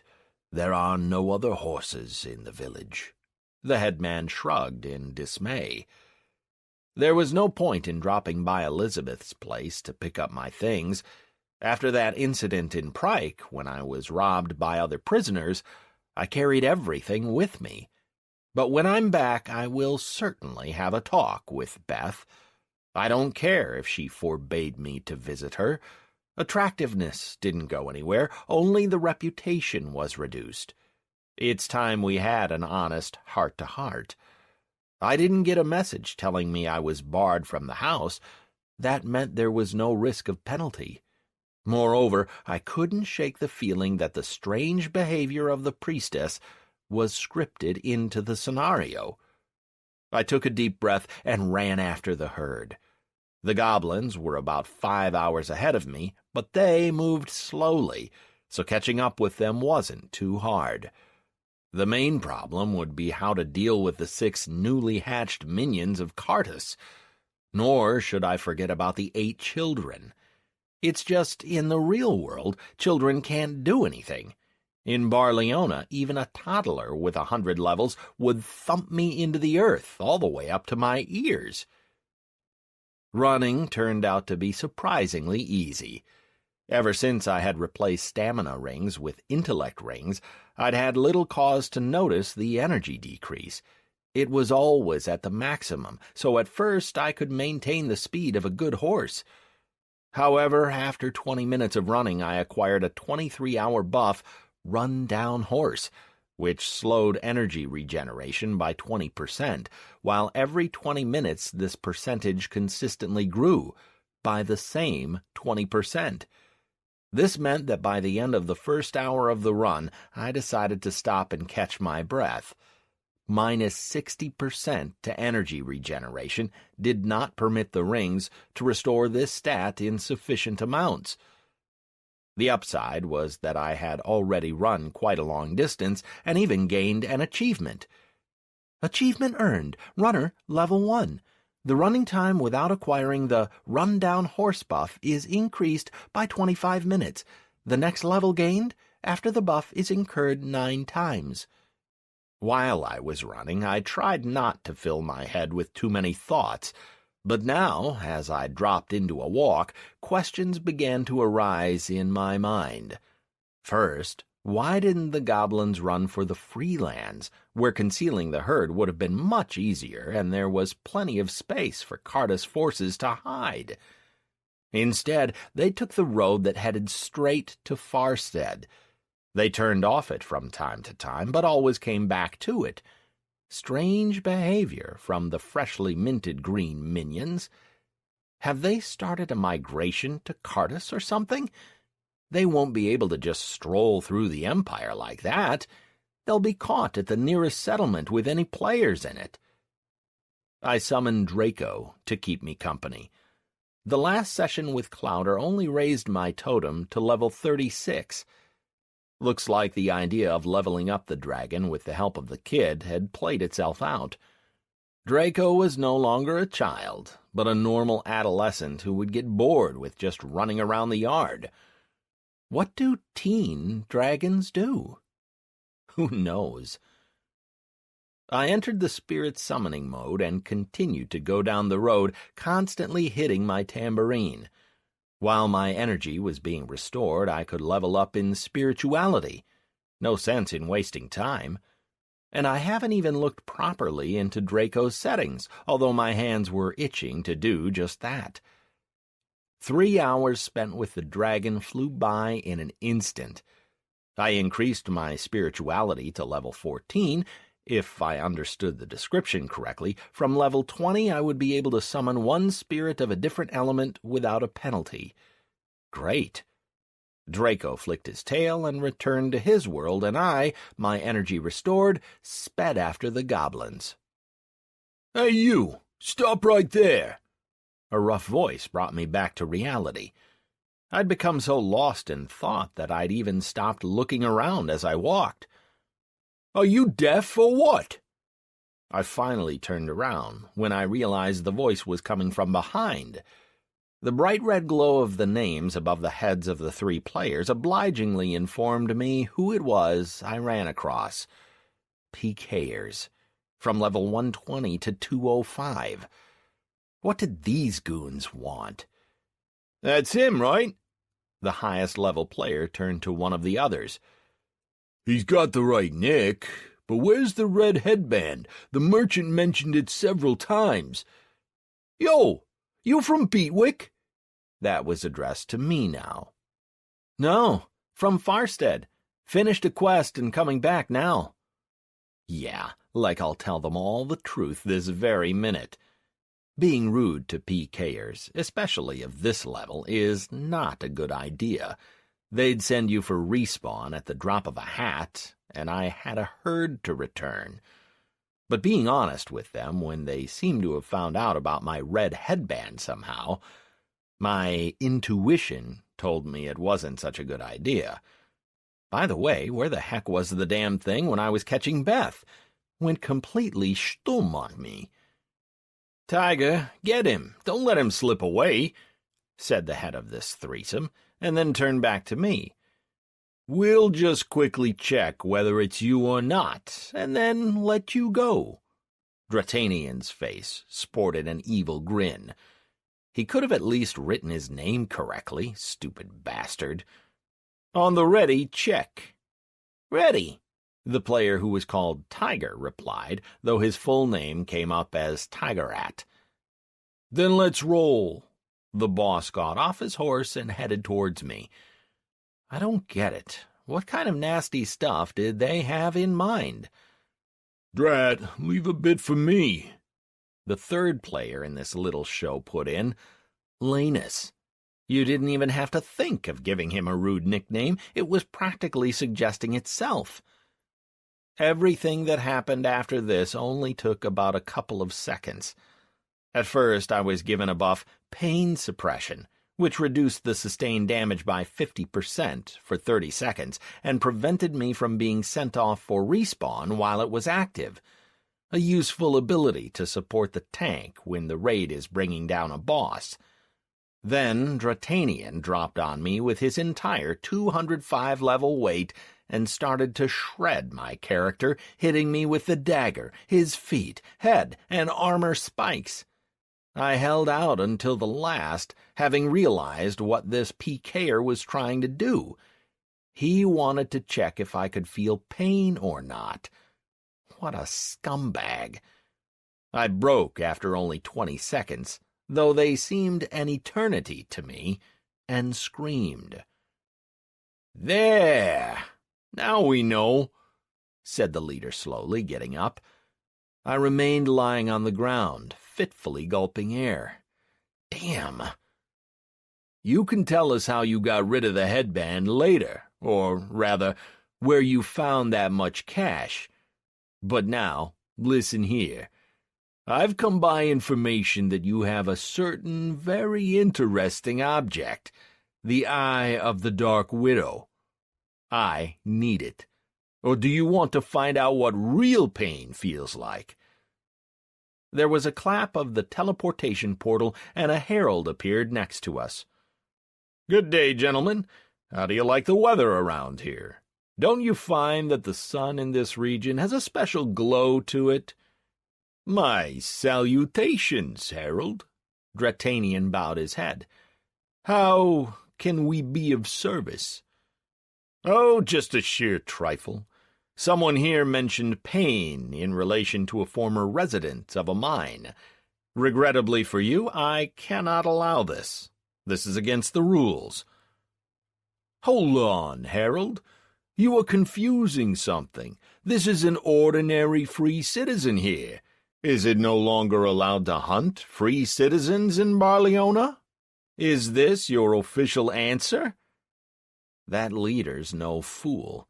He didn't lose his nerve in front of such a high-ranking guest, is sticking to his guns, and is even trying to gain some advantage from it all. "No, not at all. Hunting is not forbidden, but torture is not allowed in Barleona. With the exception of those who descend to the torture dungeons of their own accord, they know what they're getting into. Remember this. If I find out that someone was torturing a free citizen, measures would have to be taken. Thank you for your time. Good luck with your adventures in Barleona." The herald went back into the portal, which then vanished with a loud bang. "Drat, what are we going to do now?" asked Lanus, stunned. "Did we trudge all the way out here for nothing?" "Chill it. My bad. I forgot that those that leave the mines are being closely watched. Yeah, we can't torture him, but no one said we can't play with him a little." Drat gave me a very unpleasant look. "Tiger, don't attack him. Your turn to play nurse now, and heal him to full or he'll drop at the first sneeze. If we can't get what we want this way, we'll find a workaround." At first I didn't get what he was on about, but once I heard Drat shout, I understood. "Attention, all players! We are planning to carry out training exercises with AoE spells within a 3-kilometer radius. I politely ask everyone to leave this zone. Please accept our apologies for the inconvenience. Lane, you can start now. Show us your proficiency with Ice Rain. You can summon it over there if you like." Drat pointed in my direction. "All right, just a moment," Lanus replied in the same tone. "I've had a feeling that something's been off with my rain for a while now. Take a look and tell me what I'm doing wrong." At that moment, an apocalypse began next to me. Icicles started to fall from the sky, my movement speed was reduced by 70%, and my hit points plummeted. "Careful!" shouted Tiger in the same showy manner. "I think we accidentally hit a player. Let me heal him now." "Guys, have you totally lost it?" When the rain stopped, I got back on my feet. This was really a bit much. I couldn't jump away, since the rain froze me to the ground. I couldn't run, because it felt like someone was holding you, and it hurt like hell, too. The bastards. The rain left me with only 1 hit point, but the damned buff slapped on me by the friendly Tiger prevented me from being sent for respawn. Well, they can kiss my ass. I started looking around for a tree or a stone. I'll crash into it, and that's the last you gits will see of me. Tiger, patch him up. It's not good leaving a player in such a state when it's all our fault. The scumbags were having fun while they were at it, relishing their little victory. And why not? They did, after all, declare this place a test zone, asking everyone to leave it. So, if you weren't quick enough, you had only yourself to blame. And when they did accidentally hit a player, they healed him up right away. That's some imaginative thinking. I'll kill these sickos. One spell uttered by Tiger restored everything. Hit points and energy, and removed the run-down horse debuff, too. I should experiment with the spirits later. Removing this debuff would be very useful. Right, if I could still think, not all was lost. Man, you don't happen to have the eye on you. It would be so nice if you gave it to me as a present. My birthday is in half a year, and it would make just the perfect gift. What on earth makes you think I have it? Try using your head for a change. I'm only level 21. I live in the middle of nowhere. If you don't want to do this the easy way, fine. Let's continue our training. Lane, try the ice explosion. The earth next to me became covered in a crust of ice, bulged, and exploded with a deafening bang, sending me on a riveting flight. While I flew, along with the stars flicking through my eyes, came the messages that I received such and such a damage and was healed that many hit points. As soon as I hit the ground, Tiger completely restored my health from 1 to prevent me doing anything stupidly suicidal. Quite the ace healer. Not much else to say, really. Except for swear words. While the PKers laughed their heads off, I did the only thing I could at that point. I took to my heels and headed towards the forest, which I spotted a few kilometers off the road. I found myself thanking the developer who came up with the following interesting algorithm. The running speed was determined by the ratio of stamina and agility to the player level. Often, low-level players were much faster than high-level ones, but had a lot less stamina. Their energy fell too quickly. Not wasting any time on the shouts of, "Stop, or I'll kill you!" I entered the spirit summoning mode as I ran and called a strengthening spirit on myself. Let me run a little faster, even if not by much. A minute later, I realized that I had miscalculated. Yes, I was faster than the PKers, but the AoE radius of the ice rain turned out to be too large. A wall of ice appeared right before me, and I dove into it at full speed. Please, let this one-shot me. Alas, Tiger was too good at his job. Why'd you stop running? By now the players had gotten on their mounts and were circling me at leisure. Just when I was getting into the stride of things and starting to enjoy the hunt, the bunny keeled over. Onwards with the training. Lane, some AoE, please. Let's see how long he'll last. Tiger, you'd better stay on the ball. They made me run around the area for about an hour. As soon as I stopped, an icy rain began to fall next to me, forcing me to keep running. My attempts to resist by summoning spirits of control or water strike yielded nothing except a good laugh. Who the hell told you about the eye? I finally lost it and screamed at them. That's it. I just couldn't take this abuse anymore. Had your fill of running, eh?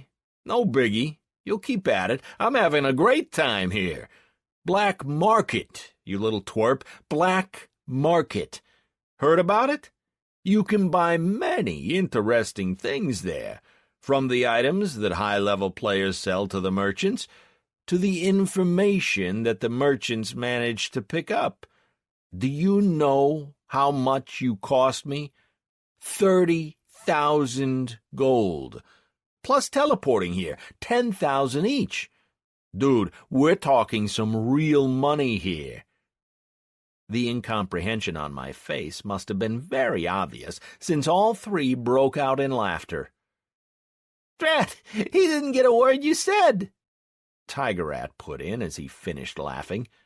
Little girl, the game isn't all sweetness and light. It's got nasty people in it too, like us. Those who did time at the mines, those who know what the red headband means, those who have got nearly everyone and everything in this game under their thumb. We're kings here, and those who have leveled up in meanness have access to this little bonus called Black Market. A damn useful thing. There, merchants sell information about what they saw, identified, and bought. Information is worth a lot in this game. Tiger, why don't you do a little dance for him, too, while you're at it? You're getting way too chatty. The leader interrupted him and turned to me. Our information is correct. NPCs cannot lie. Hand over the eye, or we'll continue with the training. You know, I still have a problem with the way Lane summons Ice Rain on the move. Go to hell, I growled. There's nothing you can do to me, stupid dipshits. Oh, really? This is a game, sweetheart. The gaming process of PK hunting and training. And Tiger there, bless his bleeding heart, helps healing you and stops you from missing out on Barleona for the next 12 hours. I really haven't a clue how you keep ending up right in the center of our training zone. Are you doing this on purpose? I see you still don't get it. Let's continue with our session then. Tiger, Lane, let's roll. After half an hour of the chase, I'd run out of steam. I tried to grit my teeth and stand under the rain of icicles, but would break after 2 or 3 minutes. The pain was too much. Endurance steadily increased, having gone up by 3 points since we met, but it was a drop in the ocean. The mythical 500 points were distant and hard to imagine. I almost decided to give these scumbags the eye and be done with it, when I saw a flicker of a silhouette in the shadow of the trees, which we had gradually reached. A goblin. A plan immediately emerged in my head of how I could give these bastards the slip, at least for a few minutes. Help! Coordinator's envoy has been captured and sent for torture. Help me! The 3 players glanced at each other, not getting what collection of swear words I'd just thrown at them. Little wonder, since I was screaming in the language of dark goblins. Farcatas, attack! 10 green-skinned minions of the Dark Empire jumped out of the forest. All of them only level 50. Against the 3 PKers, these were nothing, a brief distraction. But the goblins didn't give a damn about that. A representative of the Empire requested aid, so it had to be granted. While the players got to grips with the new obstacle, I ran for the forest. Time was too precious to lose. Where do you think you're going? I was once again enveloped in the ice rain. We haven't finished our chat yet. What the hell is that? Asked Rat in surprise, when a drawn-out roar came from the direction of the forest. Hairs stood up on the back of my neck. Few in the game didn't know what that roar meant. The Wild Pack, the main shock troops of Cardus in its fight against the players. 10 200-level trolls riding their raptors. Someone's not going to have a very good time in a minute. Dad, let's get out of here. It's the pack. Lanus started to shout when a hail of arrows sped toward the players. The Wild Pack had arrived. Tiger, get the shield up. Lane, finish off Mayan. He's the one who summoned the beasts. Faster! Once again, Drat quickly grasped the situation. Clever bastard. I had nothing to deflect a level 100 ice arrow, so could only stand there and wait to be sent for respawn. Hiding from magic was useless, since it went through everything. A pity. I thought I had managed to outwit them. Hit! I was still standing, and watching how 10 raptors with their riders emerged out of the forest and surrounded the dome put up by Lanus, while Tiger Rat, eyes widened in surprise, was sending magic arrows at me one after another. Arnomal Dragarhol Rapanvali? A human dressed in black appeared next to me and was asking me something with a lifted eyebrow. He was completely unperturbed by Lanus's magical efforts to break through my incomprehensible defense. The stranger was entirely sure of himself and was trying to ask me something, but I didn't understand him in the slightest. Of the dark languages, I only knew Goblin, so I made good use of it in my reply. The coordinator only taught me the Goblin language. I don't understand what you are saying. The man frowned, uttered something, and touched my head. You have learned a new language, common language of the Dark Empire. I'm asking you if you are all right. Thank you. You made it just in time. Any longer, and they would have destroyed me, and I wouldn't have managed to deliver the message. Don't kill them, the stranger shouted to the trolls. Mages, commence ensnarement. Then he turned to me. I permitted myself to be so bold as to protect you with a dome from these sentients. He pointed to the players, who had already stopped resisting after being slapped with the stun debuff. We would not be able to hold them long, as in 12 hours they will disappear, an unpleasant trait of the free citizens. But they can lie down here until then. In 11 hours or so, my warriors will send them to the Greylands. That way we'll gain a whole day. What does the coordinator need this time? Did he run out of teleportation scrolls again? So, my current theory about the coordinator got smashed to smithereens. Teleportation scrolls. I am a blind and stupid ass for failing to think of such a simple thing. Why waste time on traveling between bases when you can jump there at any moment, and no one would notice a thing? This means that the entire village falls under suspicion once again. Blast! Exactly. The teleportation scrolls have run out, and there wasn't anyone else to send. You know the current situation. I began to spout out anything that came to mind. I had no idea what I was talking about, but the main thing was that I did it with a confident face. These may be advanced intellect imitators, but they're still programs, so could well fall for it. All right, do climb on. The stranger pointed to the sharp-toothed raptor that the trolls immediately brought to my side. I don't have a supply with me. I'll have to ask the keeper. Let him make some new ones. Keeper? This title is given only to NPCs in charge of a castle. Have I stumbled across something interesting? The main thing is to behave naturally, as if none of this was out of the ordinary for me. I failed. After an hour-long wild ride through the forest, we found ourselves in an enormous clearing with a dark citadel at its center. My jaw hit the floor as I looked it over. There were 200-level ogres, goblins ranging from level 10 to level 100, dark orcs. The place was full of bustle and gave you the feeling that you were right in the middle of the Dark Empire. When we came up to the castle, I got a sense of the full scale of the local Cardus operation. Enormous walls, around 20 meters high and 5 meters thick with a deep water-filled moat. A typical dark castle of about level 400. The stranger smiled, looking at my reaction. Impressive, no? Very, was my honest answer.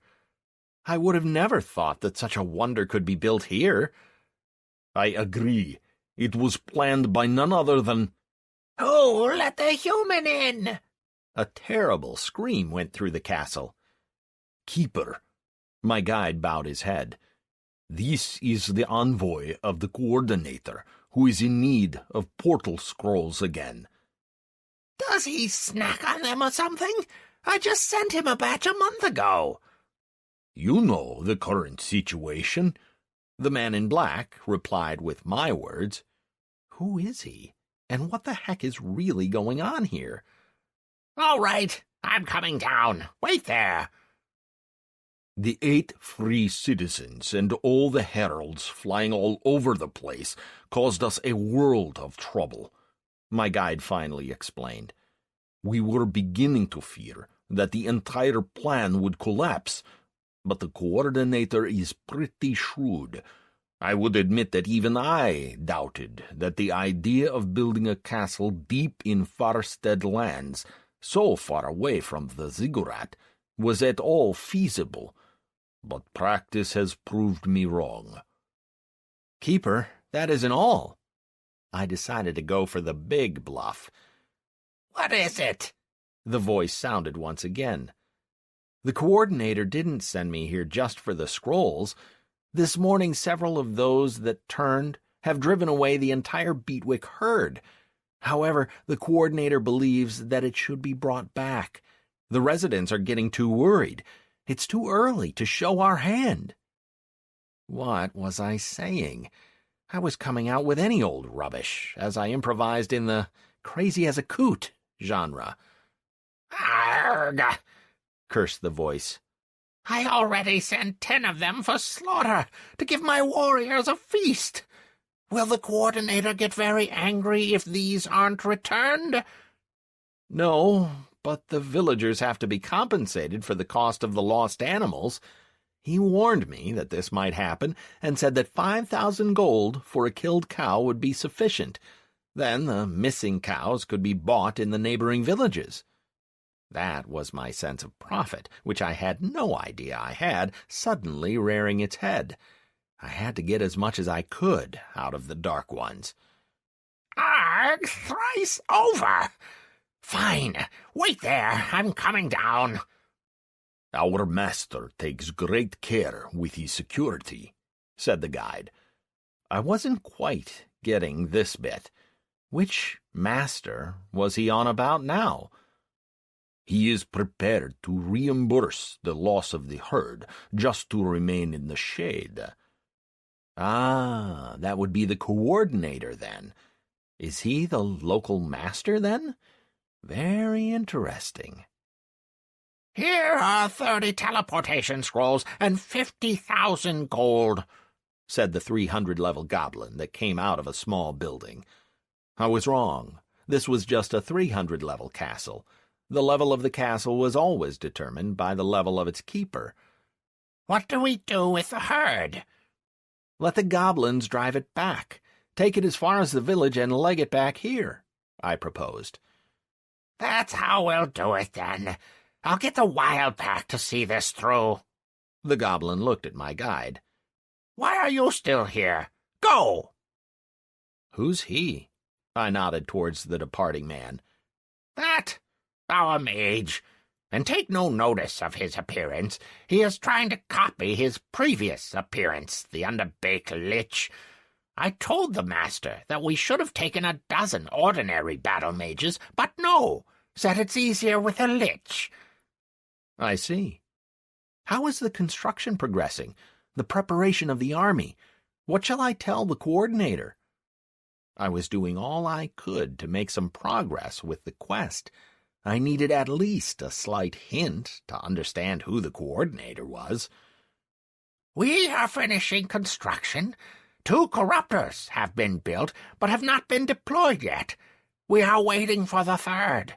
The army is in full battle readiness, prepared to fight off an attack of 200 free citizens of up to and including level 300. I don't get it. Are they setting up a separate country here? In the gap of the castle entrance, I saw the herd of cows being driven past. At least that quest was sorted out. "Tell the master that we are ready to begin and are awaiting his signal," the keeper added for a total knockout effect. What was it they were so ready to start? Want to share the tactics? I'm just interested to compare it to what the master told me. Attention! You have called the Dark Coordinator your master. If you repeat this title again in the next 10 minutes, your reputation with the Malabar Empire will decrease, and your reputation with the Dark Empire will increase by 1,000 points. Make your choice. What on earth do I need a reputation with Cartus for? Have the developers completely lost their marbles? What kind of a scenario did they cook up here? Never mind, I already know what to do. "It is in no way different from the one planned by the master." The goblin looked at me in surprise. "Is something wrong with you?" Don't mind me. I still haven't quite recovered from the chase those 3 free citizens gave me. I lied through my teeth. "Yes, I was already told. What did they want?" Nothing in particular. They just didn't like the look of me and decided to make my life difficult. Can you show me around the castle? I'd love to see how you've put things together around here. I spent 3 hours in the castle. The keeper gave me a tour around the citadel, showing me the corruptors being built, the things that curse the land and its inhabitants within a large radius. A similar one was standing somewhere near the ziggurat. At last it was time for me to head back. The herd would soon be arriving at the Beatwick gates, so I would have to use a portal. What if it's linked to a particular house? Then I'll figure out who the coordinator is.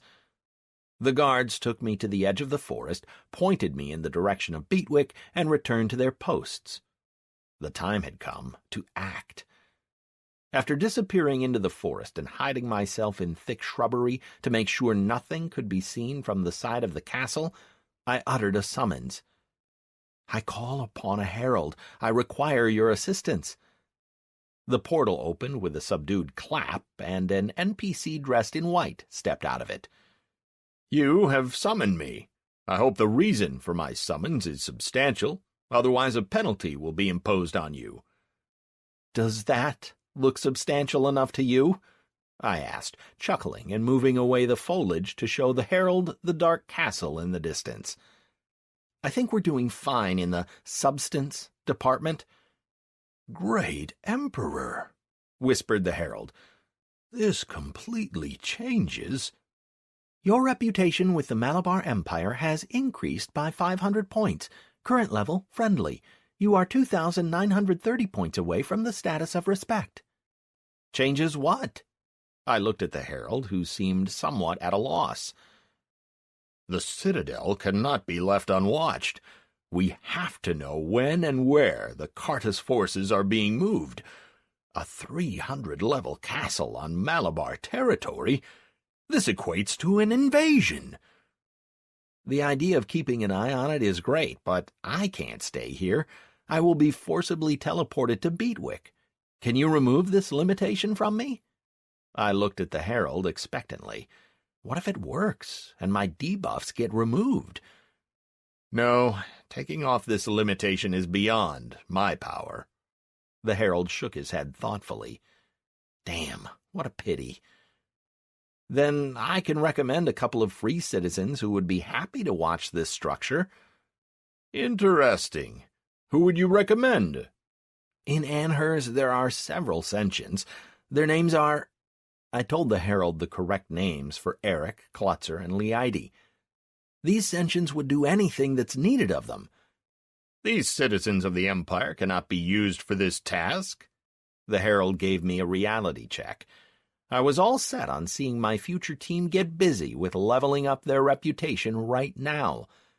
"Their threshold of trust with the Empire is too low. We cannot rely on those in whom we have no trust." "I can vouch for them." I wasn't going to give up so easy on this. They will carry out this task better than anyone else in this world."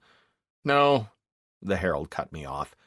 "We already gave you a chance to find the coordinator. You have only 4 weeks left now, but there are still no results. Who is the coordinator? What is he up to? And what are Carta's armies even doing in these lands? You have no answers for any of this. Therefore, soon real heroes of the Empire will be sent here to succeed where you have failed." "I found the castle for you!" I was almost screaming. Why was the herald having a go at me? "We thank you for the castle, but you weren't able to find out who is coordinating all the work. Because the task of finding the coordinator is still currently in your hands, I ask you to choose from a list of recommended heroes the person who will observe the movements of Carta's forces." A really long list of players appeared before me, every single one of them above level 260. Beginning with the strange-sounding Atamzalat and ending with Hellfire. Scanning over the list didn't reveal a single good acquaintance of mine. They all looked the same to me. So I had to choose one, eh? No problem. 40th from above, he can do it. I had no idea who that was, but he was definitely not from Phoenix. The herald closed his eyes, stood there for a few moments, and then was with me once again. "Unfortunately, the free citizen that you've chosen is not currently in this world. Please choose another Watcher." How will the Watcher be rewarded? That was the question I should have asked at the start, but it only occurred to me now. It was rather fortunate that my first choice of player was offline. "Since this is a unique situation, Cartus has never before risked building a castle on our lands, remote though they are.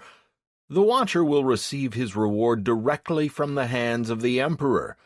The exact nature of the reward will be decided by the Emperor himself, depending on how well he regards the Watcher. The list contains only those who have access to the palace." Will there be only one Watcher, or several? "The primary one must stay by the castle 70% of the time. The other 30% of the time it will be watched by his deputy, chosen by the Watcher himself." Could I take a time out for a couple of minutes? I need to think. "Of course. I will be watching the building myself in the meantime." The herald turned away from me and stared at the castle. In the meantime, I was hit by a crazy idea, which I immediately decided to put into action. Anastaria. She had spent her entire gaming life chasing unique items, quests, and mobs. So if I chose her as the Watcher, I would put her squarely in my debt. Yes, she may have promised to rip something out of me, but she's far too proud to shaft a player who helped her. She would bend over backwards to repay the debt. This could be useful, should the need arise. Moreover, she should be punished for saying what she did.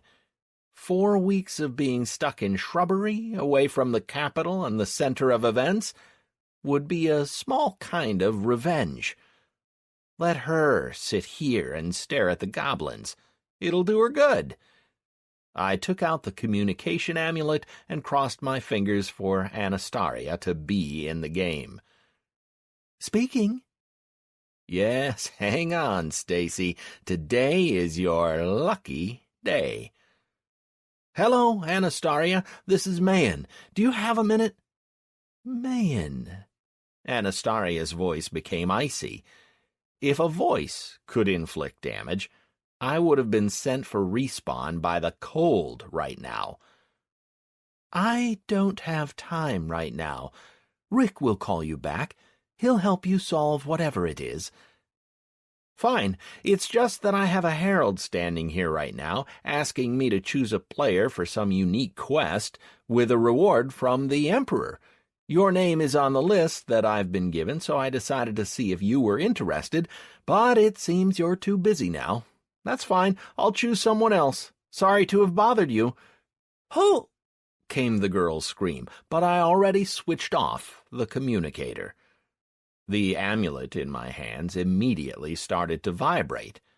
Of course, Stacy can't let a chance like that slip by. 3 magic words, reward, unique, and emperor, have been uttered, and now she's hooked for certain. I'll have to be sure I get something extra out of her for this. "Yes," I responded in a detached voice. "Mayan?" The icy blizzard of the Lady Paladin's voice vanished, as if by a wave of a magic wand. "What's the quest? Tell me more." "I have no idea. I just found an interesting facility here and summoned a herald. He flew in, had a look, and told me to choose a player who would carry out the subsequent instructions connected with this object." "How do I know that this isn't a setup?" "Stacy, do you think I have hostile intentions towards my own well-being? Like I have nothing better to do than just give you a random call? As if I missed you so much, damn it!" "Is the object in Krong?" "Yes." "Then I pass." The girl's voice was now a world of grief. She was sure good at playing with emotions. I just knew that hundreds of ways of solving the problem and different possible reactions were racing through her head right now. "Hold on, let me ask the herald about the limitations," I said plainly, playing a total simpleton. I was allowed to choose any player irrespective of their clan membership, so the clan would not be incurring any penalties. But Anastasia didn't know this, and I was aiming for a good bargain here. "Harold, if the player that I choose is from Phoenix, specifically Anastasia, will her clan incur any penalties?" "No. Anastasia would be carrying out only my assignment. Otherwise, if the clan does not want to breach the conditions of a future quest, Phoenix members will be forbidden from showing up in Krong." "Hear that?"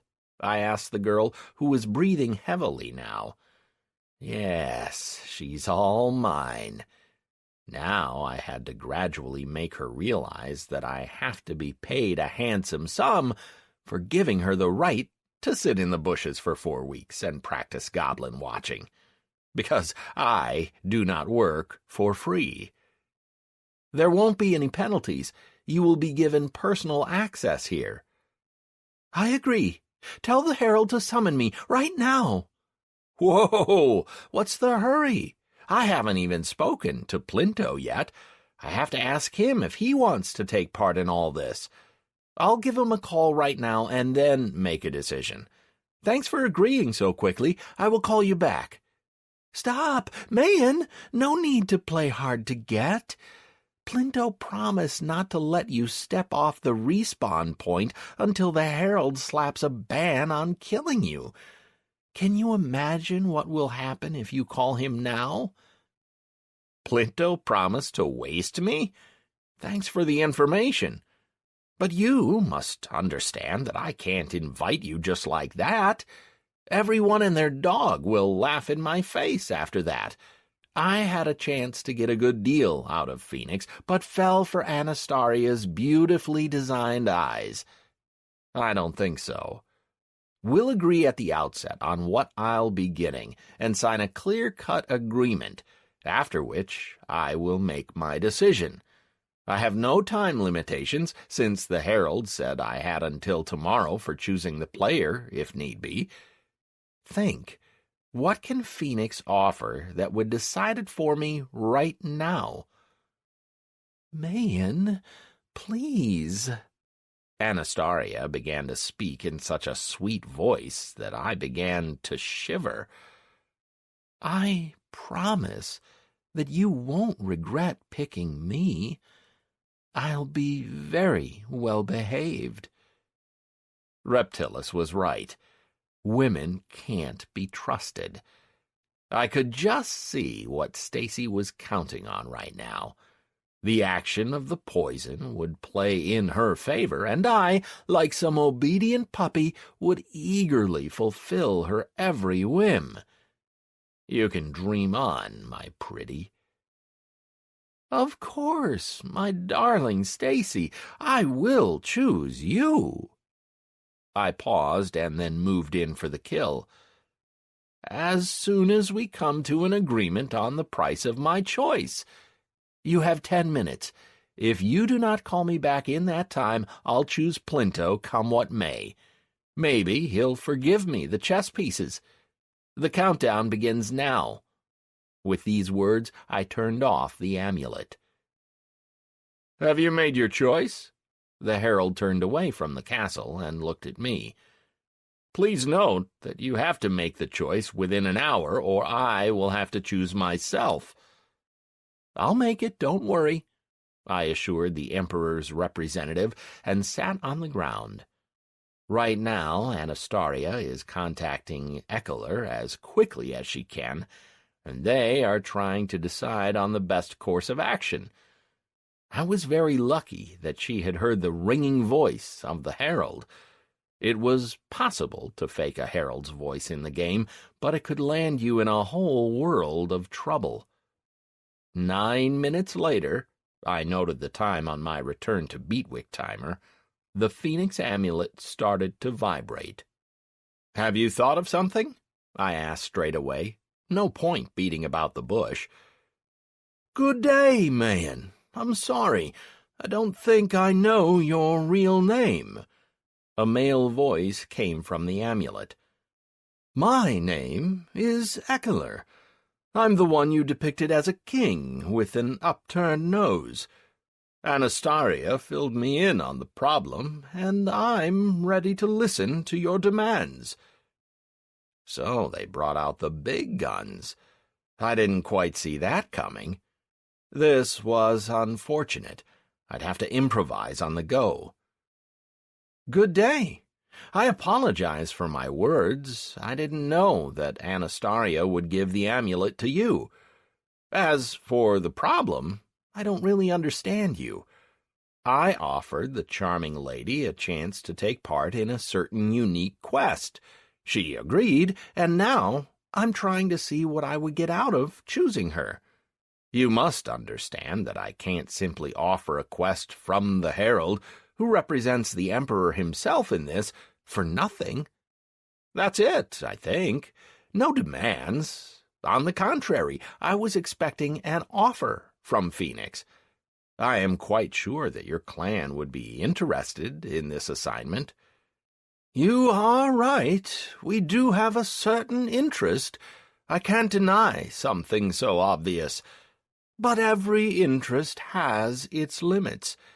If you ask for something unrealistic, I would have to decline this quest, no matter how much I may want to get it. That's why I didn't make any demands. To be honest, I expected a reasonable reaction from Phoenix and a corresponding offer, but in no way a discussion about what it was I needed. I'm somewhat disappointed. Something tells me that money is not the thing you're after. Eckler dropped into thoughtful silence.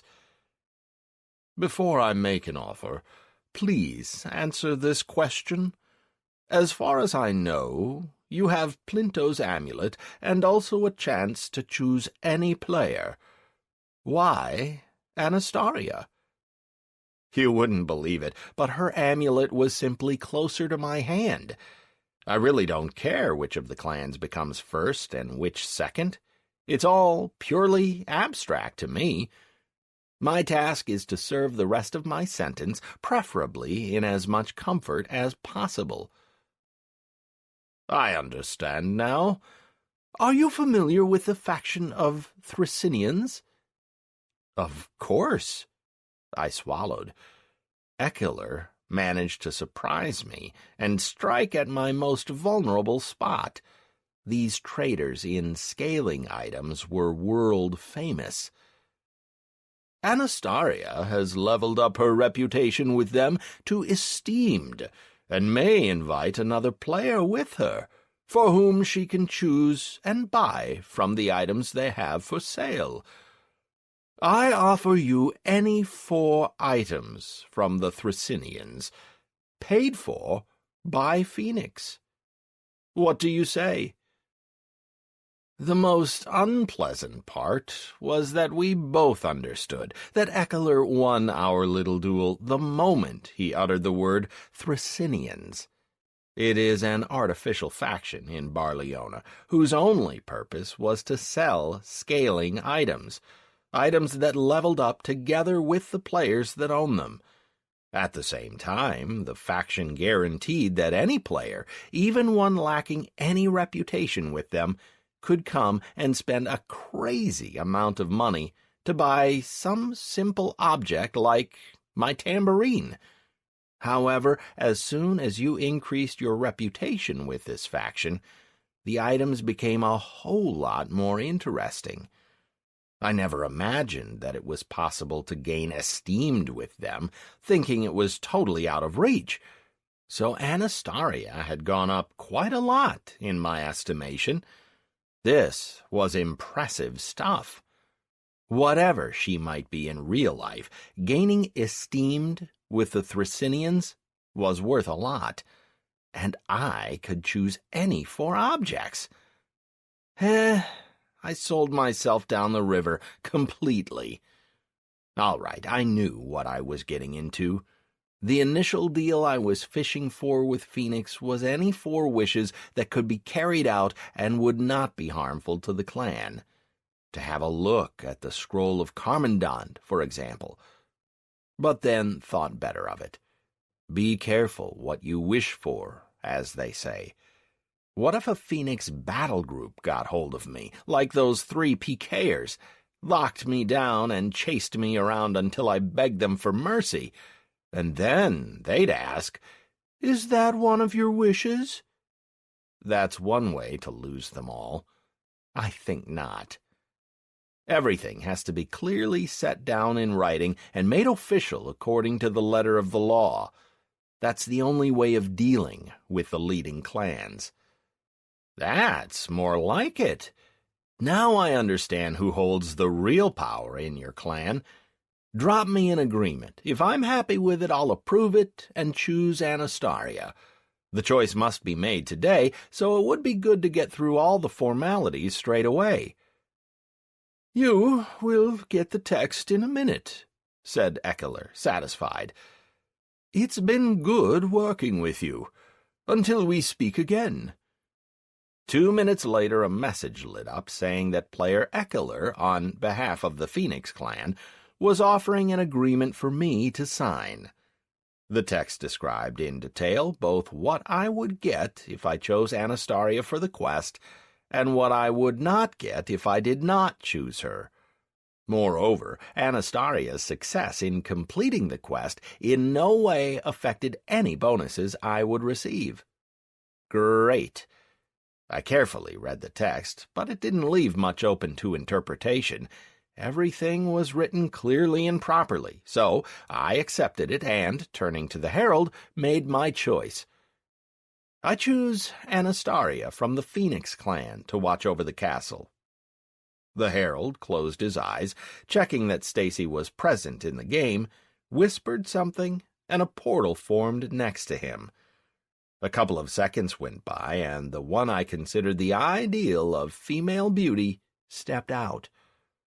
Unlike our previous encounters, this time I was no longer in the grips of the desire to roll over like a puppy and start rubbing against Stacy's feet.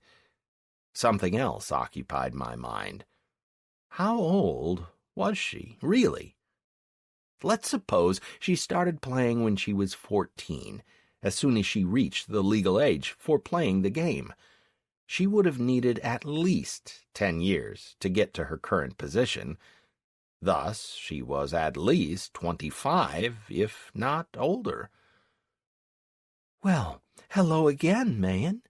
Anastasia fixed her hair and closed her eyes. A few seconds later, she lifted an eyebrow in surprise. She was probably reading the conditions of the herald's quest, and then broke out in laughter. Oh, just beautiful! Oh, man!" Still laughing, Anastasia started to clap. "If Barleona ever has a contest for the most epic setup, you'd win hands down. Beautiful! Just beautiful! And most importantly, it's all totally above board." "Anastasia, the Emperor places his hopes in you," the herald interrupted her. "And now I must go."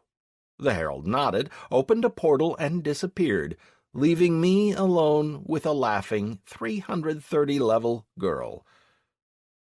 "Stacy, you really are exaggerating." I smiled. The Lady Paladin's laughter was too infectious. "Like hell I am. Managing to sell a 4-week-long banishment for such a price takes some considerable skill, but you managed it. At least tell me how you found them." That was no great secret, so I told her how the PKers hunted me and how I ran across the goblins and asked them for help. "If I didn't see the results with my own eyes, I would have never believed it. Why on earth do you always end up in the middle of such interesting events? Is your ass a secret adventure magnet? Hey, you can chill. I'm just kidding. What are you going to do now? By the looks of it, I'll be stuck here until you finish your quest. I wouldn't even think of offering help. It'll end up costing the clan an arm and a leg, going by your current rates," smiled Stacy. "I'll go back to Beatwick, and we'll try not to set foot outside it for the next 4 weeks. The 3 morons will soon be back on their feet and eager to get their own back, so I'll have a bunch of crazies on my case. Best if I wait it out in a safe zone." "Since when is Beatwick a safe zone?" asked Anastasia in surprise. "As far as I know, it's not. It's just conditionally safe. But that's good enough for me." "So it is."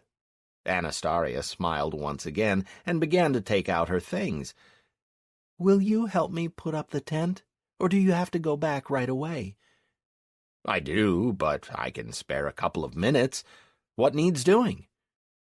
Anastasia took out a big roll and handed it to me. "Wow, a frontier ranger tent. If you put it up in a forest, you can stop worrying about your safety. It is only possible to see the tent by walking right into it, or if the owner has given you his permission, or if you're a hunter and have turned on your find humanoids mode, or, well, there were ways, but none very easy." After putting up the tent and hanging up alarm traps around it, Anastasia looked at me and suddenly asked, "Man, I realize that you won't hand over the chess pieces just like that, but can you at least let me have a look at them? I've seen so many fakes by now, and here I have a chance to see the original.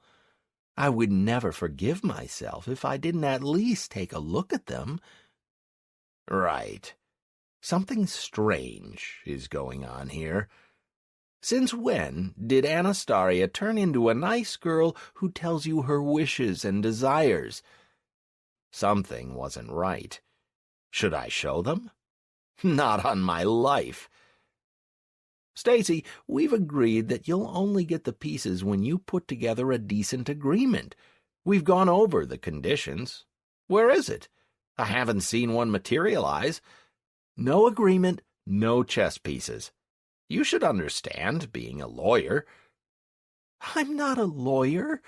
Where on earth did you get that idea? I have 2 good higher educations, but neither of them is in law." "Really? Strange. As far as I know, all of Malabar speaks of you as a lawyer. What's your degree in, then?" Now things were becoming clearer with the girl's age. You cannot study for 2 degrees at the same time, only one after the other. So if she has 2, she's been studying for 10 or 11 years, which makes Stacy older than 28. Damn, what the heck am I thinking about? Radio electronics and economics. Right now I'm studying for a marketing degree. No way! Tell me Kirchhoff's law. Which of the two? Laughed the girl. Megan, it makes no sense for me to lie. I'm sorry, that was stupid. I just find this totally mind-blowing. A beautiful girl in an electronics faculty? You would have seriously distracted people from studying. You think me beautiful? Anastasia dropped her eyes. She was quite the actress. I'll have to train long and hard before I get this good. Well, I should go.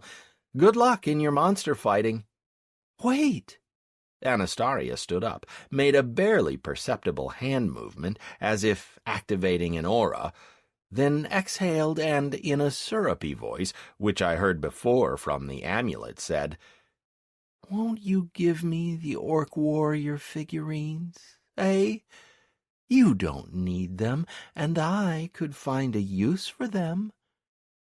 Stacy, we already went over this. At first I didn't get what the girl was doing, and then it dawned on me. I nearly choked with indignation. She was using her poison on me. Please, I would be ever so grateful.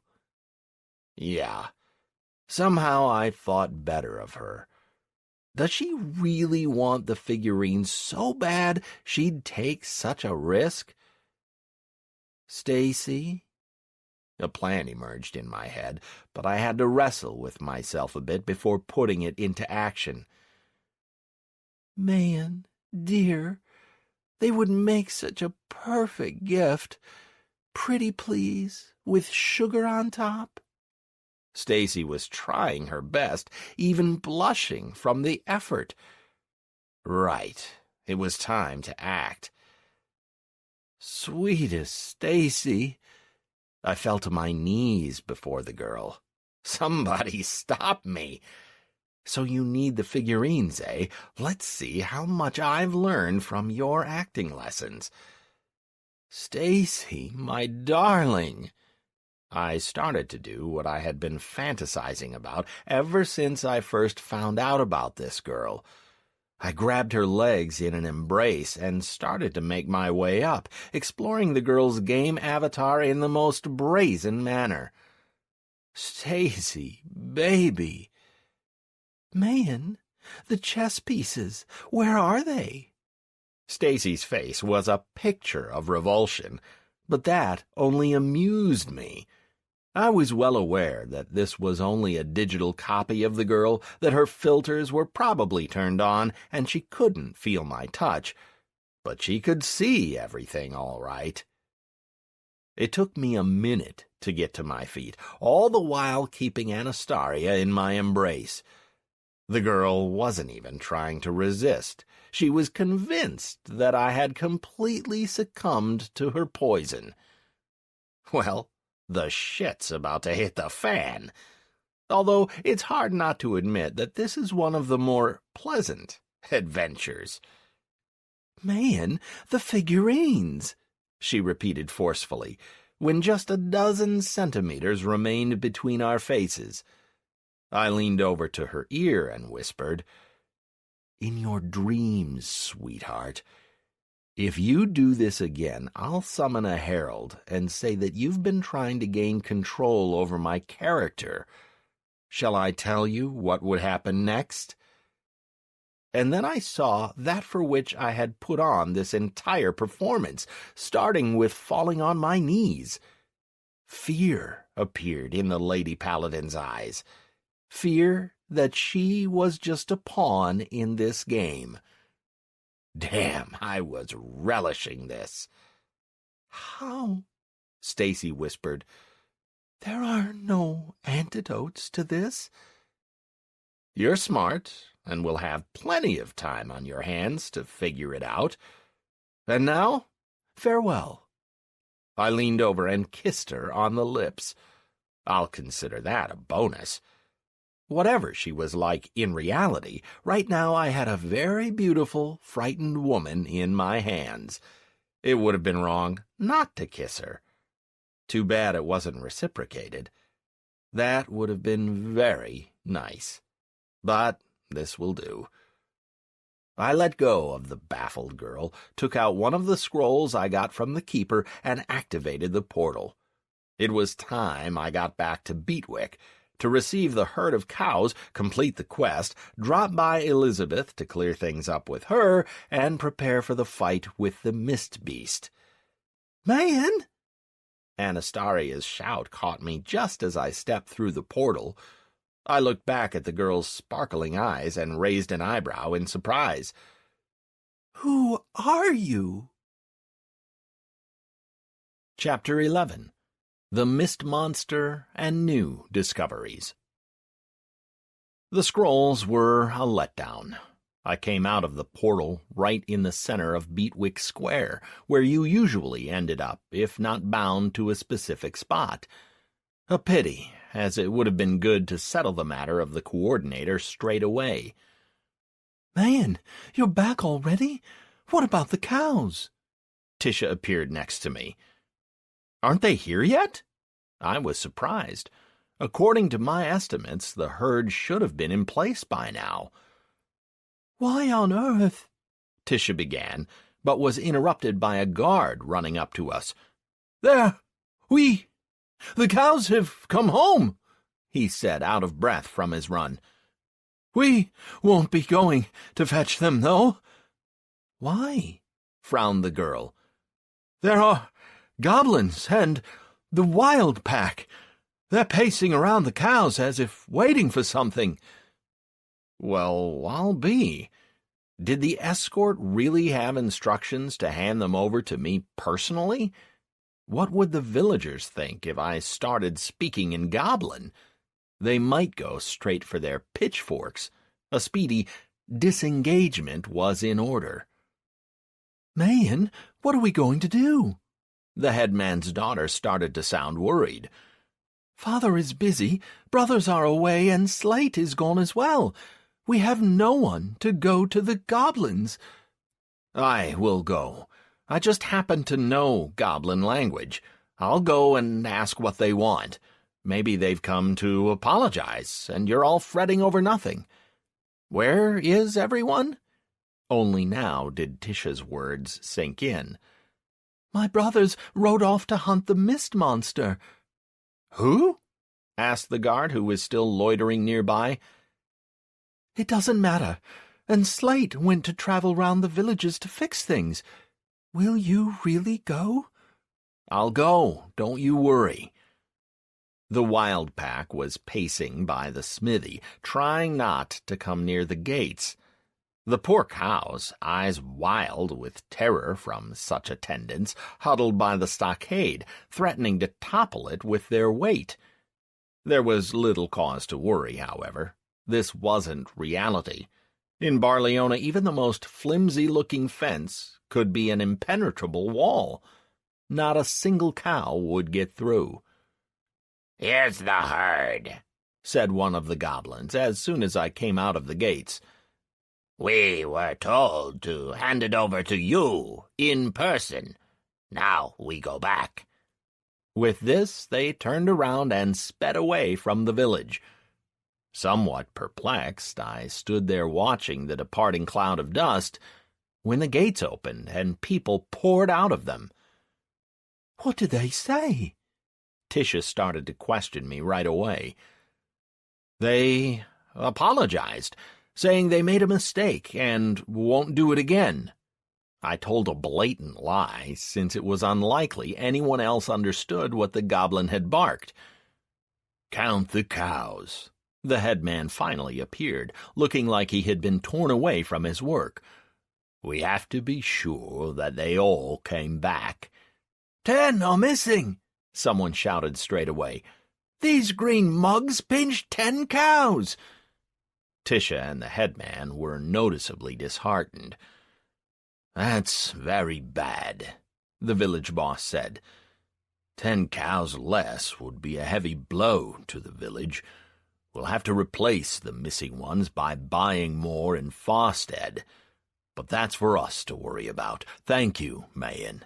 You did an honest job of this assignment. Quest, returning the herd completed. Completion percentage 80%.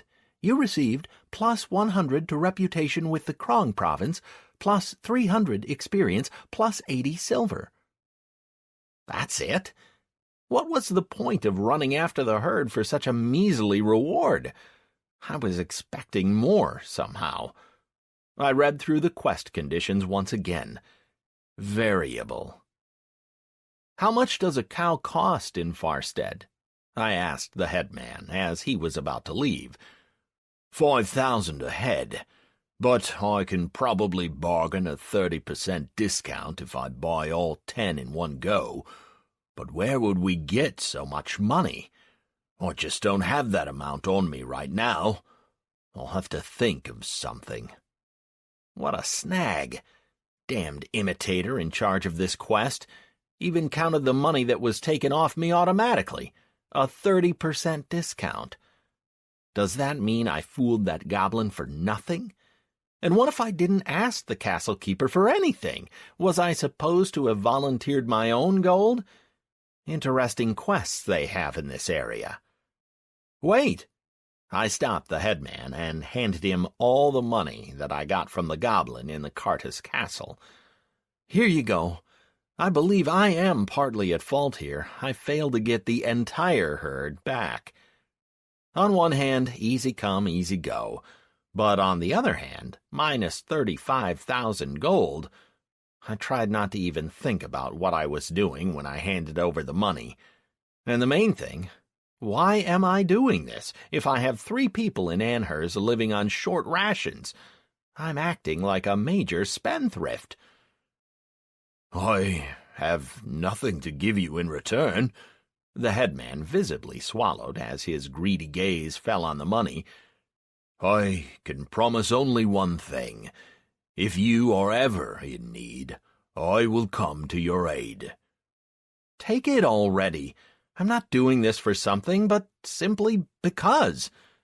I had no idea what I just said, but it had a good ring to it. When the time comes, we'll square up. You have received plus 500 to reputation with the Krong province, plus 500 experience, plus 2 to all the main stats. Now was the turn for my jaw to drop in surprise. Reputation is a good thing for sure, and I've already reached friendly with Krong, but plus 2 to all the main stats, that's just super. It may not be much, but it's in the stat hard currency. I thought that such quests were available only from level 90. It's so nice to be wrong sometimes. Moreover, the promise of help from the headman, something tells me that it will come in useful when I find out the identity of the coordinator. I heard you're having problems with Elizabeth, the headman asked when I finally scraped my jaw off the floor. When did he get so well informed? Do you need a new place to stay? No, I'll go visit her now, and I think that we'll come to an understanding. Thank you for your concern. If you need anything, just drop by. I will be in. The visibly cheered-up headman went off to his house. Right. The time had now come to find out who Elizabeth really was. "Didn't I tell you? Don't come here any more!" came Beth's angry shout as soon as I entered the gates. "Yes, you did. I won't dispute that." I checked the level of attractiveness just in case. 83 points. That should be enough for a chat, and then we'll see. I won't go anywhere until we talk. And no need to turn around so pointedly. I didn't bring the herd back to be speaking to a back. You brought back the herd? There was now uncertainty in the woman's voice, and I decided to take advantage of it. And what about the people? The situation with the people is not as good. Those who changed can't be brought back. They've become goblins forever. But at least now the villagers of Beatwick won't be going hungry. I think I earned the right to a conversation. Let me tell you what I know, and then you can decide for yourself whether to chuck me out or not. You shouldn't make decisions in a moment of passion, priestess. The last word made Elizabeth start. I am no longer a priestess. The goddess has turned away from me. Of course she did. And yet in your anger you threw my reputation with the priestesses of Aluna straight into mistrust. How can a former priestess, from whom the goddess has turned away, remove reputation, especially to such a degree? Tell me, were you a high priestess? The last phrase was intended as a joke. As far as I knew, the high priestess is the top rank in the hierarchy, and it's virtually impossible to remove her from her position. Yes. Tears appeared in Beth's eyes.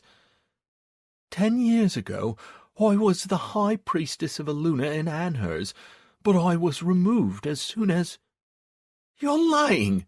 I couldn't have removed reputation! With those last words, Beth was shouting. Mom, are you okay? Clowder popped out of the house. Hi, man. Are you the one that's upset Mum? It's all right, dear. Everything's all right, said the woman, wiping away her tears. It's just that Mayan told me a story, which I had almost believed. Everything's all right. A story? Some joke that was. High priestess! It was my turn to be indignant. Oh, no, you better take a look. I did something I would have never done with another player, gave full access to my reputation table. From it, you could see straight away whom I've met and have been in touch with. Before meeting you, Shaman Mayan never met priestesses of Aluna, as the Emperor is my witness. I called Barleona's most dangerous arbiter as a witness. A cloud of light immediately formed around me and quickly dissipated, leaving me unharmed. Calling on the Emperor is the final argument in communications both with other players and NPCs. Only free citizens are able to call upon the Emperor, at least those not sporting a red headband. This would have come in really useful at the mine, especially when Bat set me up that first time by taking my rat skins. When a player calls upon the Emperor, a special imitator is activated.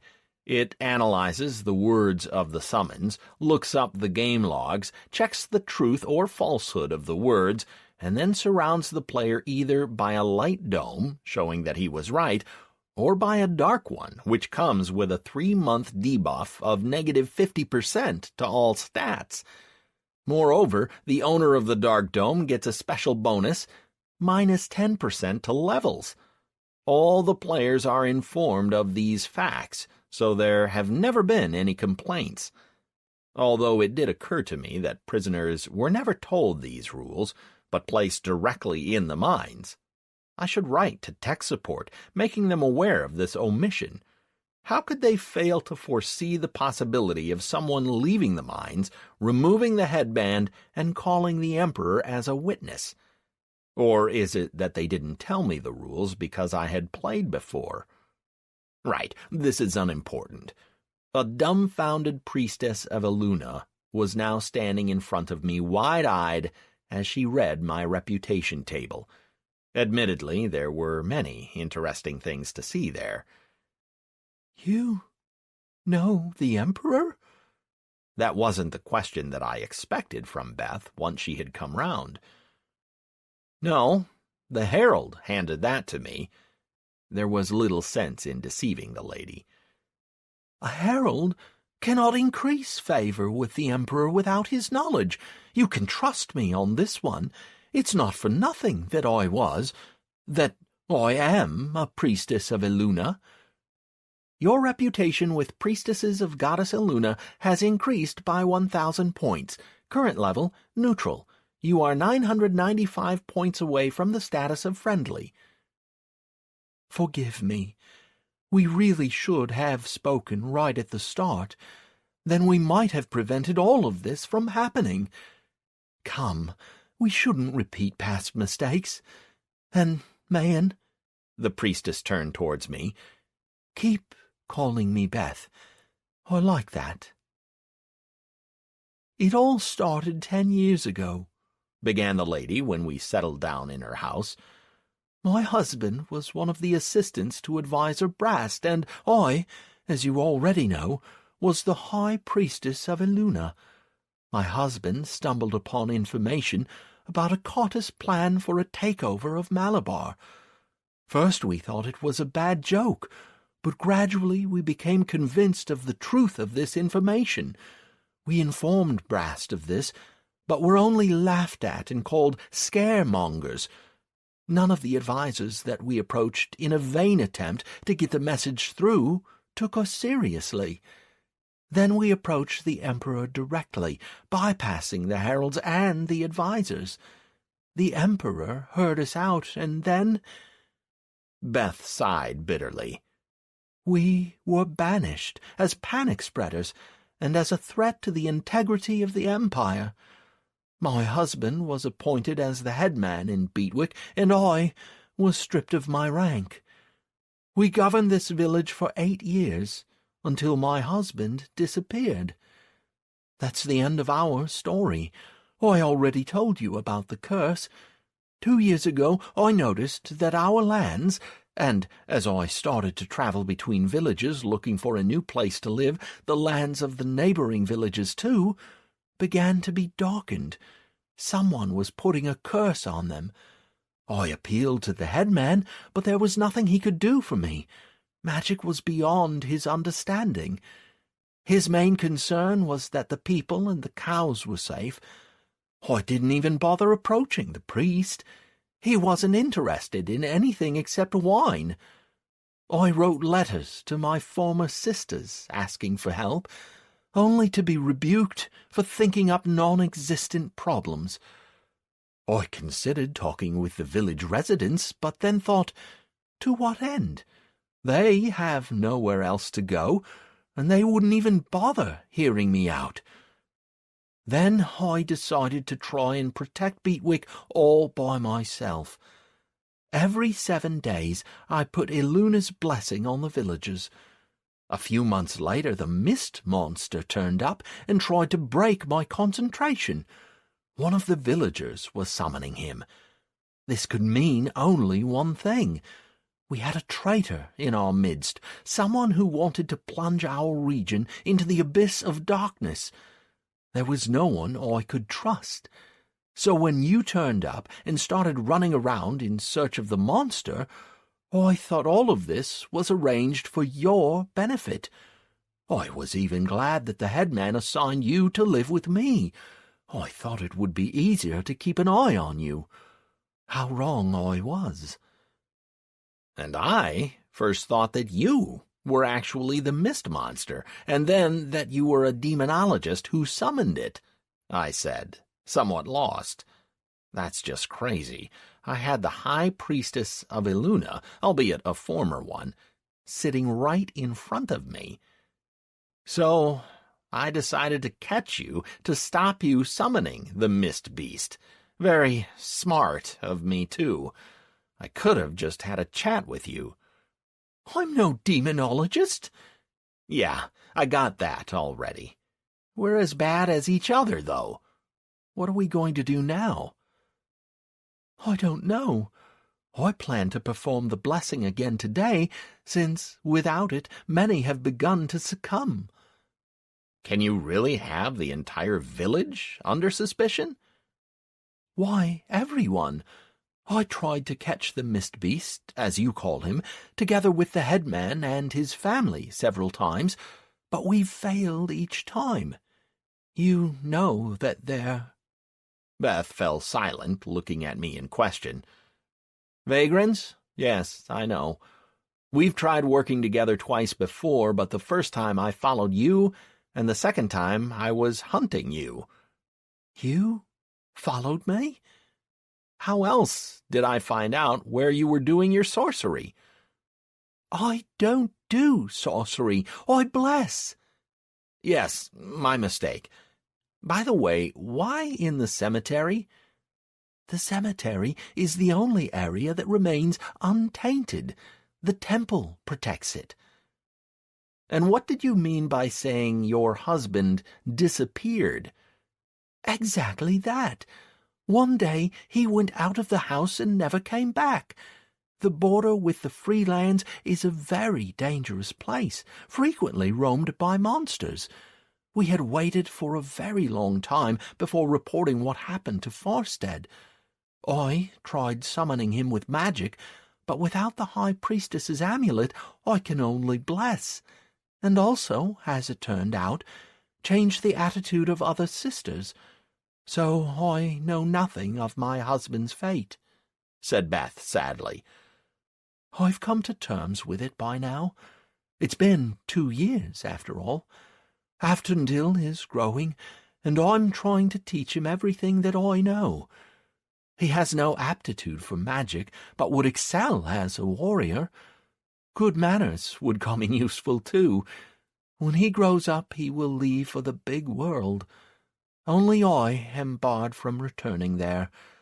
The banishment has not been imposed on the children. Were you banished forever, or for a certain time? Forever. We will only be able to come back in one case, if the Emperor acknowledges that we were acting on his instructions, and he would never do that. Who am I, that he should concern himself with me? So now I'll have to live here for the rest of my life. I took a certain interesting ring out of the bag and looked at its properties. The person presenting this ring is acting on my instructions and for the good of Malabar. A moment of truth.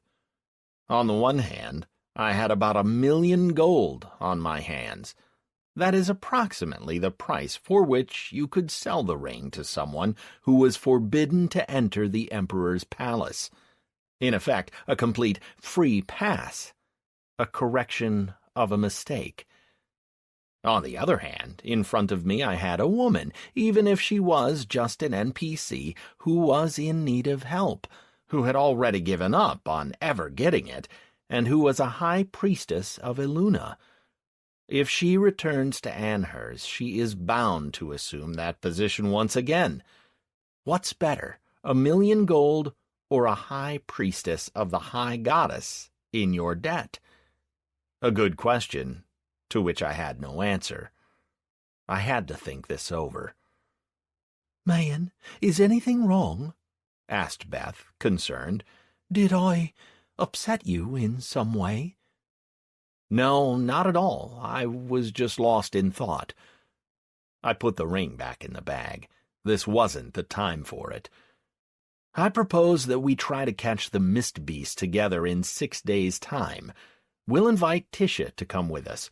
We will come from one end of the village and the headman and his sons from the other.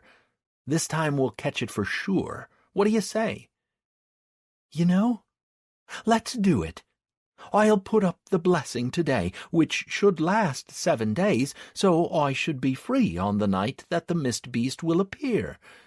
It's good that you thought of Tisha. It will be easier with a vagrant. Will you speak to the headman, or shall I?" "I'll go. So, then, can I continue to live here?" Beth only smiled in reply, but her smile and eyes were so full of promise that I couldn't help swallowing, which provoked a ringing laugh from the pretty woman. Next morning I decided to busy myself with the most important task for any player, leveling up.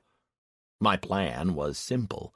If there were no mobs in the area, I would have to create them, and I was able to create a mob only from one being in the game, Draco. There was no ban on dueling between two sentients. My totem was a sentient, so I could probably fight him. No reason why he can't do it. In any case, I had to have a proper look at his settings. What if there's something interesting there? After I made the arrangements with the headman about the large-scale hunt for the mist beast, I headed for the forest. Aside from Beth's family, no one knew about the dragon, so I didn't want to show him in the open unnecessarily. He was still small. After making sure that I was alone, I summoned my totem and immediately went into his settings. Not that many settings, in the end. By level 36, Draco gathered 72 free stat points. This came to 2 per level. Not a lot. Playing with Clouder had only increased his agility and stamina. With me, he leveled up in intellect. What a coefficient was, and why there were 6 of them, I had no idea. The same went for direction. In the hope of looking up the properties of the latter, I pressed that slot, and a window popped up with the following list: fire, water, air, and earth. What's this? An opportunity to choose the direction of the totem's development? If I'm a water expert, then... The chosen direction of the totem's development, water. Attention, totem modification has commenced. Draco stopped flying around in circles and began to curiously examine the shield that had begun to surround him. "What is this?"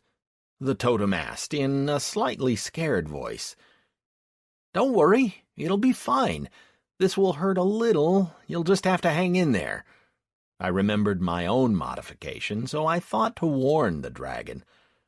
"All right, I wouldn't—" I had no time to hear what the totem wouldn't, because the dome covered him on all sides. The shape that formed rose about a meter above the ground and then turned bright red, with flashes of fire spreading across it. A couple of seconds later, a burning 2-meter sphere was hanging in the air. I had little time to soak up the rays of Barleona's second sun before the terrible roar of the dragon had shaken the surrounding land. The roar was so piercing, crushing, and oppressive that my feet gave way and I fell to the ground.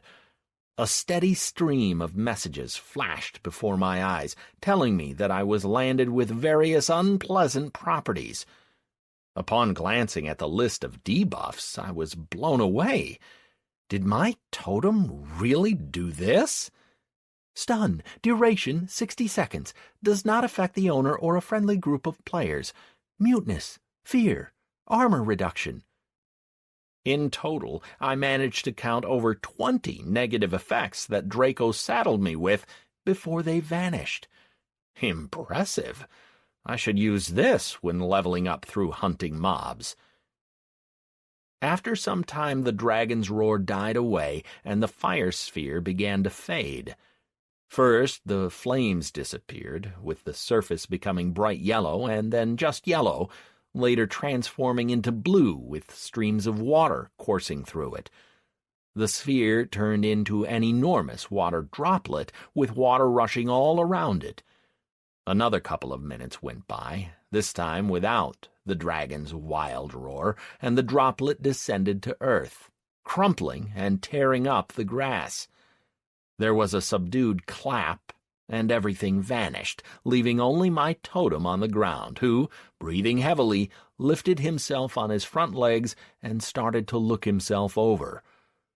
If before the modification the dragon was completely black, now I had a bright dark blue totem sitting before me.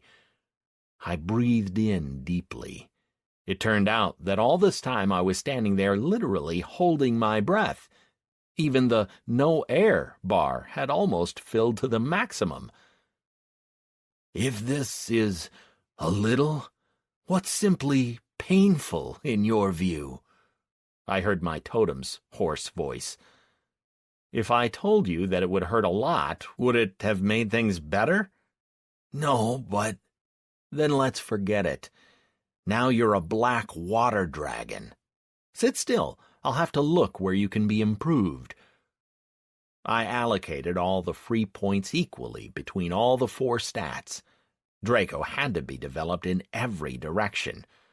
One thing that made me especially happy was the presence of a plus items column. This meant that I could find gear for my totem and improve his stats. I took one of the neck chains out of the bag and tried to put it on Draco, but got a message that the item wasn't suitable for this creature. Damn. What do dragons wear if no one believes in them? Where could I find armor for him? An interesting feeling, said my flying pet. He had grown some more during the modification, and now 1.5 meter long serpent was flying around me. It's as if water is flowing through me. What was it like before? Fire. I'm a fire dragon. Draco stopped and became thoughtful. I think. It doesn't matter who you were, it matters who you've become, I noted philosophically. All right, let's not waste any time. Shall we try to duel each other? All right, brother, let's go. What did you call me? I stopped and stared at the dragon. Could his memory be coming back to him? Well, you've been calling me different things as well. If the dragon wasn't so dark, I would have thought he was blushing. You don't like it? No, not at all. It's just unexpected. I looked at the embarrassed dragon and continued. Why are we still standing here? Time to duel! Damage taken. Draco didn't wait around and attacked straight away. A sea of fire formed around me, which slowly but surely started to diminish my hit points. What pleased me the most, and what I secretly hoped for when starting a duel with my totem, was the complete absence of pain. Yes, there was fire roaring all around me, my hit points were sliding, but the curse of the prisoner capsule failed to strike. A totem couldn't inflict pain on his owner. Great! Draco began with a weak wall of fire, though I couldn't help wondering if it was normal for a water dragon to have fire damage, so as not to give me too much of a shock. I understood this when he finally deployed his claws, teeth, roar, and some strange ability spouting jets of flaming water in my direction.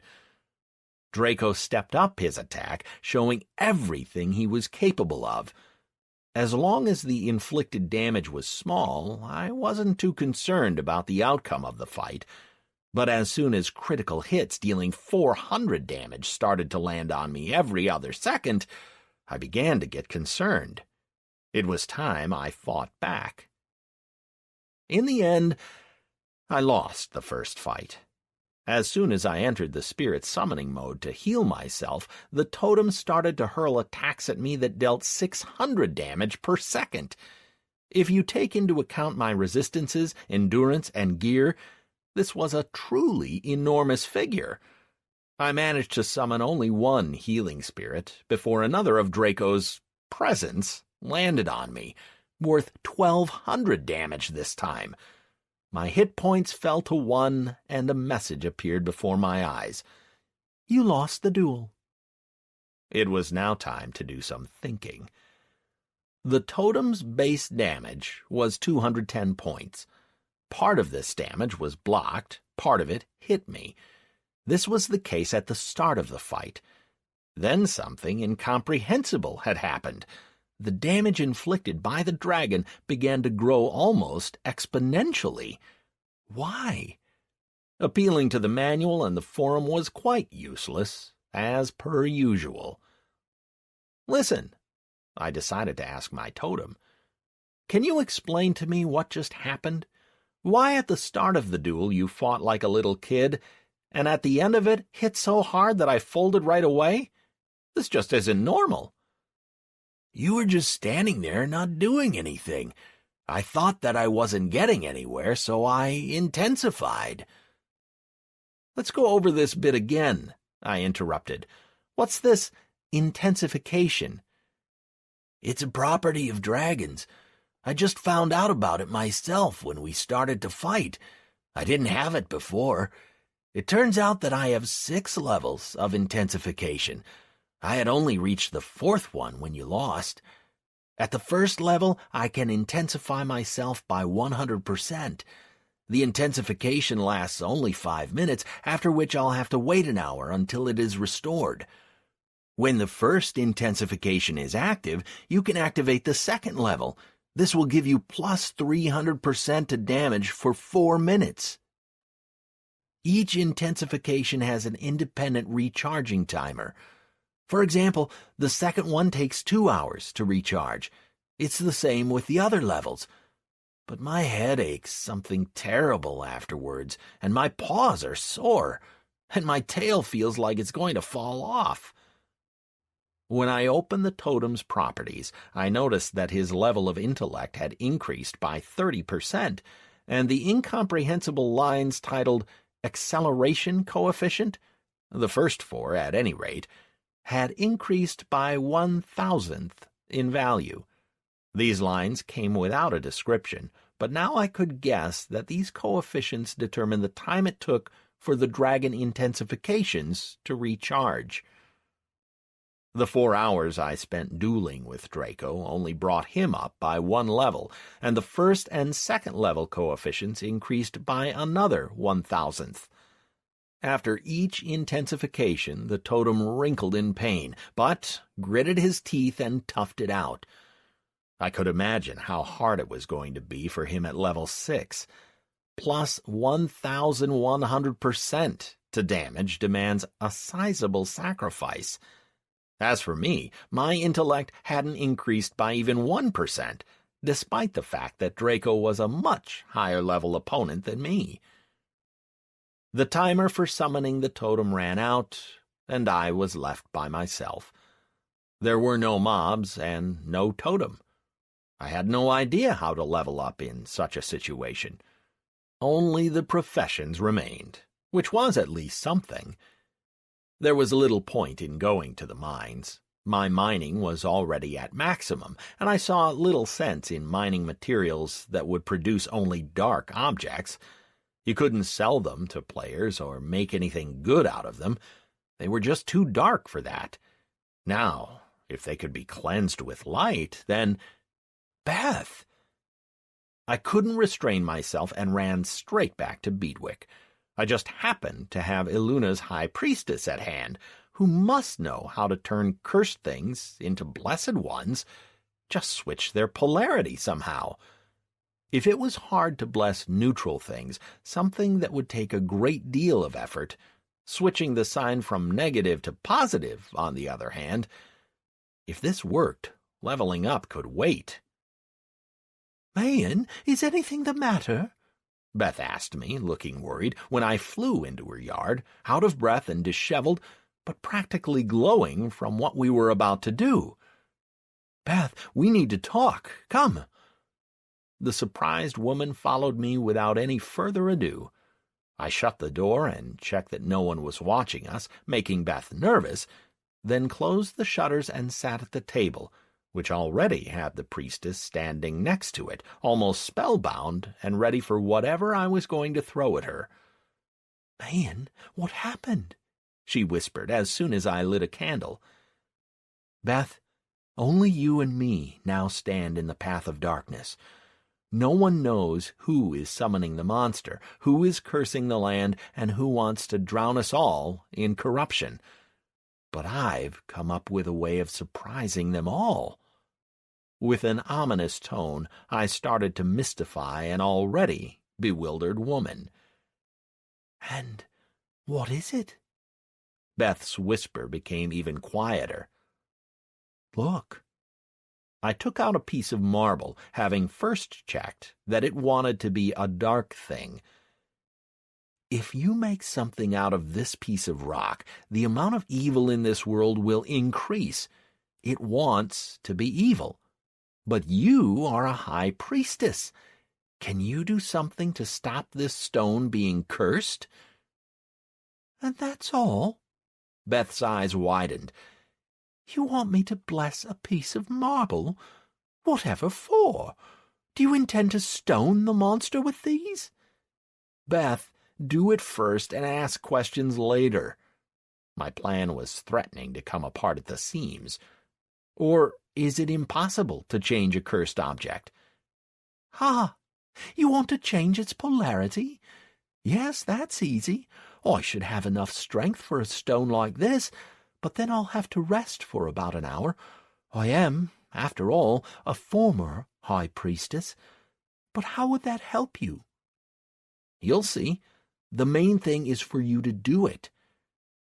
Beth took the piece of marble, closed her eyes, and a bright glow surrounded the cursed material. The woman's face grew pale and haggard, blue circles appearing under her eyes, but she unwaveringly continued to hold the item I had given her. Here you go, the priestess said in a weak voice, handing me the marble. I was wrong about the recovery time. An hour wouldn't do it. There's just too much darkness in it, and I no longer have my strength. I will need 3 hours rest, or I'll simply keel over.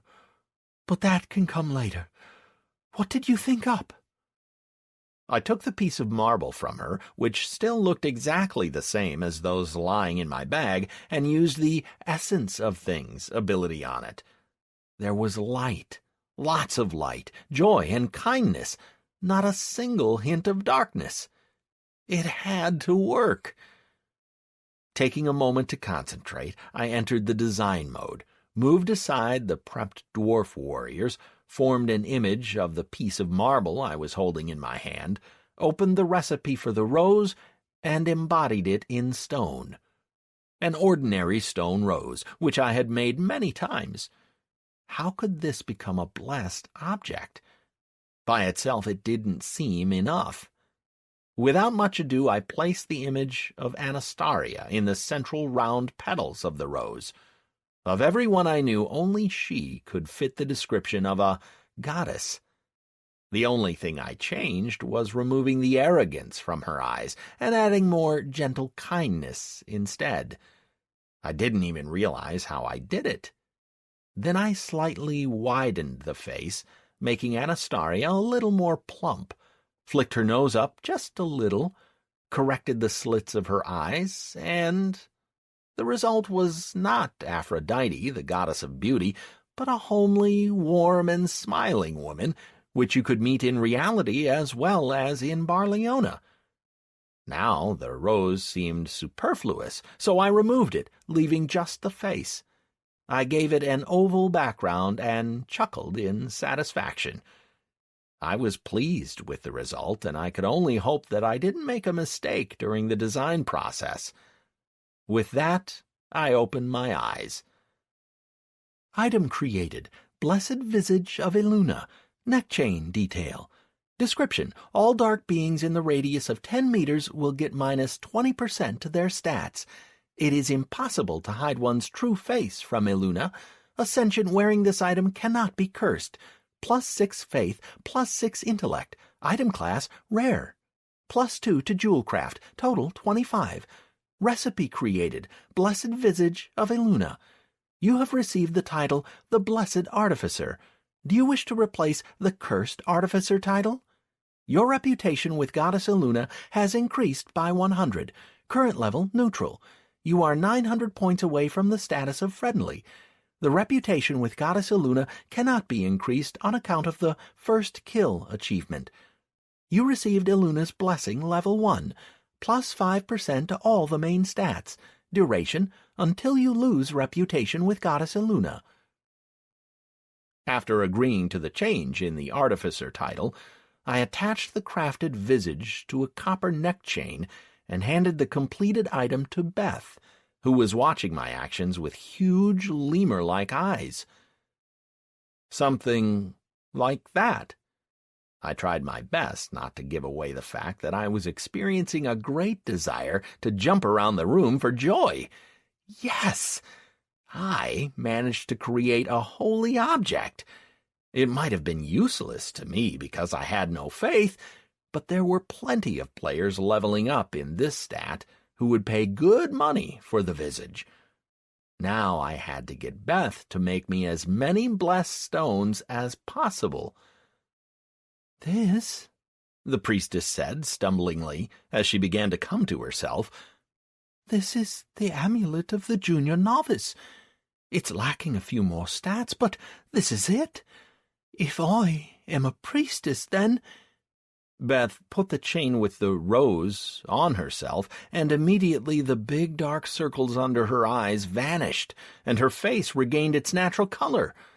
A small whirlwind surrounded the priestess, messing up her hair. Beth closed her eyes in delight, and a smile lit up her face. It was beautiful and kind, exactly what a smile of an NPC playing the role of the priestess of the High Goddess should be like. "The goddess has received me back," Beth said in a satisfied voice. "She never turned away from me. How blind I was." "Your reputation with priestesses of Goddess Eluna has increased by 1,000 points. Current level, friendly. You are 2,990 points away from the status of respect." "If we give all the villagers pendants like these, Beatwick would be saved," Beth continued. "I may not be the high priestess, but even at the level of a junior novice I can do quite a lot. It will now take me 30 minutes, maybe less, to do one stone. I'll have to think of something to restore my strength faster. The Beatwick population is small, so we should manage this in a month. Give me all the cursed marble you've got. I'll start on it right away." I dumped around 70 pieces out of my bag, promising to get more, and left the priestess. I didn't mention that I hoped to hang on to the stones. No point in disappointing her right now. I had just over a month until I could leave Beatwick, so I had enough time to gather more. The idea with the visage made me think that it might be good to get on with making the dwarves. It's not like I had anything better to do. I went back to the summer house, took out the lapis that Hellfire sent me, re-entered the design mode, and got back to making the warriors, or rather, the masters. I corrected their gear where it didn't seem to fit too well, and put the figurines next to a piece of lapis. Strange. When I was making the orc warriors, the malachite was several times larger than the figurines, which allowed me to make all 8 pieces out of a single piece. Now, however, each dwarf filled up exactly 1 stone. Could this be linked to the fact that the dwarves are masters? Who knows? After I embodied the last warrior in lapis, I opened my eyes. Barleona should now be welcoming a legend reborn. "You have created an exact copy of the dwarf warriors from the Carmandant chess set. Resemblance 100%. Item class, a copy. +2 to jewelcraft. Total 27. "And that's it?" I was staring in complete incomprehension at 8 large, fist-sized chess pieces. Something had broken, but I just couldn't understand what exactly it was. The dwarves were here, and looked exactly like those I needed to craft, but they were simply miles away from being the legendary figurines. Had someone already made those? I didn't have any more lapis, so I wasn't going to repeat the experiment. It had only been 2 hours since I began my work. I had to ask someone about this, but apart from Anastasia, I didn't know anyone who could give me an answer. Asking her was simply not worth the pain, however. Never mind, I'll figure it out myself. I'll catch the monster and get to it. In the 6 days that remained until the hunt for the Mist Beast, Beth and I managed to get a ton of work done. Each day she blessed around 20 pieces of marble, which at the end of the day I made into the visage of Eluna. My reputation with the goddess didn't increase. It would seem that only the first creation of the amulet had a positive influence on the imitator playing the role of the goddess. But despite this, I managed to do some decent leveling up in various professions. Jewelcraft went up to level 42, intellect and agility increased by 2, mining and cartography reached their next maximum. Now I could fly to Farstead and increase the level of my specialization. As soon as I reached level 45 in mining, I went over to the smithy and, taking advantage of Slate's absence while he was traveling around the villages, spent 2 days mining iron ore. No point in it going to waste. During breaks between gathering resources and crafting amulets, I leveled up my smithing by smelting ingots. Although these too had to be given to Beth for whitening, it didn't really matter which materials you used to level up in a profession. Finally, the day of the mass hunt for the mist monster had come. 6 sentients, a rapid response force of sorts, gathered at the headman's house to discuss the plan of the capture. "We have to split into 2 groups, with 3 people in each," the headman began once everyone took their places. "I propose the following. I and my sons will be in one group, and Mayan, Tisha, and Elizabeth in the other. We will start from the side of the gates, and they from the side of the forest. We will move towards the village center, and one of us is bound to spot the beast. Any objections?" Yes, I added my 2 cents. If we walk close together, the beast may take a fright and not attack. We have to separate and move at a distance of 100 meters from each other. This way we'll both have time to aid each other and not frighten the beast off. I agree. Beth lent me her support. If we split up, we'll cover more ground. The monster won't have a chance to disappear. Agreed. Now we need to figure out how we'll be catching him. First of all, we need to find out what it is, proposed Beth. The beast is covered in a mist that prevents us from doing that, so Mayan and I have prepared these things. The priestess took 4 roses of Aluna from her pocket and put them on the table. If the monster comes into the area affected by the amulet, the mist will dissipate. As soon as they realized what was lying on the table, all of the headman's family backed off against the wall. No wonder. They were vagrants. In the amulet's area of effect, they would turn into pooches. The amulets should only be worn in the evening, so that no one in the village will see you in your original guise, explained Beth upon seeing the vagrants' reactions. We won't get far without these, so you'll have to come to terms with using them. All right, we'll put them on. The headman submitted to the inevitable. I have an immediate suggestion for how these amulets should be used. And what is it? asked Tisha, still sticking close to the door. They only affect the beast at close range. If any of you run across the monster, try to put the amulet on it. It wouldn't be able to take off the holy object. We'll end up with many penalties, and will become more vulnerable. A great idea, Beth exclaimed. That's how we'll do it. We still have an hour until it's time, so let's decide on how we'll capture the monster. The beast is a lot higher than level 100, I put in. I once caught it in a level 100 bone trap, but it barely took any notice of it. We need something more powerful to hunt it down. Over 100 levels? The headman looked thoughtful. This isn't very good news. All right, we'll think of something. He got up and left the room. While Beth's gaze followed him out, Tisha came up to the table and took her amulet. As soon as she picked it up, a small cloud enveloped the girl, and, after it dissipated, there was a vagrant standing next to us. Or a vagrantette, even. "What do you think?" barked Tisha, giving a hoarse laugh. Her low, chesty voice was very unlike the bubbling stream of the girl's speech in her human guise. "An ordinary vagrant," I shrugged. "1 head, 4 paws, 1 tail. I can't be sure, but since you're not scratching yourself, you have no fleas." "Vagrants don't get fleas, man," replied the headman, who was back in the room. "Here you go. Try not to waste it. I only have 6 of them left. 1 each, exactly." I looked at the scroll handed to me by the headman.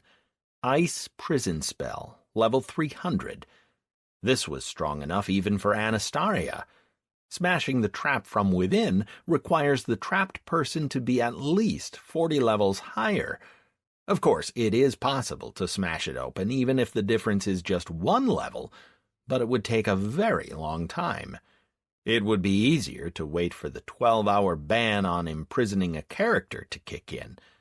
Barleona has the following rule: you can't imprison a player for more than 12 hours. Once this time had elapsed, the player is forcefully teleported to the closest safe zone and was given a 12-hour buff banning any PK activity against him. Neither he nor other players are able to do anything about that. 12 hours later, the buff expires, and you can continue to make the other player's life hell.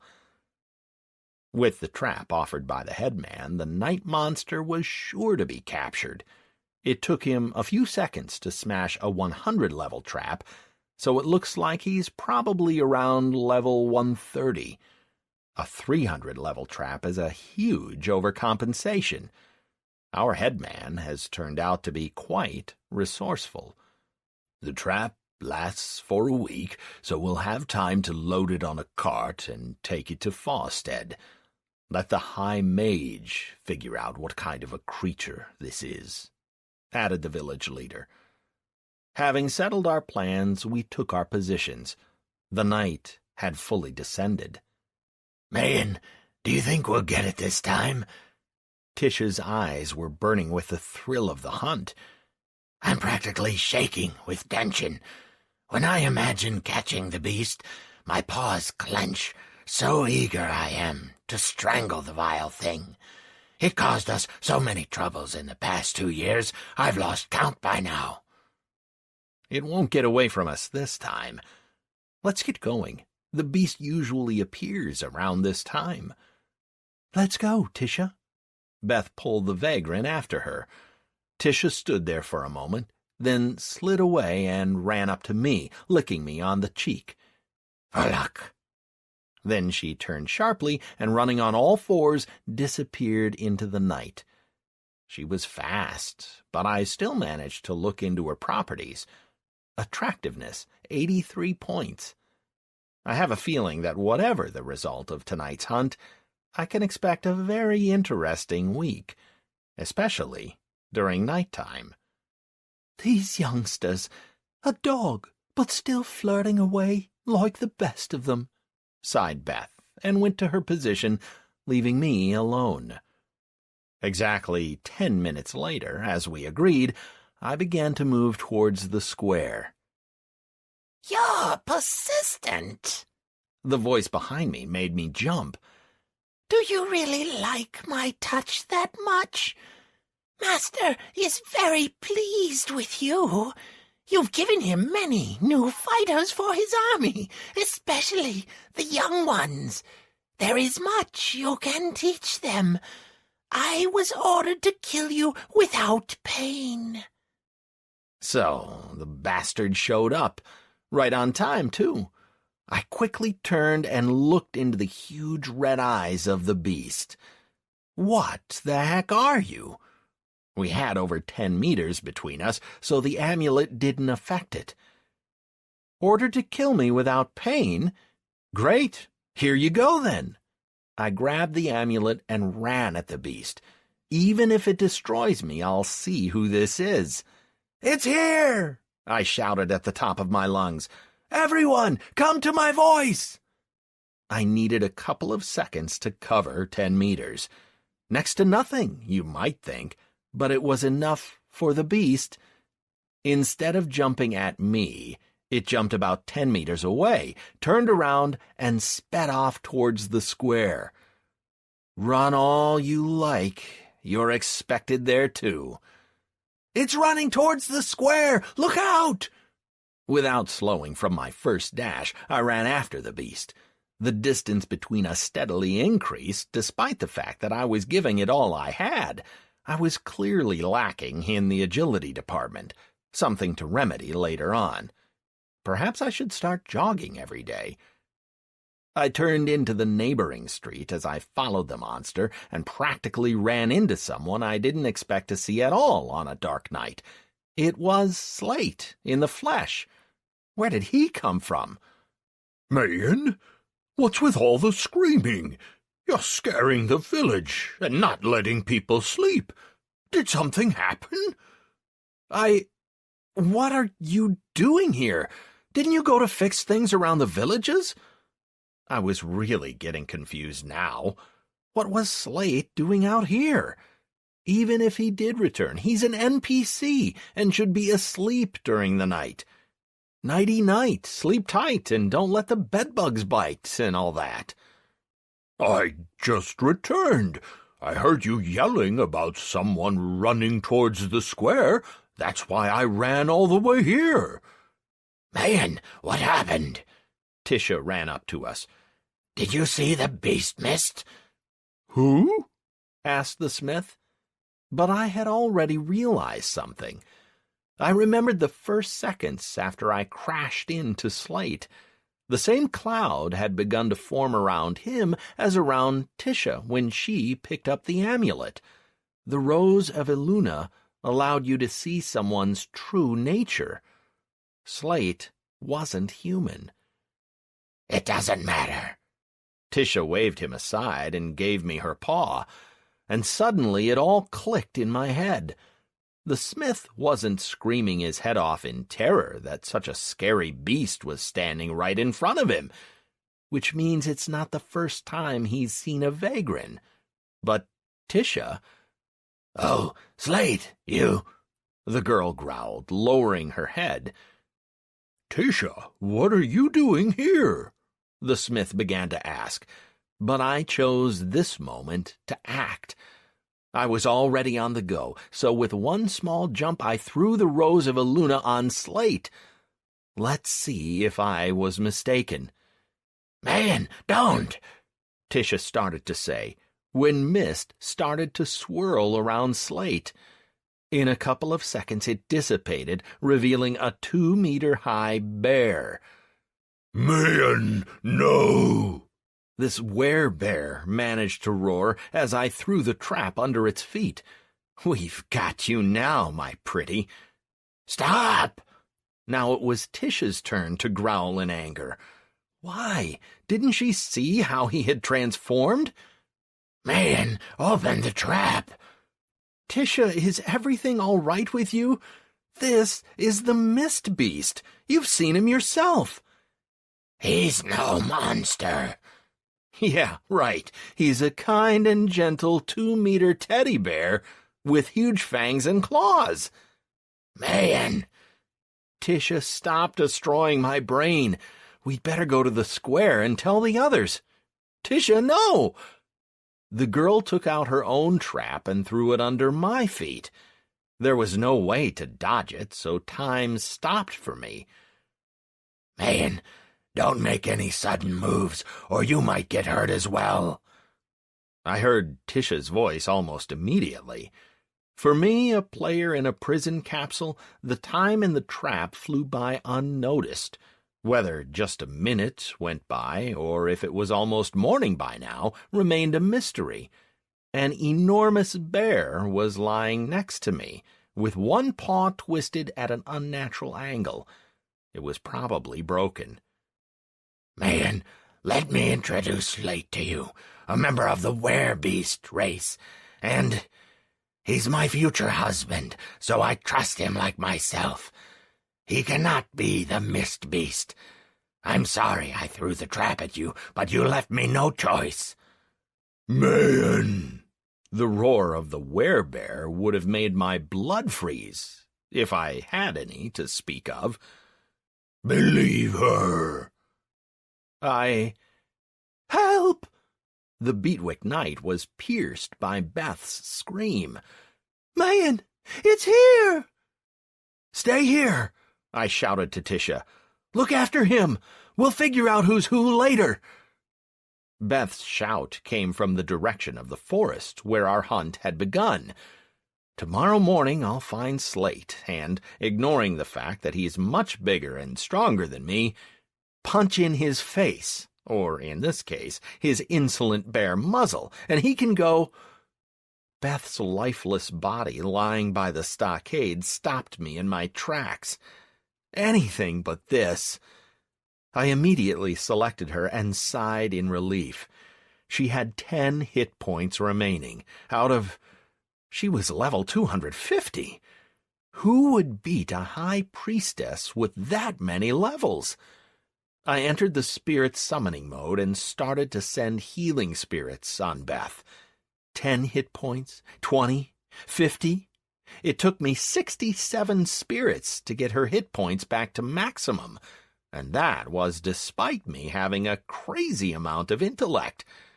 I somehow wasn't all that keen on running across the Mist Beast again. As if reading my mind, the source of the peculiar smell appeared next to me. The monster had come for its prey. The great red eyes of the beast stared at me. The swirls of mist receded a little, and I once again saw the cause of my recent troubles. Enormous black claws. Did that mean that today I was looking at yet another respawn? I've really had it with this bastard. What the heck are you doing in a location for 20-level players? I gripped the tambourine and the mallet, and naively thinking that even if I didn't manage to beat it, I'd at least heal myself, I backed off in small steps. The fence. Now it really was the end. One had to give it to this piece of incomprehensible shit.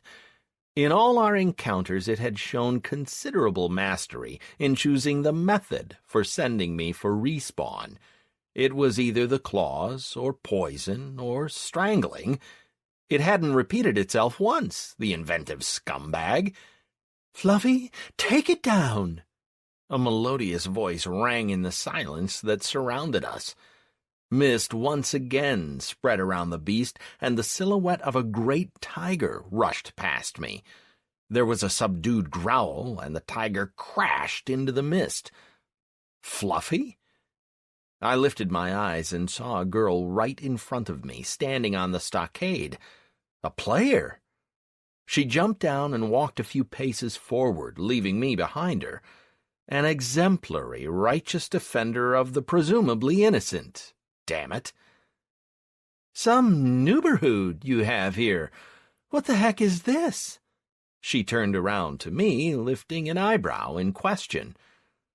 "The mist obstructs the property, so I really have no idea what sort of a mob this is," I replied, getting my breath back. She was a 93-level elf, Mirada the Farsighted. Her face looked terribly familiar, but I just couldn't remember where I've seen her before. Could our paths have crossed when I was playing my hunter? All right, we can leave all that for later. Right now, we had to solve the problem at hand. "Careful, that beast can one-shot you in a flash." Mirada chuckled, but then grew serious when she saw the life bar of her pet.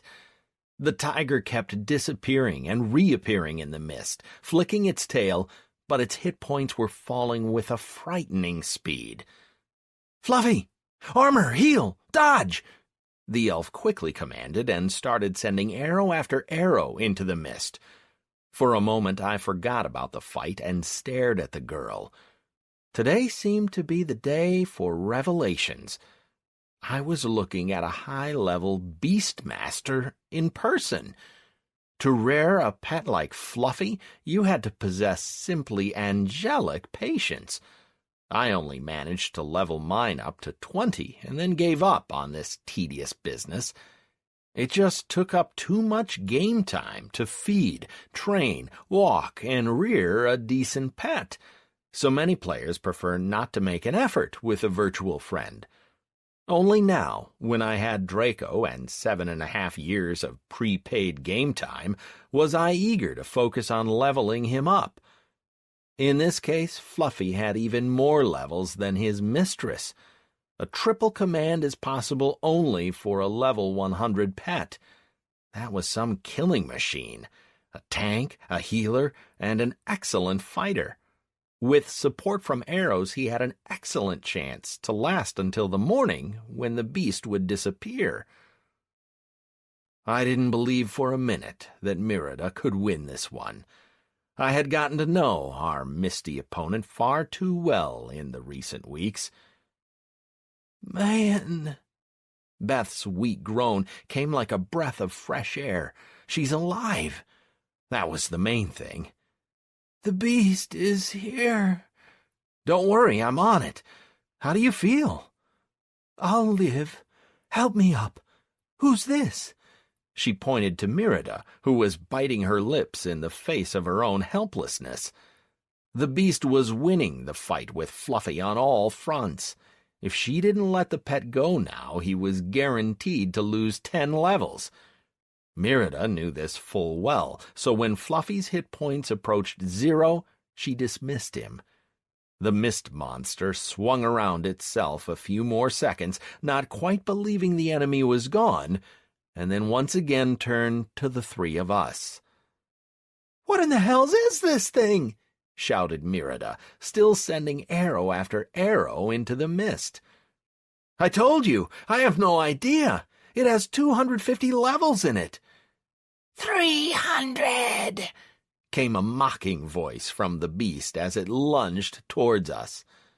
"In the name of Eluna, let there be light."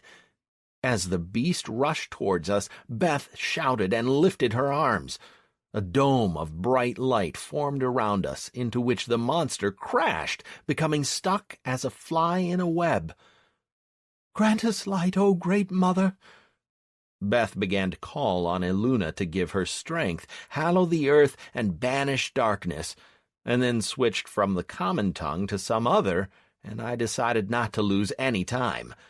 The dome didn't destroy the monster's mist. Its function was strictly defensive, but while the mist beast hung there, an excellent idea popped into my head. I jumped to the monster, took a swing, and smacked the Rose of Eluna straight into its forehead. Maybe I really shouldn't have done that. The wild roar of the beast was probably heard as far as Farstead. I was landed with a bunch of minute-long debuffs: stun, dumbness, immobilization, and a couple more brief ones, which vanished as I was examining the others. Judging by Mirada's downcast expression, she was hit by the same stuff.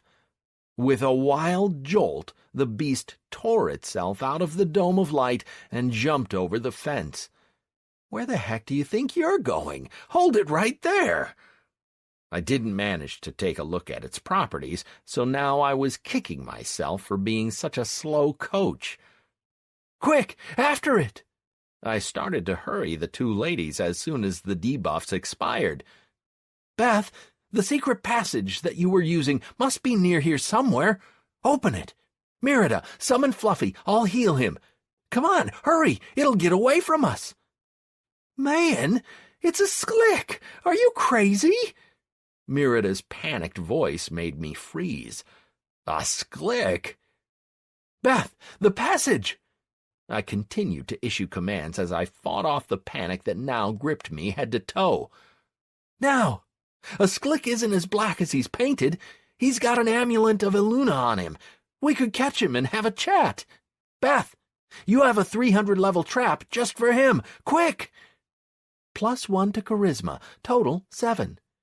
"Yes, just a moment," hurried the priestess, and I tried to remember all I knew about Sklicks. Just my luck to get landed with one of these. Malabar players really liked to go on raids into Cardus and attack its castles.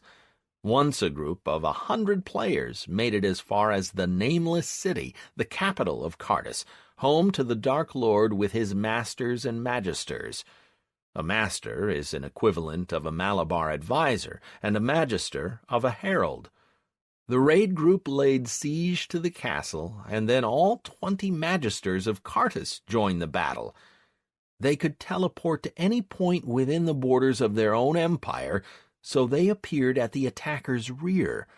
But they didn't come alone. They brought their pets with them, the Sklicks. The 300-level beasts demolished the raid group in less than a couple of minutes, leaving no chance of escape. After this, there was a wave of discontent from the players, and the corporation created the Dungeon of Fear, where the main boss was an equivalent of a magister with his Sklick. As usual, the Phoenix players were the first to complete that dungeon, about a year after it had been launched. The Magister Sklick team was very strong. By itself, a Sklick is an enormous octopus that can take on any shape. It has an insane number of abilities, a very advanced imitator, and an impressive ability to learn. The Dungeon of Fear's design was special. The level of the boss was never higher than 3 levels above the highest level player in the raid, so even level 10 players could try to complete it. What can I say? I tried it myself, so know of the Sklick's strength firsthand. But what worried me even more now was the fact that a Sklick never traveled alone. It couldn't depart from its master's side for more than a few kilometers, and this meant that we had a Cartus Magister based in Beatwick. "Done!" shouted Beth, pointing to the passage. "The beast is heading towards the temple." "How do you know?" I asked, although I could already see the answer plain enough. Dark blood, probably dripping from the injured head, left burning spots on the ground, a pretty flaming path that led towards the temple. "Let's group up. Beth, Merida, accept my invite. Let's go after it." Once the girls had joined the group, we dashed towards the temple. "It went inside. After it." "Why in such a hurry, my children?" As soon as we ran into the temple, the priest of Vlast appeared from behind the altar. The priest's sleeves were rolled up high, showing arms that were currently covered up to the elbow in dark blood, dripping on the floor. He had probably tried to take off the amulet. "Father," Beth said in a subdued, hoarse voice, and fell on the floor.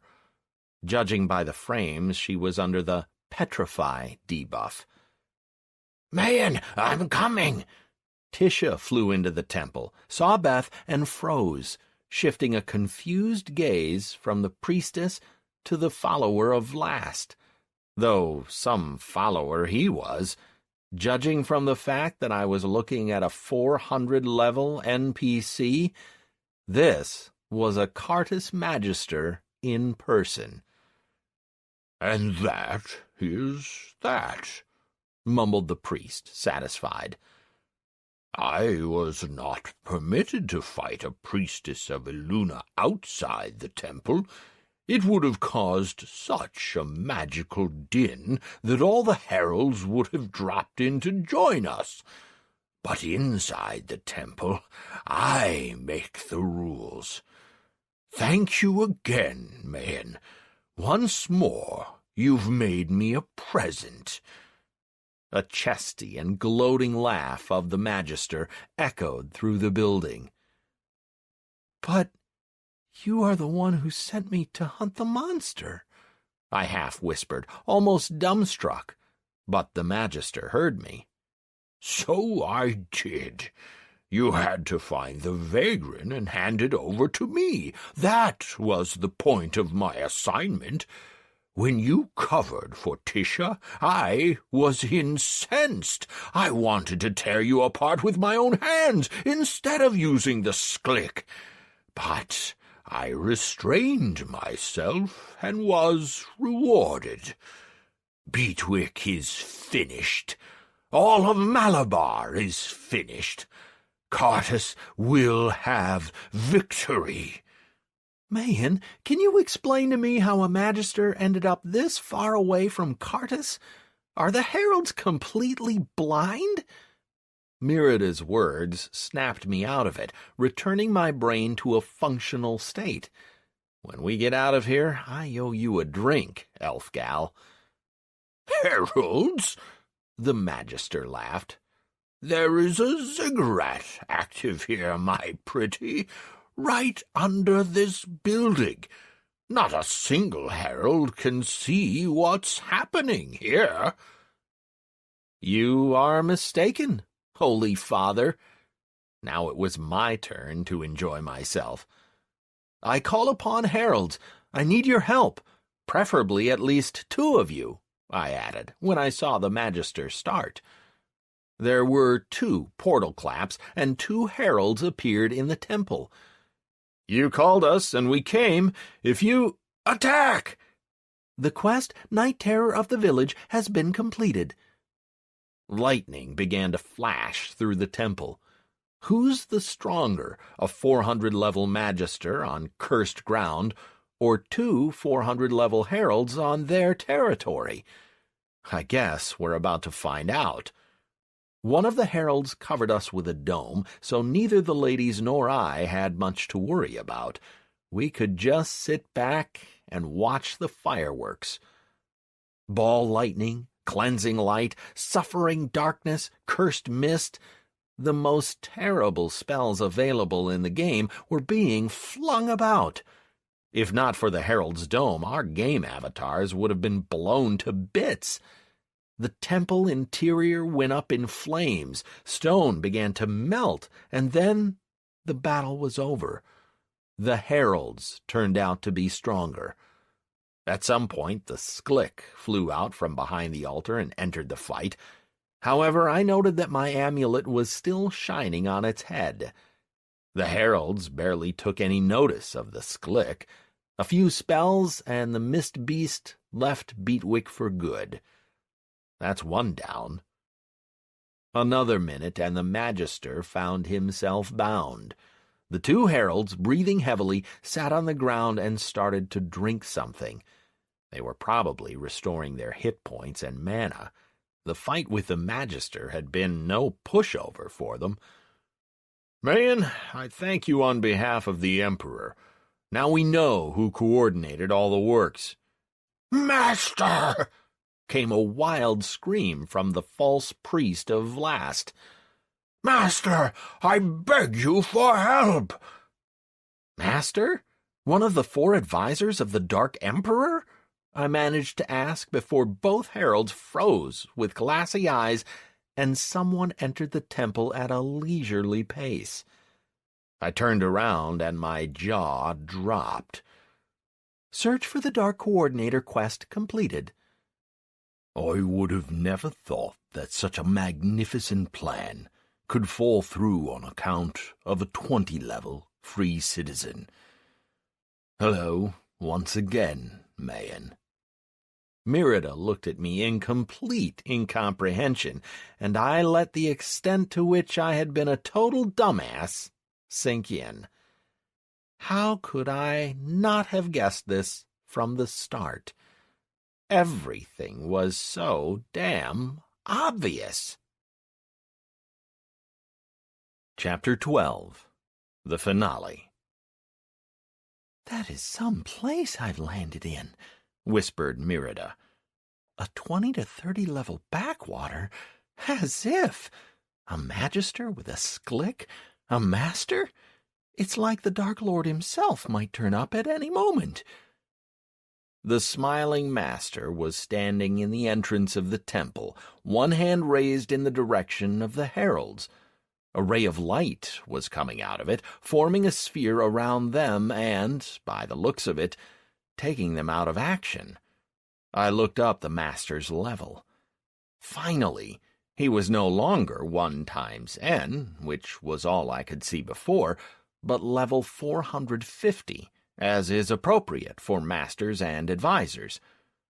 I looked once again at the identity of the newcomer, and found that I was kicking myself very hard. What a complete dolt I've been. Yes, dear lady, things are interesting around here, and they're set to get even more interesting in the near future. Our Lord has spent a long time preparing for the invasion, and it is finally underway. What's the point of invading a village this far from Anhurst, and from Cardus, too, if it came to it? Merida just had to know. From the point of view of common sense, this is stupid. Why do you say that? Really, just think about it. And while you're occupied with that, with your permission, I'll get some work done in the meantime. The master came up to the magister, released him from his bonds, and started to utter some kind of a spell. While he was thus occupied, I fitfully began summoning the heralds. It's time they got their act together. Don't trouble yourself, man. The master briefly turned to me. Before coming here, I covered the temple with a dome. The heralds can hear your summons, but they don't know where to aim the portal. An amulet vibrated on the master's chest. Speaking. Continue to observe. These heralds are so predictable. Since they can't figure out where to jump, thanks to the ziggurat, they've started jostling near the fog. Like little children, honestly. Now, you'll excuse me for a moment, and then we'll continue our conversation. A shimmering veil appeared in the temple entrance, and then the master turned around and continued his incantation. The magister, limping, disappeared behind the altar. That was probably the location of the local basement entrance. I glanced over the battle-worn group of Sklik hunters. Beth was lying on the floor. Her petrify debuff would last another 15 minutes. Merida was motionless, but it was clear from her glassy eyes that she had exited full immersion and was now vigorously reading the forums, or perhaps writing in them about the current situation. I envied her. The last member of our wipe group, Tisha, was lying next to Beth with a 20-minute stun debuff. Strange, I just didn't remember her being frozen. Never mind, we'll put it down to the master. So the heralds don't know where to jump because they can't find an anchor point? That's bad. Very bad. Are they incapable of knocking two brain cells together and teleporting straight to Beatwick? Daft NPCs. Man, am I correct in thinking that we're done for? Let's at least get to know each other a little. I'll tell you why I'm here. Merida began to speak, but I rudely interrupted her. Wait, we'll get to that later. I took out Anastaria's communication amulet and had to exert considerable willpower to avoid crushing it to pieces as I pressed the call button. Well, Stacy, pick it up. Speaking. The girl's tired voice was music to my ears. Stacy, dear, I love you. Anastaria, this is Mayan. Summon a herald, quick. It's a matter of life and death. I screamed into the amulet. Mayan, did you hit your head or something? Stacy, on the double, trust me. Shaman, have you completely lost it? As if getting me stuck in the middle of nowhere wasn't enough, you want to land me in the Herald's bad books as well? Stacy, I am begging you, summon a herald. Just trust me. The master took no notice of my screaming, and Anastaria fell silent. An eternity seemed to go by before a reply came from the amulet. I call upon a herald. I require your assistance. Mayan, you owe me. Remember this. You called me, and I came. If your summons was a false one, Anastaria, you will be punished. Speak. Herald, this is Mayan. At this moment, the Temple of Last near Beatwick contains a Magister and a Master of Cardus, as well as 2 stunned heralds. The temple is covered by a dome that prevents you from being summoned. Use the village to find your bearings. The heralds probably would have heard my frantic screaming even without an amulet. I cared little that the master could hear me, too. He was as good as done for. Any moment now, the heralds would turn up and clean up this mess. 2 against 18 doesn't stand a chance in hell. We'd read you loud and clear. Thank you, Mayan. Hold out for an hour. We can't open a direct portal to Beatwick, so we'll create a network of portals. We need an hour. Hold on. Anastasia, he now addressed the girl, on behalf of the Emperor, I thank you for your help.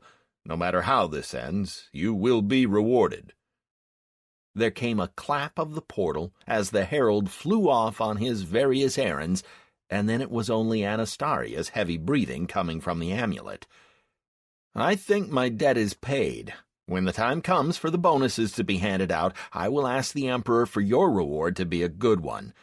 Anyway, I have to go. Thanks. With these words, I turned off the amulet. I felt that the situation called for a flamboyant remark of some kind. So, you managed to get through after all. As soon as I turned off the communicator, I saw that the master was observing me with some interest. Bravo, Mayan. Bravo. Garanika was right. You really do have a certain something. I was about to give a rather pointed response when an announcement appeared before my eyes. Citizens of Malabar, our lands have been invaded by the forces of the Dark Empire. I ask all the heroes who have proved their valor to come to Malabar's aid. Summon a herald and follow him to the gathering point. I forbid fighting between free citizens during the invasion.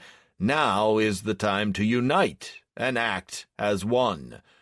I would like to express my gratitude to free citizen of the Empire, Shaman Mayan, thanks to whom the Kartas plot has been exposed.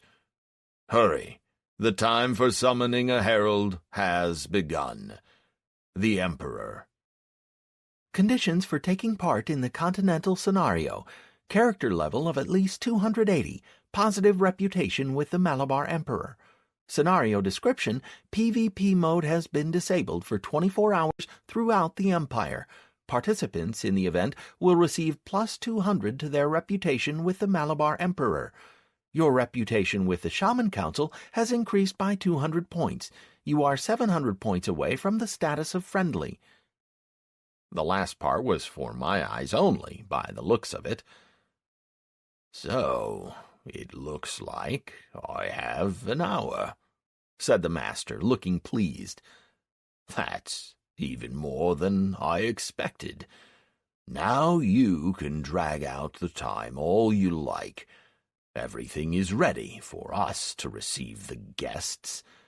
Thank you for reminding me about the amulets used by the free citizens. To stop you warning anyone that this is a trap, I should block them too. My eyes met Merida's. Judging by her raised eyebrows, she managed to return to the game, had read the announcement, and was now giving me a long, appraising look. Level 21, eh? It was more of a statement than a question. And already neck-deep in the thick of it. I, too, was at first surprised by this. Quite unceremoniously, the master slid into our conversation. I have to admit that I had expected a higher-level envoy from the Emperor, so right at the start I made an inexcusable mistake, which could have spoilt all my plans. I was relieved that Mayan didn't take any notice of it. I was all set to defend myself, pointing out lack of information, but was visited by an ingenious idea. It was so good that I practically beamed with happiness. The master narrowed his eyes, somewhat puzzled, and tilted his head. "Why the sudden look of joy, my good fellow?" he finally inquired. "Have you really found a way to spoil my plans?" "Of course, master." I had to put my cards on the table. As soon as I did anything, the master could simply freeze me and my plan would fail. I had to play on his curiosity. If you give me your word that you won't try to hinder me, in about 30 seconds, your plan will fold in a most spectacular fashion. At first, the master lifted his eyebrows as if in great surprise, then looked around the temple, weighing up the strength of the veil at the entrance, thought about it a moment, and started to laugh. Ha ha ha!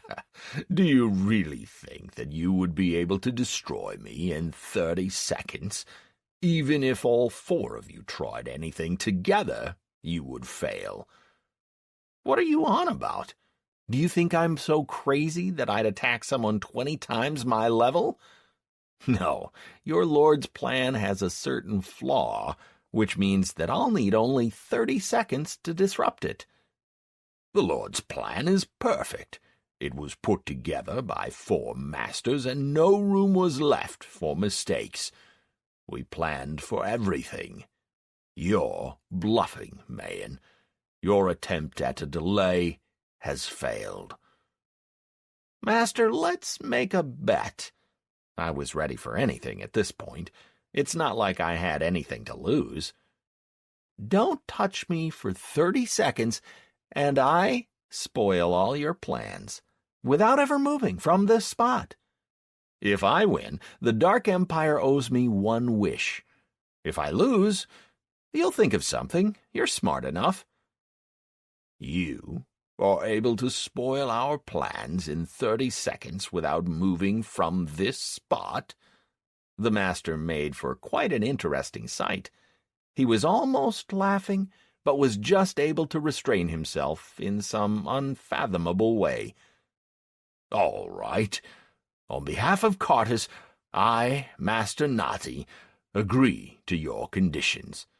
If you manage to spoil our plans, the Cartus Empire will be obliged to carry out any wish you may have. I repeat, any, which is within our power, including having the Dark Lord sing you a lullaby. But it comes with a limitation. The wish must only be connected to yourself. No world peace, and to all hatred or other social foolishness. But if you fail, you will work as a servant in the Lord's fortress.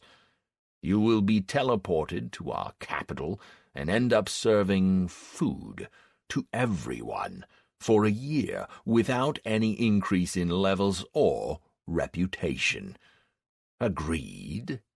The grinning master was looking down on me, convinced that he had presented me with conditions that couldn't be met. NPCs have become rather naive these days. Agreed. I was, of course, taking a great risk, but my intuition, may it be damned, told me that the plan should work. You have 30 seconds, future slave. You have concluded an agreement with the Cartus Empire. Conditions— Mayan, what are you doing? Shouted Mirada. I haven't spent all this time looking for you to see you destroy all my efforts. Looking for me? Why? Never mind, this can wait. I call upon a herald. I need the aid of an advisor.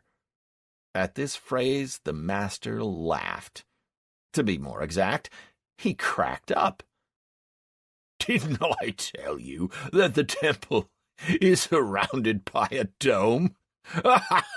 The heralds can't lock on here to open a portal, especially one for an advisor. Welcome, new slave of the Lord. Master, we've known each other for quite a while now. I returned the master's smile. How could you think so little of me? I opened my bag and took out the Emperor's ring, put it on, and once again looked at the Cartus official. Just as well I hadn't given the ring away to Beth. I call upon a herald. I need the aid of an advisor. Target destination, the Emperor's ring. The master froze. There was such surprise in his eyes that I even missed the moment when the portal opened and a sentient wearing a white robe stepped out of it. The Cartus representative came to himself, made a fast hand movement, and the portal exploded with a great bang. A wave of destruction went through the temple, sending cracks through the walls, but a dome appeared around all those present. The advisor cast it on me and the ladies, and the master put up a defense of his own, although it's not like some explosion would do him much harm. "Advisor," the master uttered in a hissing growl. "You cannot stop the invasion. You are too late." "I, too, am glad to see you," the advisor answered in a chesty voice accompanied by thundering music. "Father?" "The conditions of the agreement with the Dark Empire of Cartus have been met. You have a right to one wish. In order to claim your wish, summon Master Nati." People, can someone explain to me what the heck is going on here? There's every chance that I'll die anyway, but this way I'll at least learn something. "Will you tell them, Father?" "Do not dare call me that." The poison in Nati's voice could have easily killed had the advisor been an ordinary NPC. "All right, if you won't tell, then I'll try to guess," smiled the advisor. "Would you mind first releasing the heralds? I really don't want to start a fight. Whichever way you turn it, you're still my father. I suggest you surrender to the mercy of the Emperor and wait to be ransomed by your lord. No? Fine, then I'll begin." The advisor walked around the frozen heralds, touched the barrier blocking the exit from the temple, chuckled at the building's exquisite beauty, and then turned to us. "I won't be telling you about myself. That is a separate tale. I would only note that I didn't share my father's attitude to Malabar. I like peace and harmony, and so decided to go over to the other side. Now, about the current situation. 2 years ago, this woman's husband," the advisor pointed to Beth, "who was exiled here, disappeared under mysterious circumstances. A few months before that, a priest of Vlast came to Beatwick and offered to build a temple. The previous headman knew that the village was in need of protection and gladly agreed, especially since the building was to be located outside the village. Then the headman disappeared. Not died, but disappeared. The master of Cartus probably knows that all the citizens of Malabar that hold a position of importance are imprinted with a special mark, which informs the heralds whether this sentient is being controlled and whether he's alive or not. The former headman is still alive, but it was decided not to look for him. The Emperor's decree was never recalled. A new headman was appointed to Beatwick from Farstead, the nearest town. He was a representative of an industrial association. He didn't have a mark on him, so I may surmise that he is no longer in this world. From here on, I'll be guessing, so you can correct me. The Magister intercepted this industrialist on the road, where they had an interesting chat, following which Beatwick received its new headman, who also happened to be a Cartus master. The residents accepted him, and the herald received a message that a new person was in charge of Beatwick. In the first few months, Father didn't do much, making an effort to win everyone over. You can ask any villager, and he'll tell you that the Beatwick headman is the best and most conscientious man in the world. Having secured his position, the infiltrator put his plan into action. First, he founded the castle, which Mayan managed to find. As an aside, I should say that castle will soon meet its end. In just a few minutes' time it will cease to exist. After the castle, Father began to curse the land, putting a corruptor in each village. Heralds get very nervous when a thing like that is placed on their territory, so it was hidden by a ziggurat.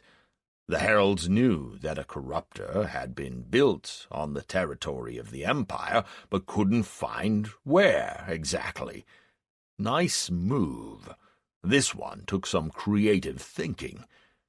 Cartus's aim is as yet unclear, but I can suppose that some clue to an artifact hidden in these lands had been unearthed in some archive, which explains the goblin search parties. It's all finished, Father. The time has come to answer for your deeds. The longer the advisor had been speaking, the more pleased Natty's expression was becoming. By the end of the speech he was smiling quite openly. I was just about to stop the talkative NPC when a message popped up in front of me. Change in the status of the agreement with the Cartus Dark Empire. You were unable to hinder the Cartus plans. In view of the previous status, the agreement is considered void. Such a pity, said the former headman turned master slowly. I would have liked to have a slave like that. Mayen, would you like to make another bet, perhaps? The same conditions, but this time you'll have a day to hinder our plans. What do you say? The master was having fun. I didn't really understand what just happened, but it was certainly something very unpleasant. Father, you've lost. Foolish little advisor. You might have stopped me if you had started to act straight away. But no, you decided to have a chat first, to relish your victory and present your point of view. That is the difference between the Dark Empire and you. You are weak. You slavishly follow the rules and never see past your own nose. The army of Malabar should appear before the village gates very soon. Enjoy the spectacle. With these words, the walls of the temple disappeared, in the sense that the building rose about 10 meters above the ground and was then flung outwards in the direction of the forest. In place of the walls there remained several vertical spikes about 2 meters in height. Allow me not to pull them out completely. This would take a great deal of energy, son. The headman sneered at the advisor, who turned pale. I think you know what these are. The corruptors? I intruded on their conversation. There were similar spikes on the corruptor that I saw by the castle. The advisor grew even paler, impossible though it seemed. Father? Tisha, now awake, was getting up from the ground. The priest of last is not who he claims to be. Brother? Leave him be. The headman came up to his daughter and straightened out the cloak on her shoulders. Your exiled brother has other things on his mind right now. Natty, a couple of days ago you said that you would give me your aid should I need it. So I need it now. Can you explain what's going on? I've heard the advisor's version of events. Now I'd like to hear the truth. Why not? All the preparations have been made, and now it's time for the interesting part. Nothing really depends on us anymore, so I can give you a couple of minutes. For starters, let us strengthen the Cartus influence, the headman said, satisfied, and indicated the heralds to his other 2 sons. The advisor could only helplessly close his eyes. He equaled the master in strength, but could do nothing for the heralds. Any defense would be immediately removed by the master. 2 silent vagrants slid towards the heralds with lightning speed, and then Malabar had 2 new vacancies for this position. "No!" came Tish's scream as her brothers carried out the order. "Father, why? Why?" "You made your children into your assistants," whispered the downcast advisor. "You have gone too far." "What would I do without them? Tisha, calm down." The master waved his hand, and a small chair appeared next to each of those present. "Beth, get up. It's stupid and uncomfortable to keep pretending you're still petrified. The ground is cold. You'll catch a chill and deprive me of the pleasure of personally crushing you." "Father, why are you saying this?" Tisha began to cry. "What are you doing? This is Beth." The headman shook his head as if to show what a handful children are these days. "Sit down and listen to me. You can scream all you like later." "Sit down, I said!" The thundering shout made everyone sit down, even the advisor. Now we were looking at the real master of Cardus, without any masks or pleasantries. "Everyone ready? Then I shall begin." He then returned to his previous tone. "The Malabar and Cardus empires have existed for a long time. They maintained constant armed neutrality. We took turns in attacking each other, but no one tried too hard. It was just a couple of villages going over to one side of the border or to the other. Everyone was happy with such a status quo. But 15 years ago, free citizens appeared in the world. They wanted something more than just raids to grab some loot. Instead of coming and quickly taking an object that caught their eye, the free citizens engaged in genocide. How is it the fault of goblins that they were born green? Or trolls? How is it a little warg's fault that he needs meat to survive? But no, the free citizens decided that we were dark and started to kill us off. I visited the castles that had gone through the hands of free citizens. Everyone was killed, even the little werebeasts that hadn't even been weaned yet. Why? We tried communicating with the Emperor, but boys like this one, a nod in the direction of the advisor, dismissed our complaints. What do you say, Light One? The headman's last words were full of so much hatred that his son started. "Us, them. There are always casualties during a war, father.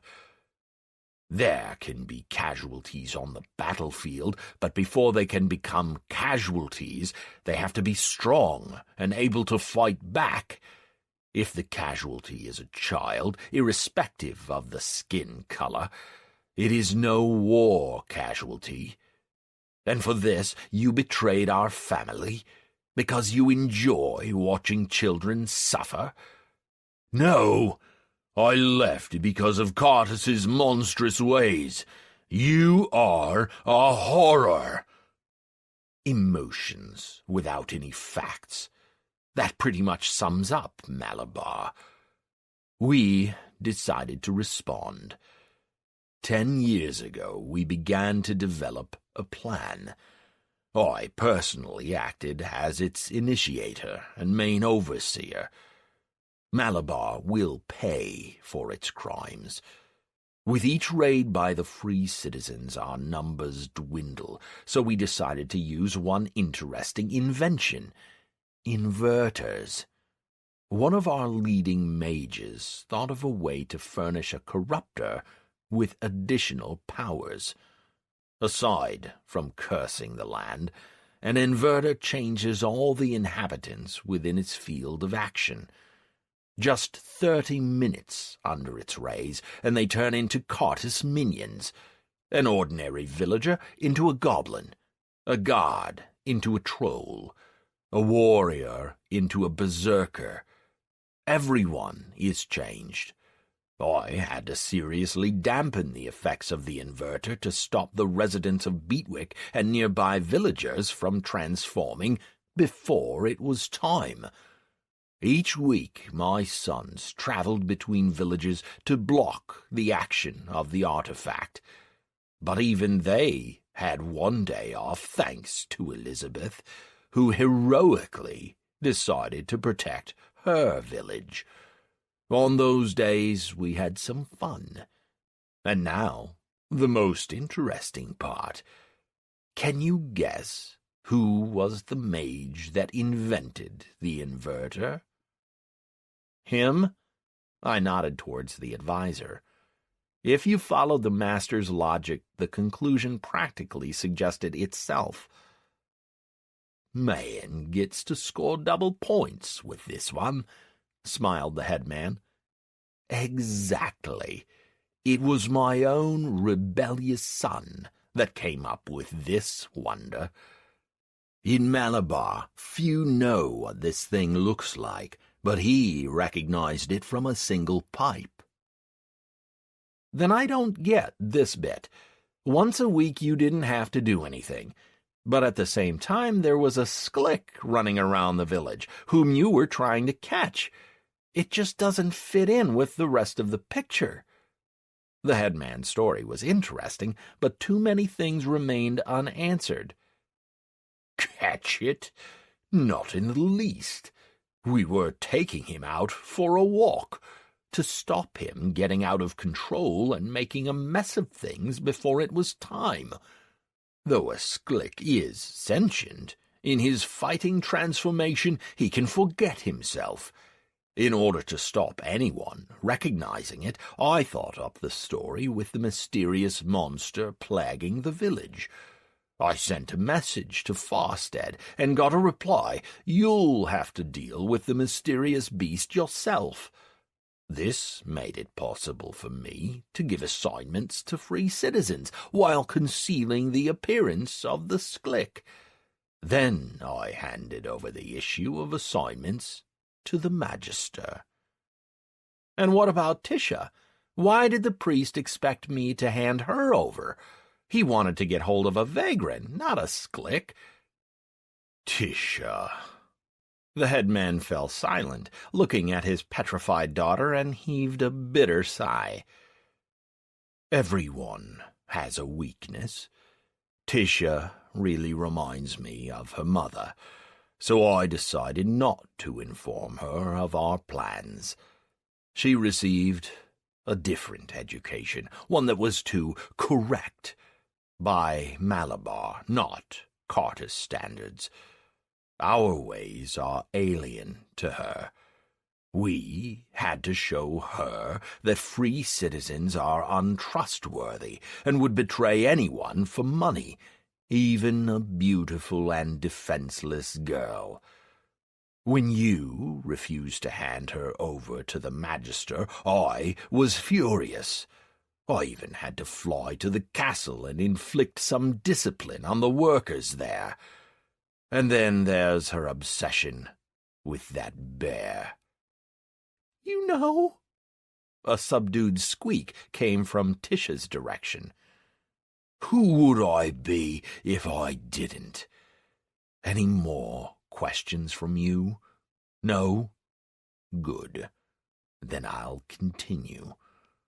An inverter was built in Beatwick and concealed by a ziggurat to prevent any accidental discovery, and then everything ran according to the devised plan. I sent you to catch the wolves which started to bother our workers. At the same time, I instructed the goblins to begin hunting you. We had to get our fatso captured.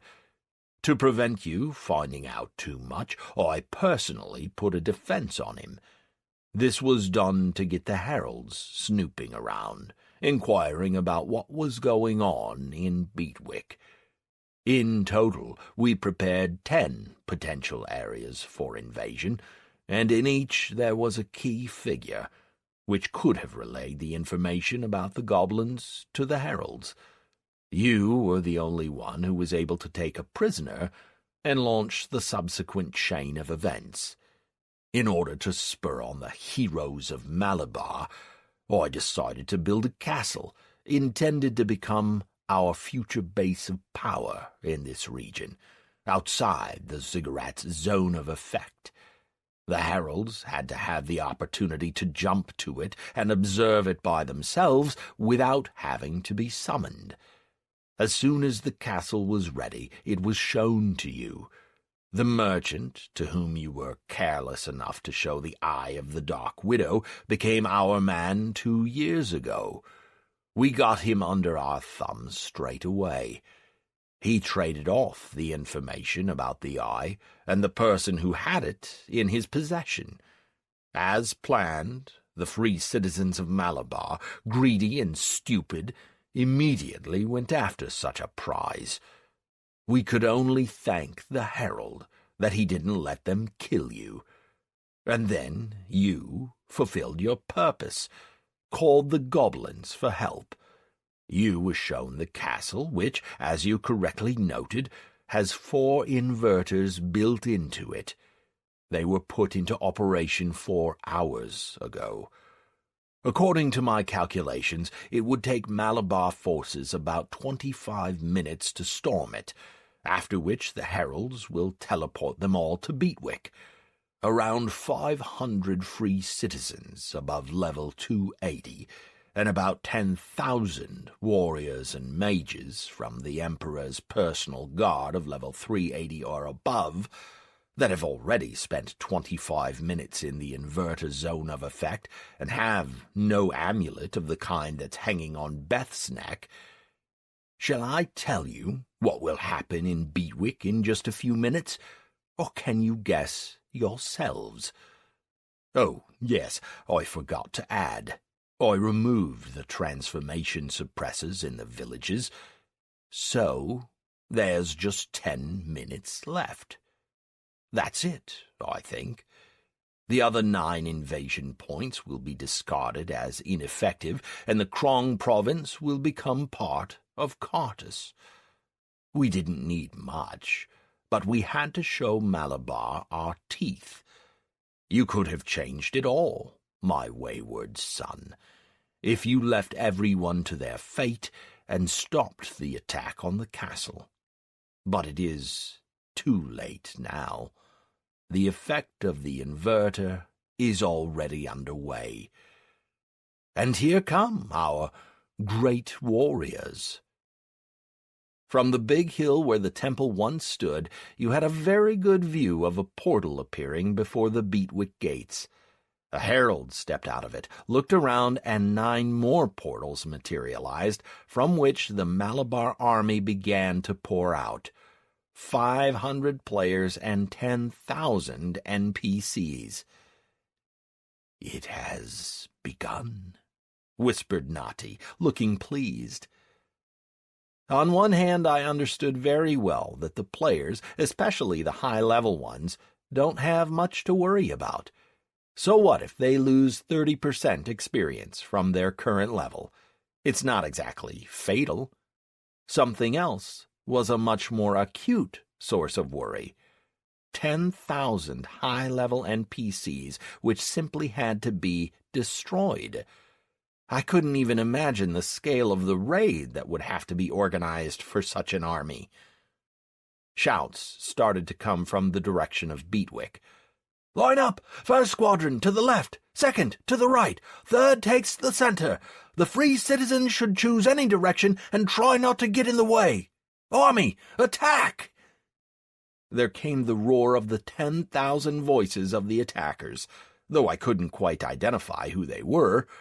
Were they determined to wipe Beatwick off the face of the earth?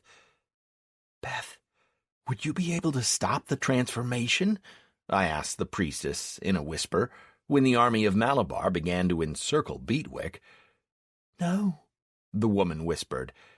"Even if I was the High Priestess, I wouldn't have enough strength." So, looks like the Emperor no longer has a personal guard. The advisor looked thoughtful, and Nati sported a pleased smile. But why, Father? 10,000 warriors is quite a force, of course, but it isn't one that our heroes would be unable to beat. Your plan was doomed to fail from the start. We would not tolerate Cartus on our territory. Why? "And who is guarding the Emperor's palace right now?" Merida suddenly asked. The personal guard. The advisor started and immediately fell silent. "The one that's here now?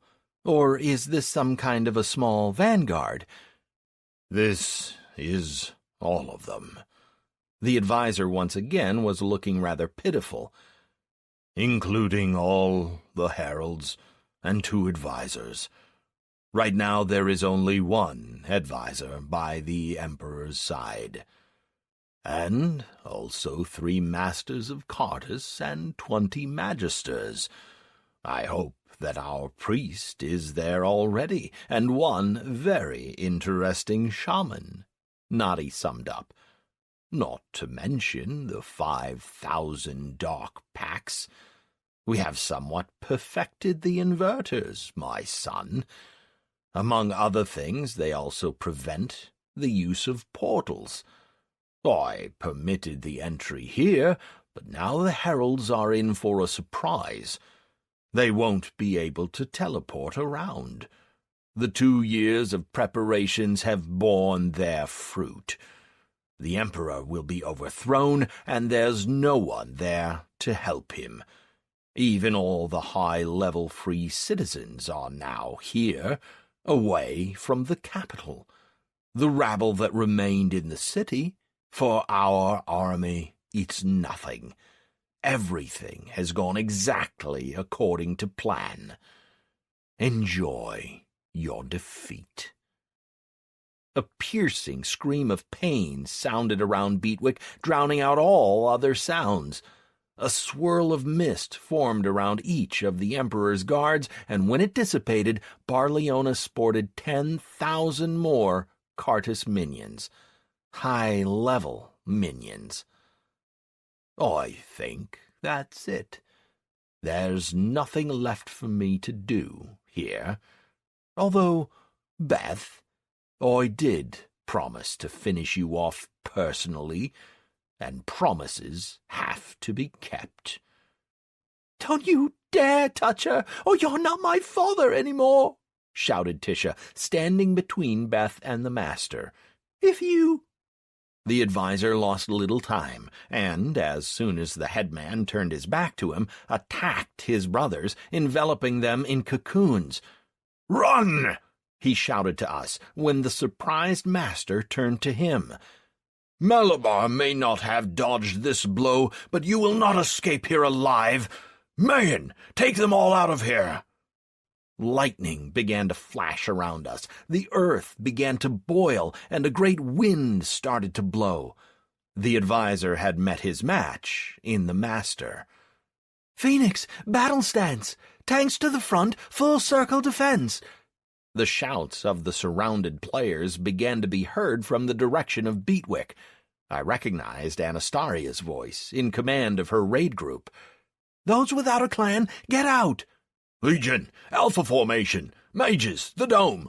Plinto, Mages are in your group. We'll fight our way to the village."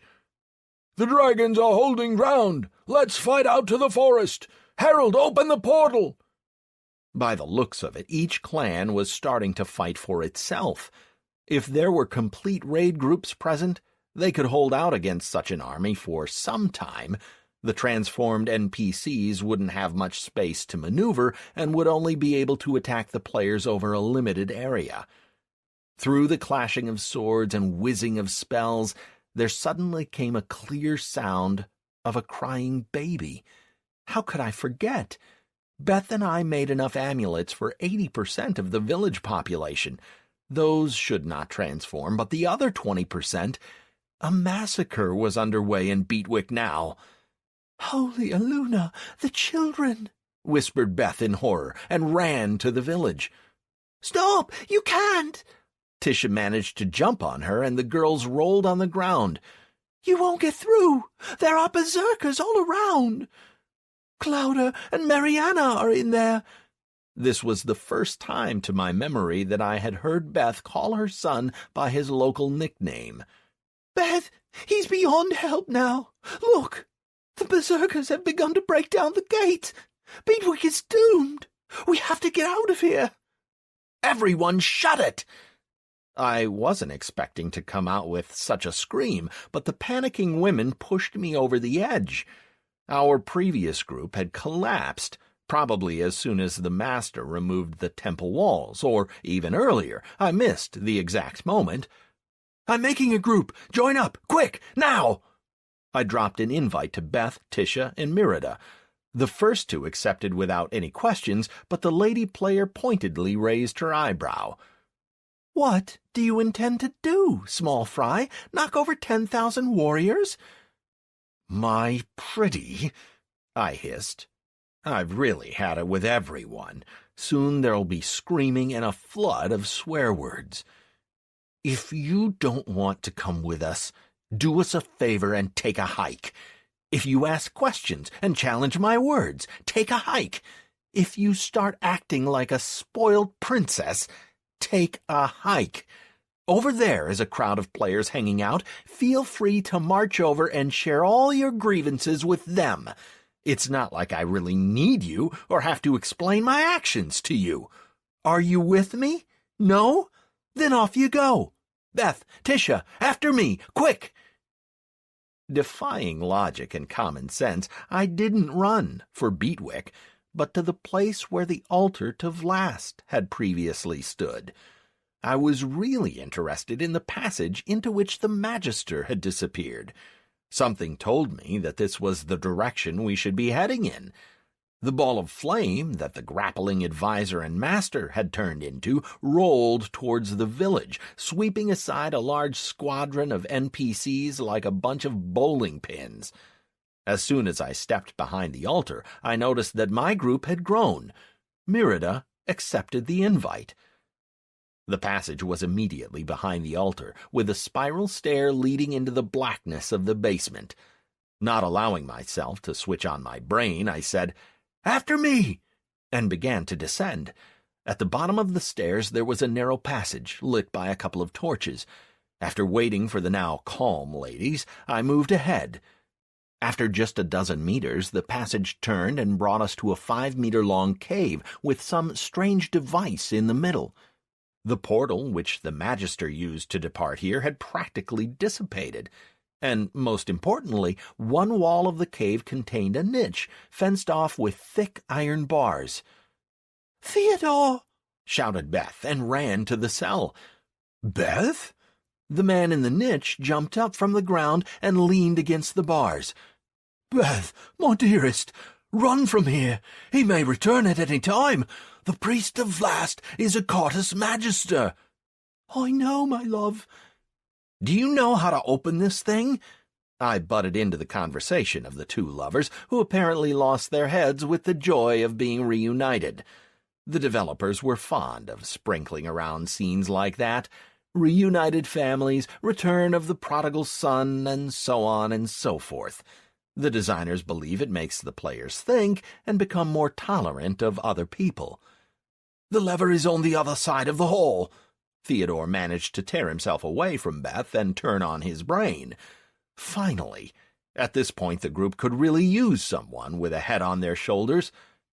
"Mirada, find the lever. Theodore, what's your class? Tisha, stop crying." "Me? A priest and a healer." "Great! I'm sending you an invite. All of us are in a group now, including Beth. We will quickly free you and get out of here. Are you able to walk unaided?" "Yes, but what's the point?" "To get the children out. There is an Armageddon in progress upstairs." "Beth, what's he on about?" "Darling, just trust him. Every second is precious. Aftondil and Mariana are in Beatwick." "Everyone, after me!" I shouted when the bars of the cage flew up. Waving away the message that my charisma went up by 10%, I headed back to the surface. It was time to rescue those wearing our amulets.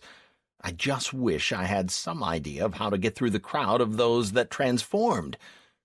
Hal, hang in there. Rick, the right side's on you. Bars, grab 5. The left edge is yours. As soon as I emerged above ground, I was hit by a torrent of shouts and commands. I looked over the battlefield and chuckled. The players had split themselves into several modest-sized groups, about 40 people in each, which were being gradually destroyed by the enemy. The loners that responded to the summons of the Emperor were mowed down immediately. Only the clan raid groups held out, but they were being pushed farther and farther from the village. One small comfort consisted of the fact that 10,000 NPCs were unable to knock down the village gates. Far though it was, I could see that the level of durability of the gates was still at half full. If we make it into Beatwick through Beth's Passage, we would be able to save all the NPCs who had not been changed. One slight problem was the enormous Cartus detachment between us and the village, which surrounded the Phoenix and Legion players. The clan fighters weren't standing far from each other, but it looked like the question of combining their forces didn't even occur to them. Strange, this would make their lives a lot easier. Each group contained 2 or 3 heralds that helped to repel the attacks, and Phoenix even sported an advisor in their ranks. The ball of flame that was the headman and his son became a whirlwind and started to race around about 500 meters away from the village. "Man, what should we do?" asked Beth with a resigned look. "We can't fight through this crowd." I had to decide something, and quick. I whipped out both amulets from Anastaria and Plinto and activated both. "Yes?" "What?" the players shouted almost at the same time. "Whoever you are, get lost. We've no time for this."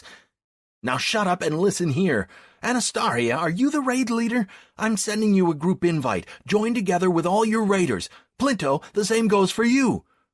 "Man, have you totally lost it?" roared Plinto. "Man, do you know what to do? Where are you?" This one came from Anastaria. "I have no time to explain. Stacy, just trust me, as usual.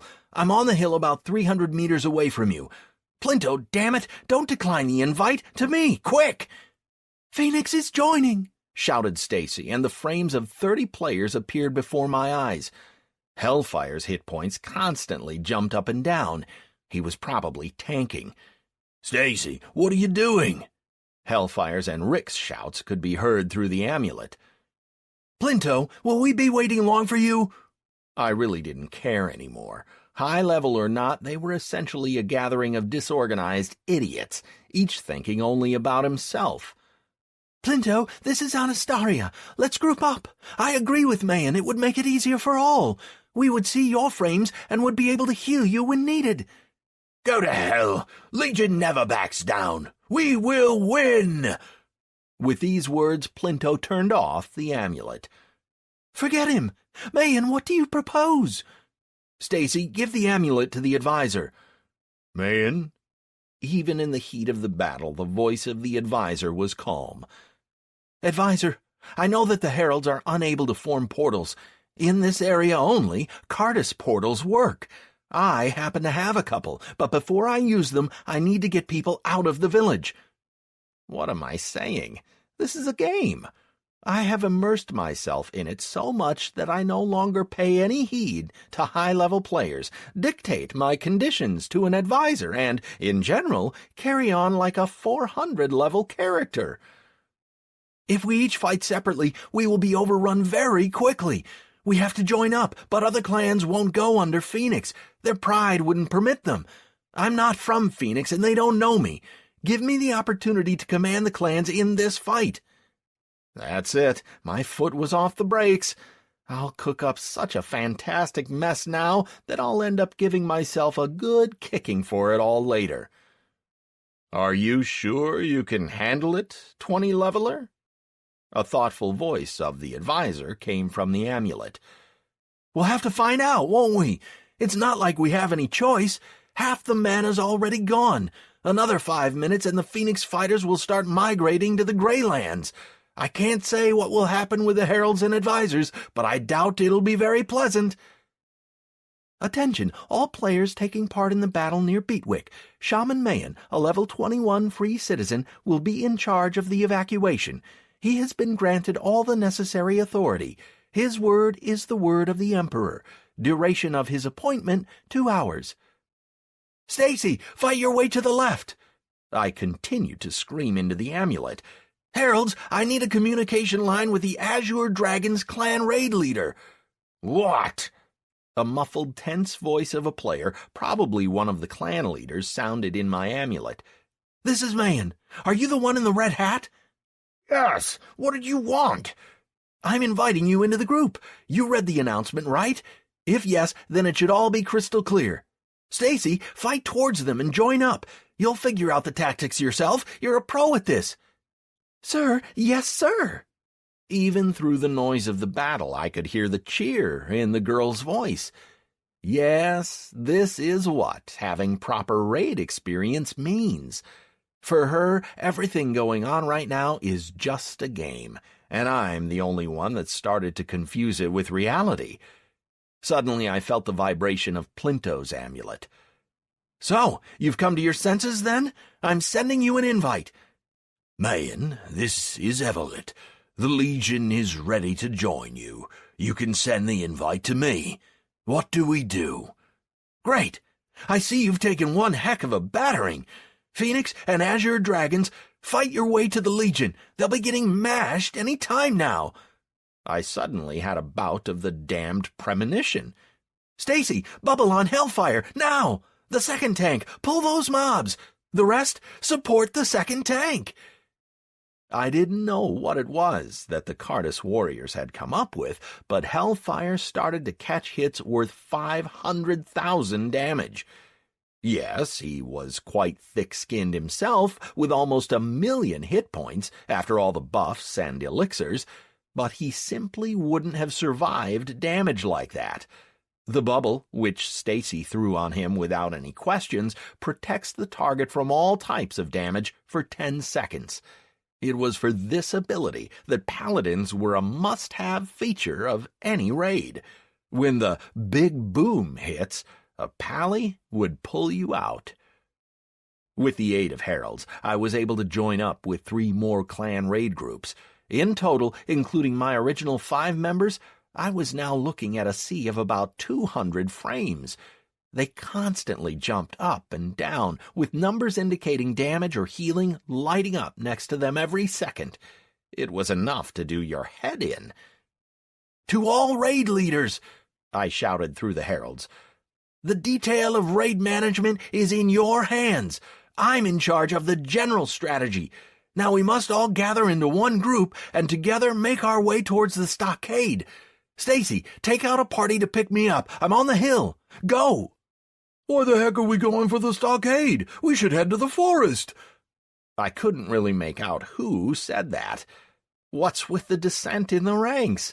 Such insolence must be stamped out at the root. I finally get the rare opportunity to order people around, best players of the Empire, no less, and someone's throwing a spanner in the works. We need to make it to the village before it's taken by the Cardus forces. The gates will hold out for another 5 minutes at the most. We gather the surviving villagers and teleport out of here. Now! I wouldn't say they went supersonic, but the players did start running around.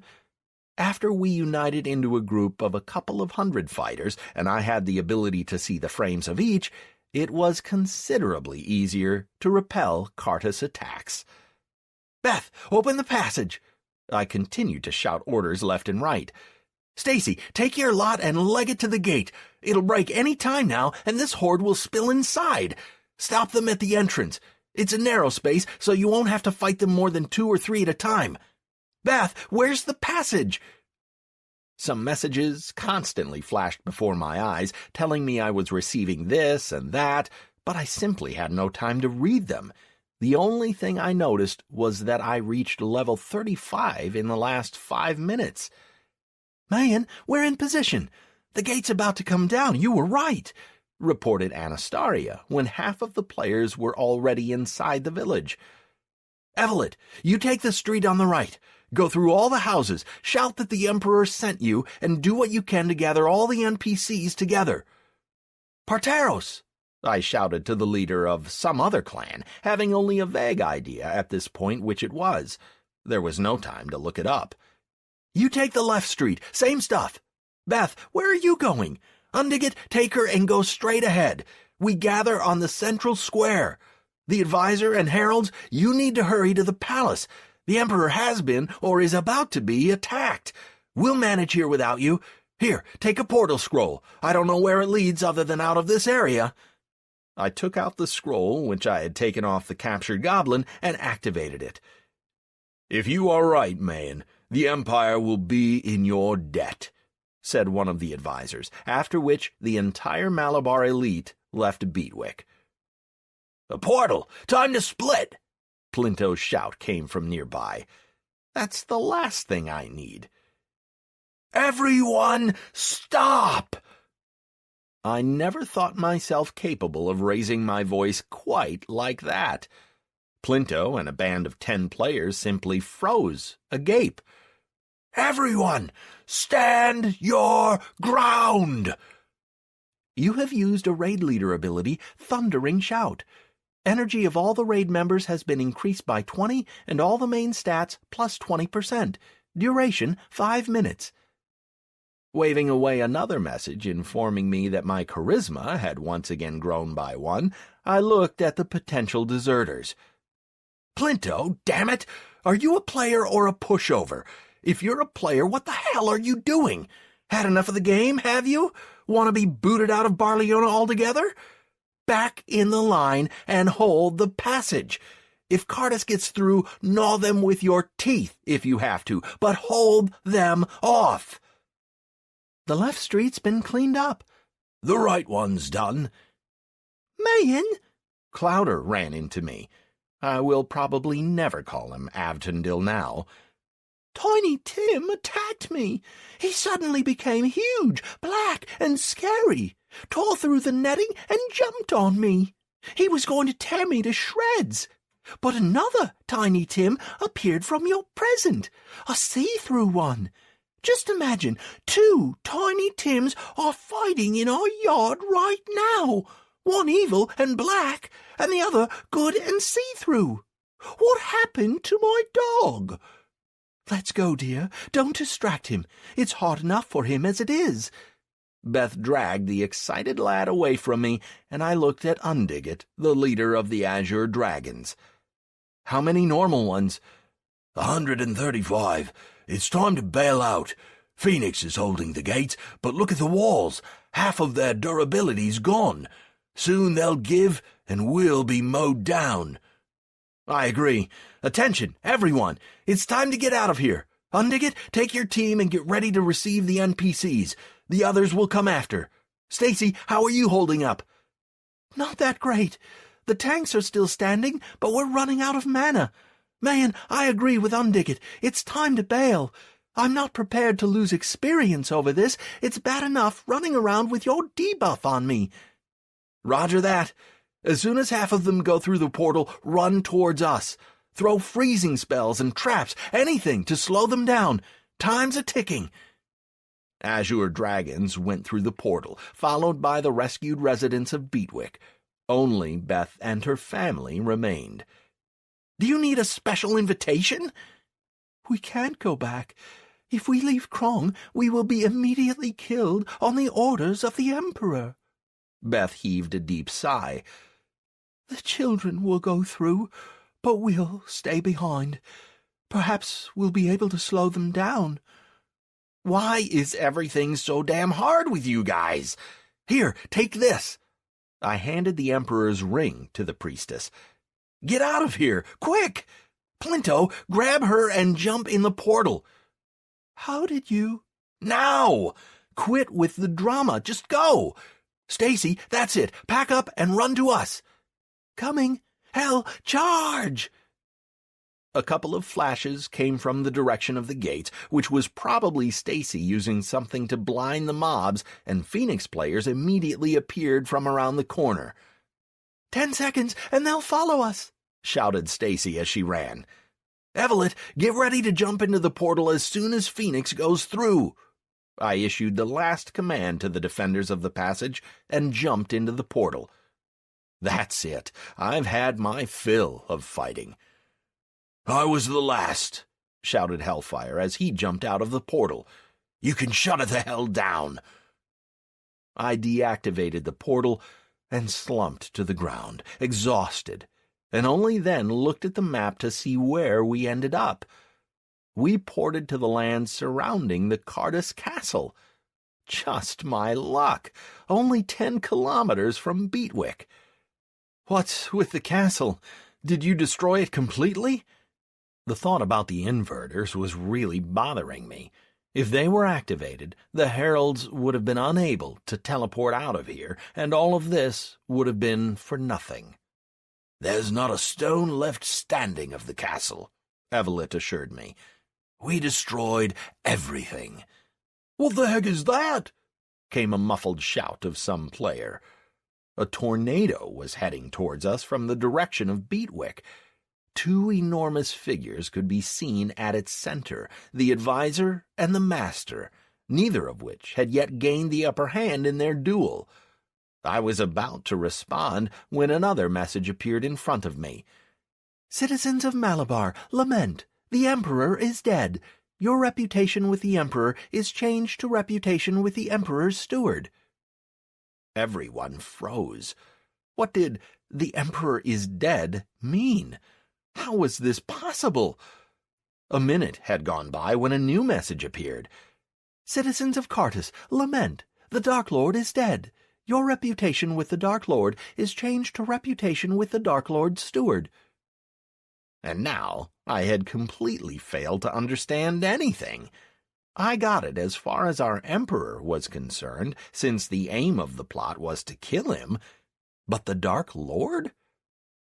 The tornado made up of the advisor and the master fell apart, and both vagrants, who had for some reason become 3 meters tall, froze about 300 meters away from us, looking at each other.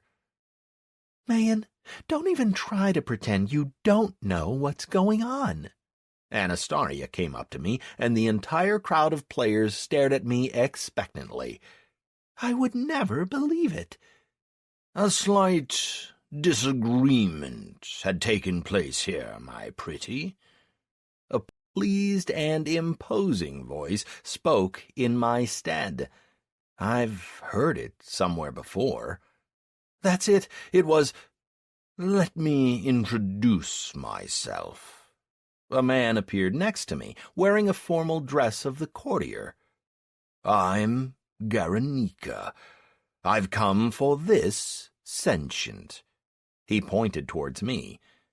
"And to make sure no one gets in the way, I'll tidy up a little around here."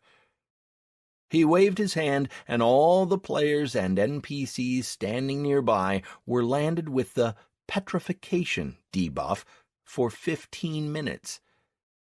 "Now we can have a chat." The dark shaman walked around me and shook his head. "When we spoke last, you were just level 21.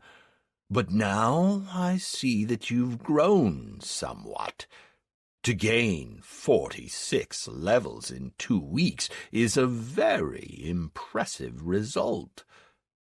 What? What 46 levels?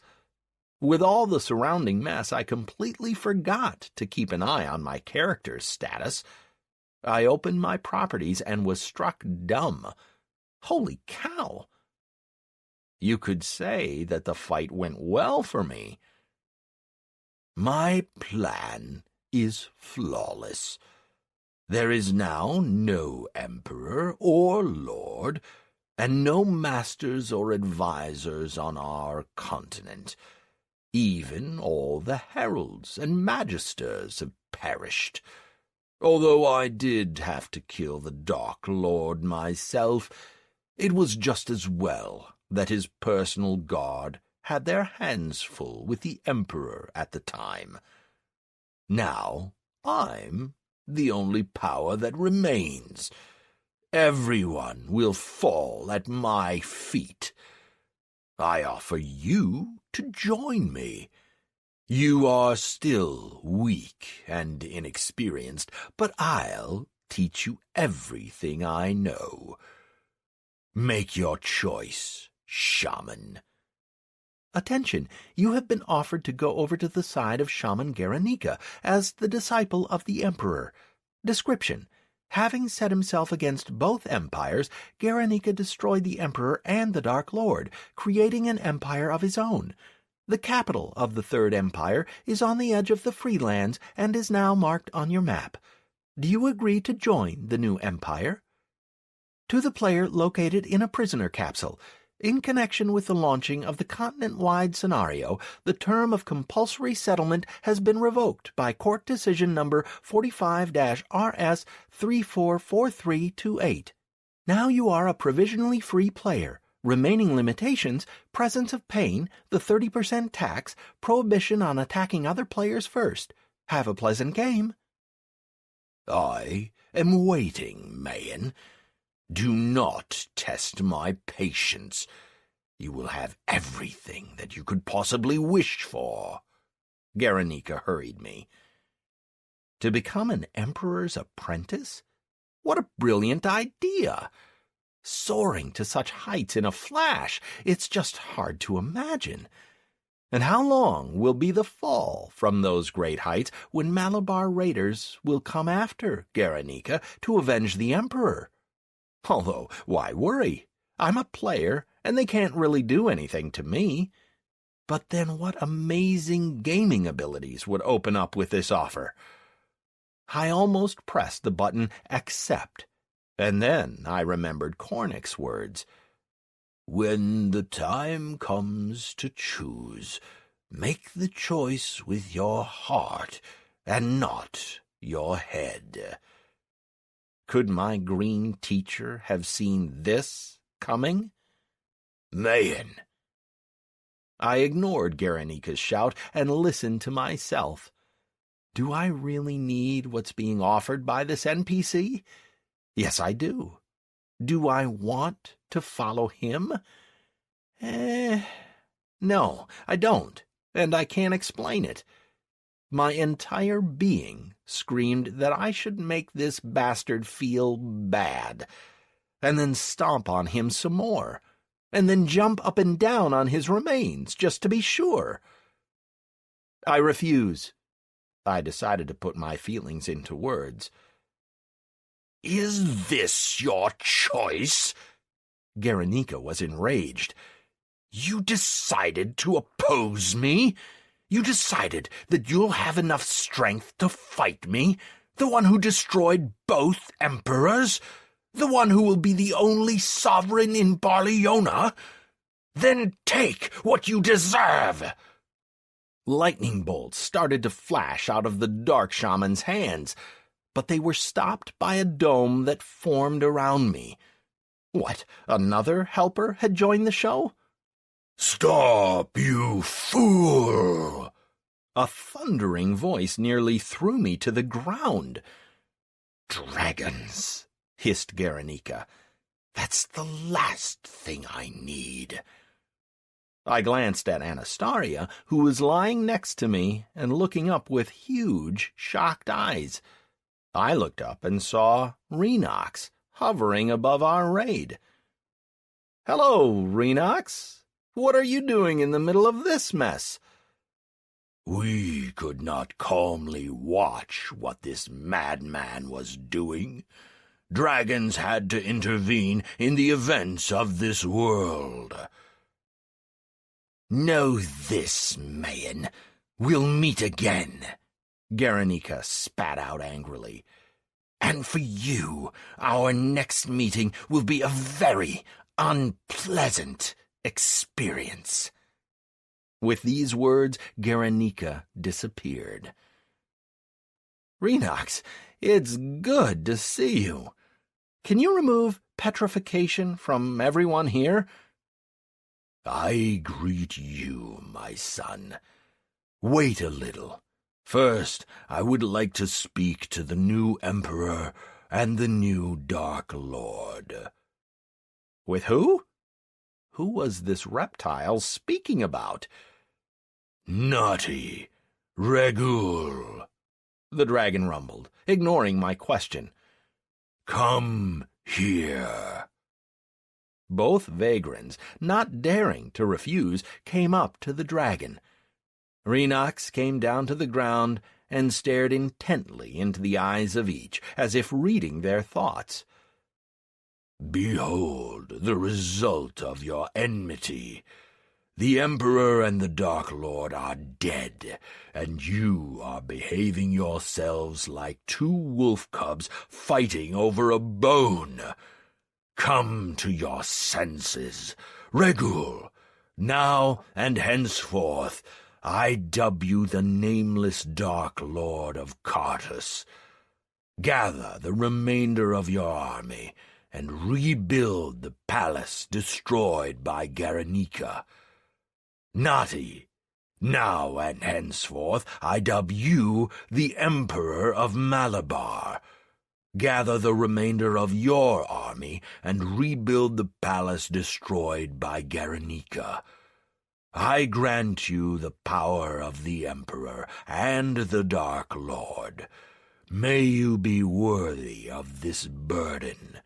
Rule wisely and honorably like your predecessors.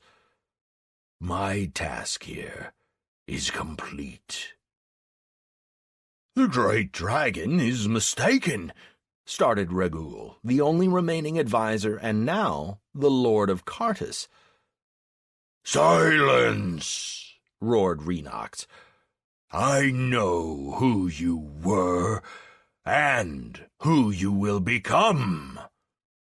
I bow before the wisdom of the Great One, bowed the Emperor, the former master of Cartus. Citizens of Malabar, rejoice! The Emperor is alive. Your reputation with the steward of the Emperor is changed to the reputation with the Emperor. Citizens of Cartus, rejoice! The Dark Lord is alive. Your reputation with the steward of the Dark Lord is changed to the reputation with the Dark Lord. Mayan, I can see that a quiet life is not for you. At our last meeting, you managed to surprise me. But now, I am simply astonished. You are a worthy dragon. Unfortunately, my presence here has disturbed the balance, so in the next 100 years, dragons cannot appear in Barleona. Try not to destroy the world. With these words, Renox soared up and disappeared, returning to his realm. The two vagrants, having risen to level 500, first looked at each other and then at me. Mayan, began the new Emperor, I thank you for everything you have done. Your reputation with the Emperor of Malabar has increased by 4,000 points. You are 5,700 points away from the status of esteem. I agree, added the new Dark Lord. You also have my thanks. Your reputation with the Dark Lord of Cartus has increased by 4,000 points. You are 6,000 points away from the status of esteem. Emperor, come. We have much to discuss. It's time we learned how to talk. As soon as both NPCs disappeared, the petrification debuff was removed from all the players. But no one broke the silence. Anastasia got back to her feet, looked me in the eye, and whispered, "Mayan, I never expected something like this. You, a dragon?" I wanted to respond to Anastasia with the usual, along the lines of, "You're such a fool," when another message struck me dumb. Attention all players. Following numerous requests, the game administration has now opened the option of making characters on the dark side of the Cartus Empire. To transfer a character to the dark side, please read the rules published on the official website of the game. Welcome to the renewed Barleona.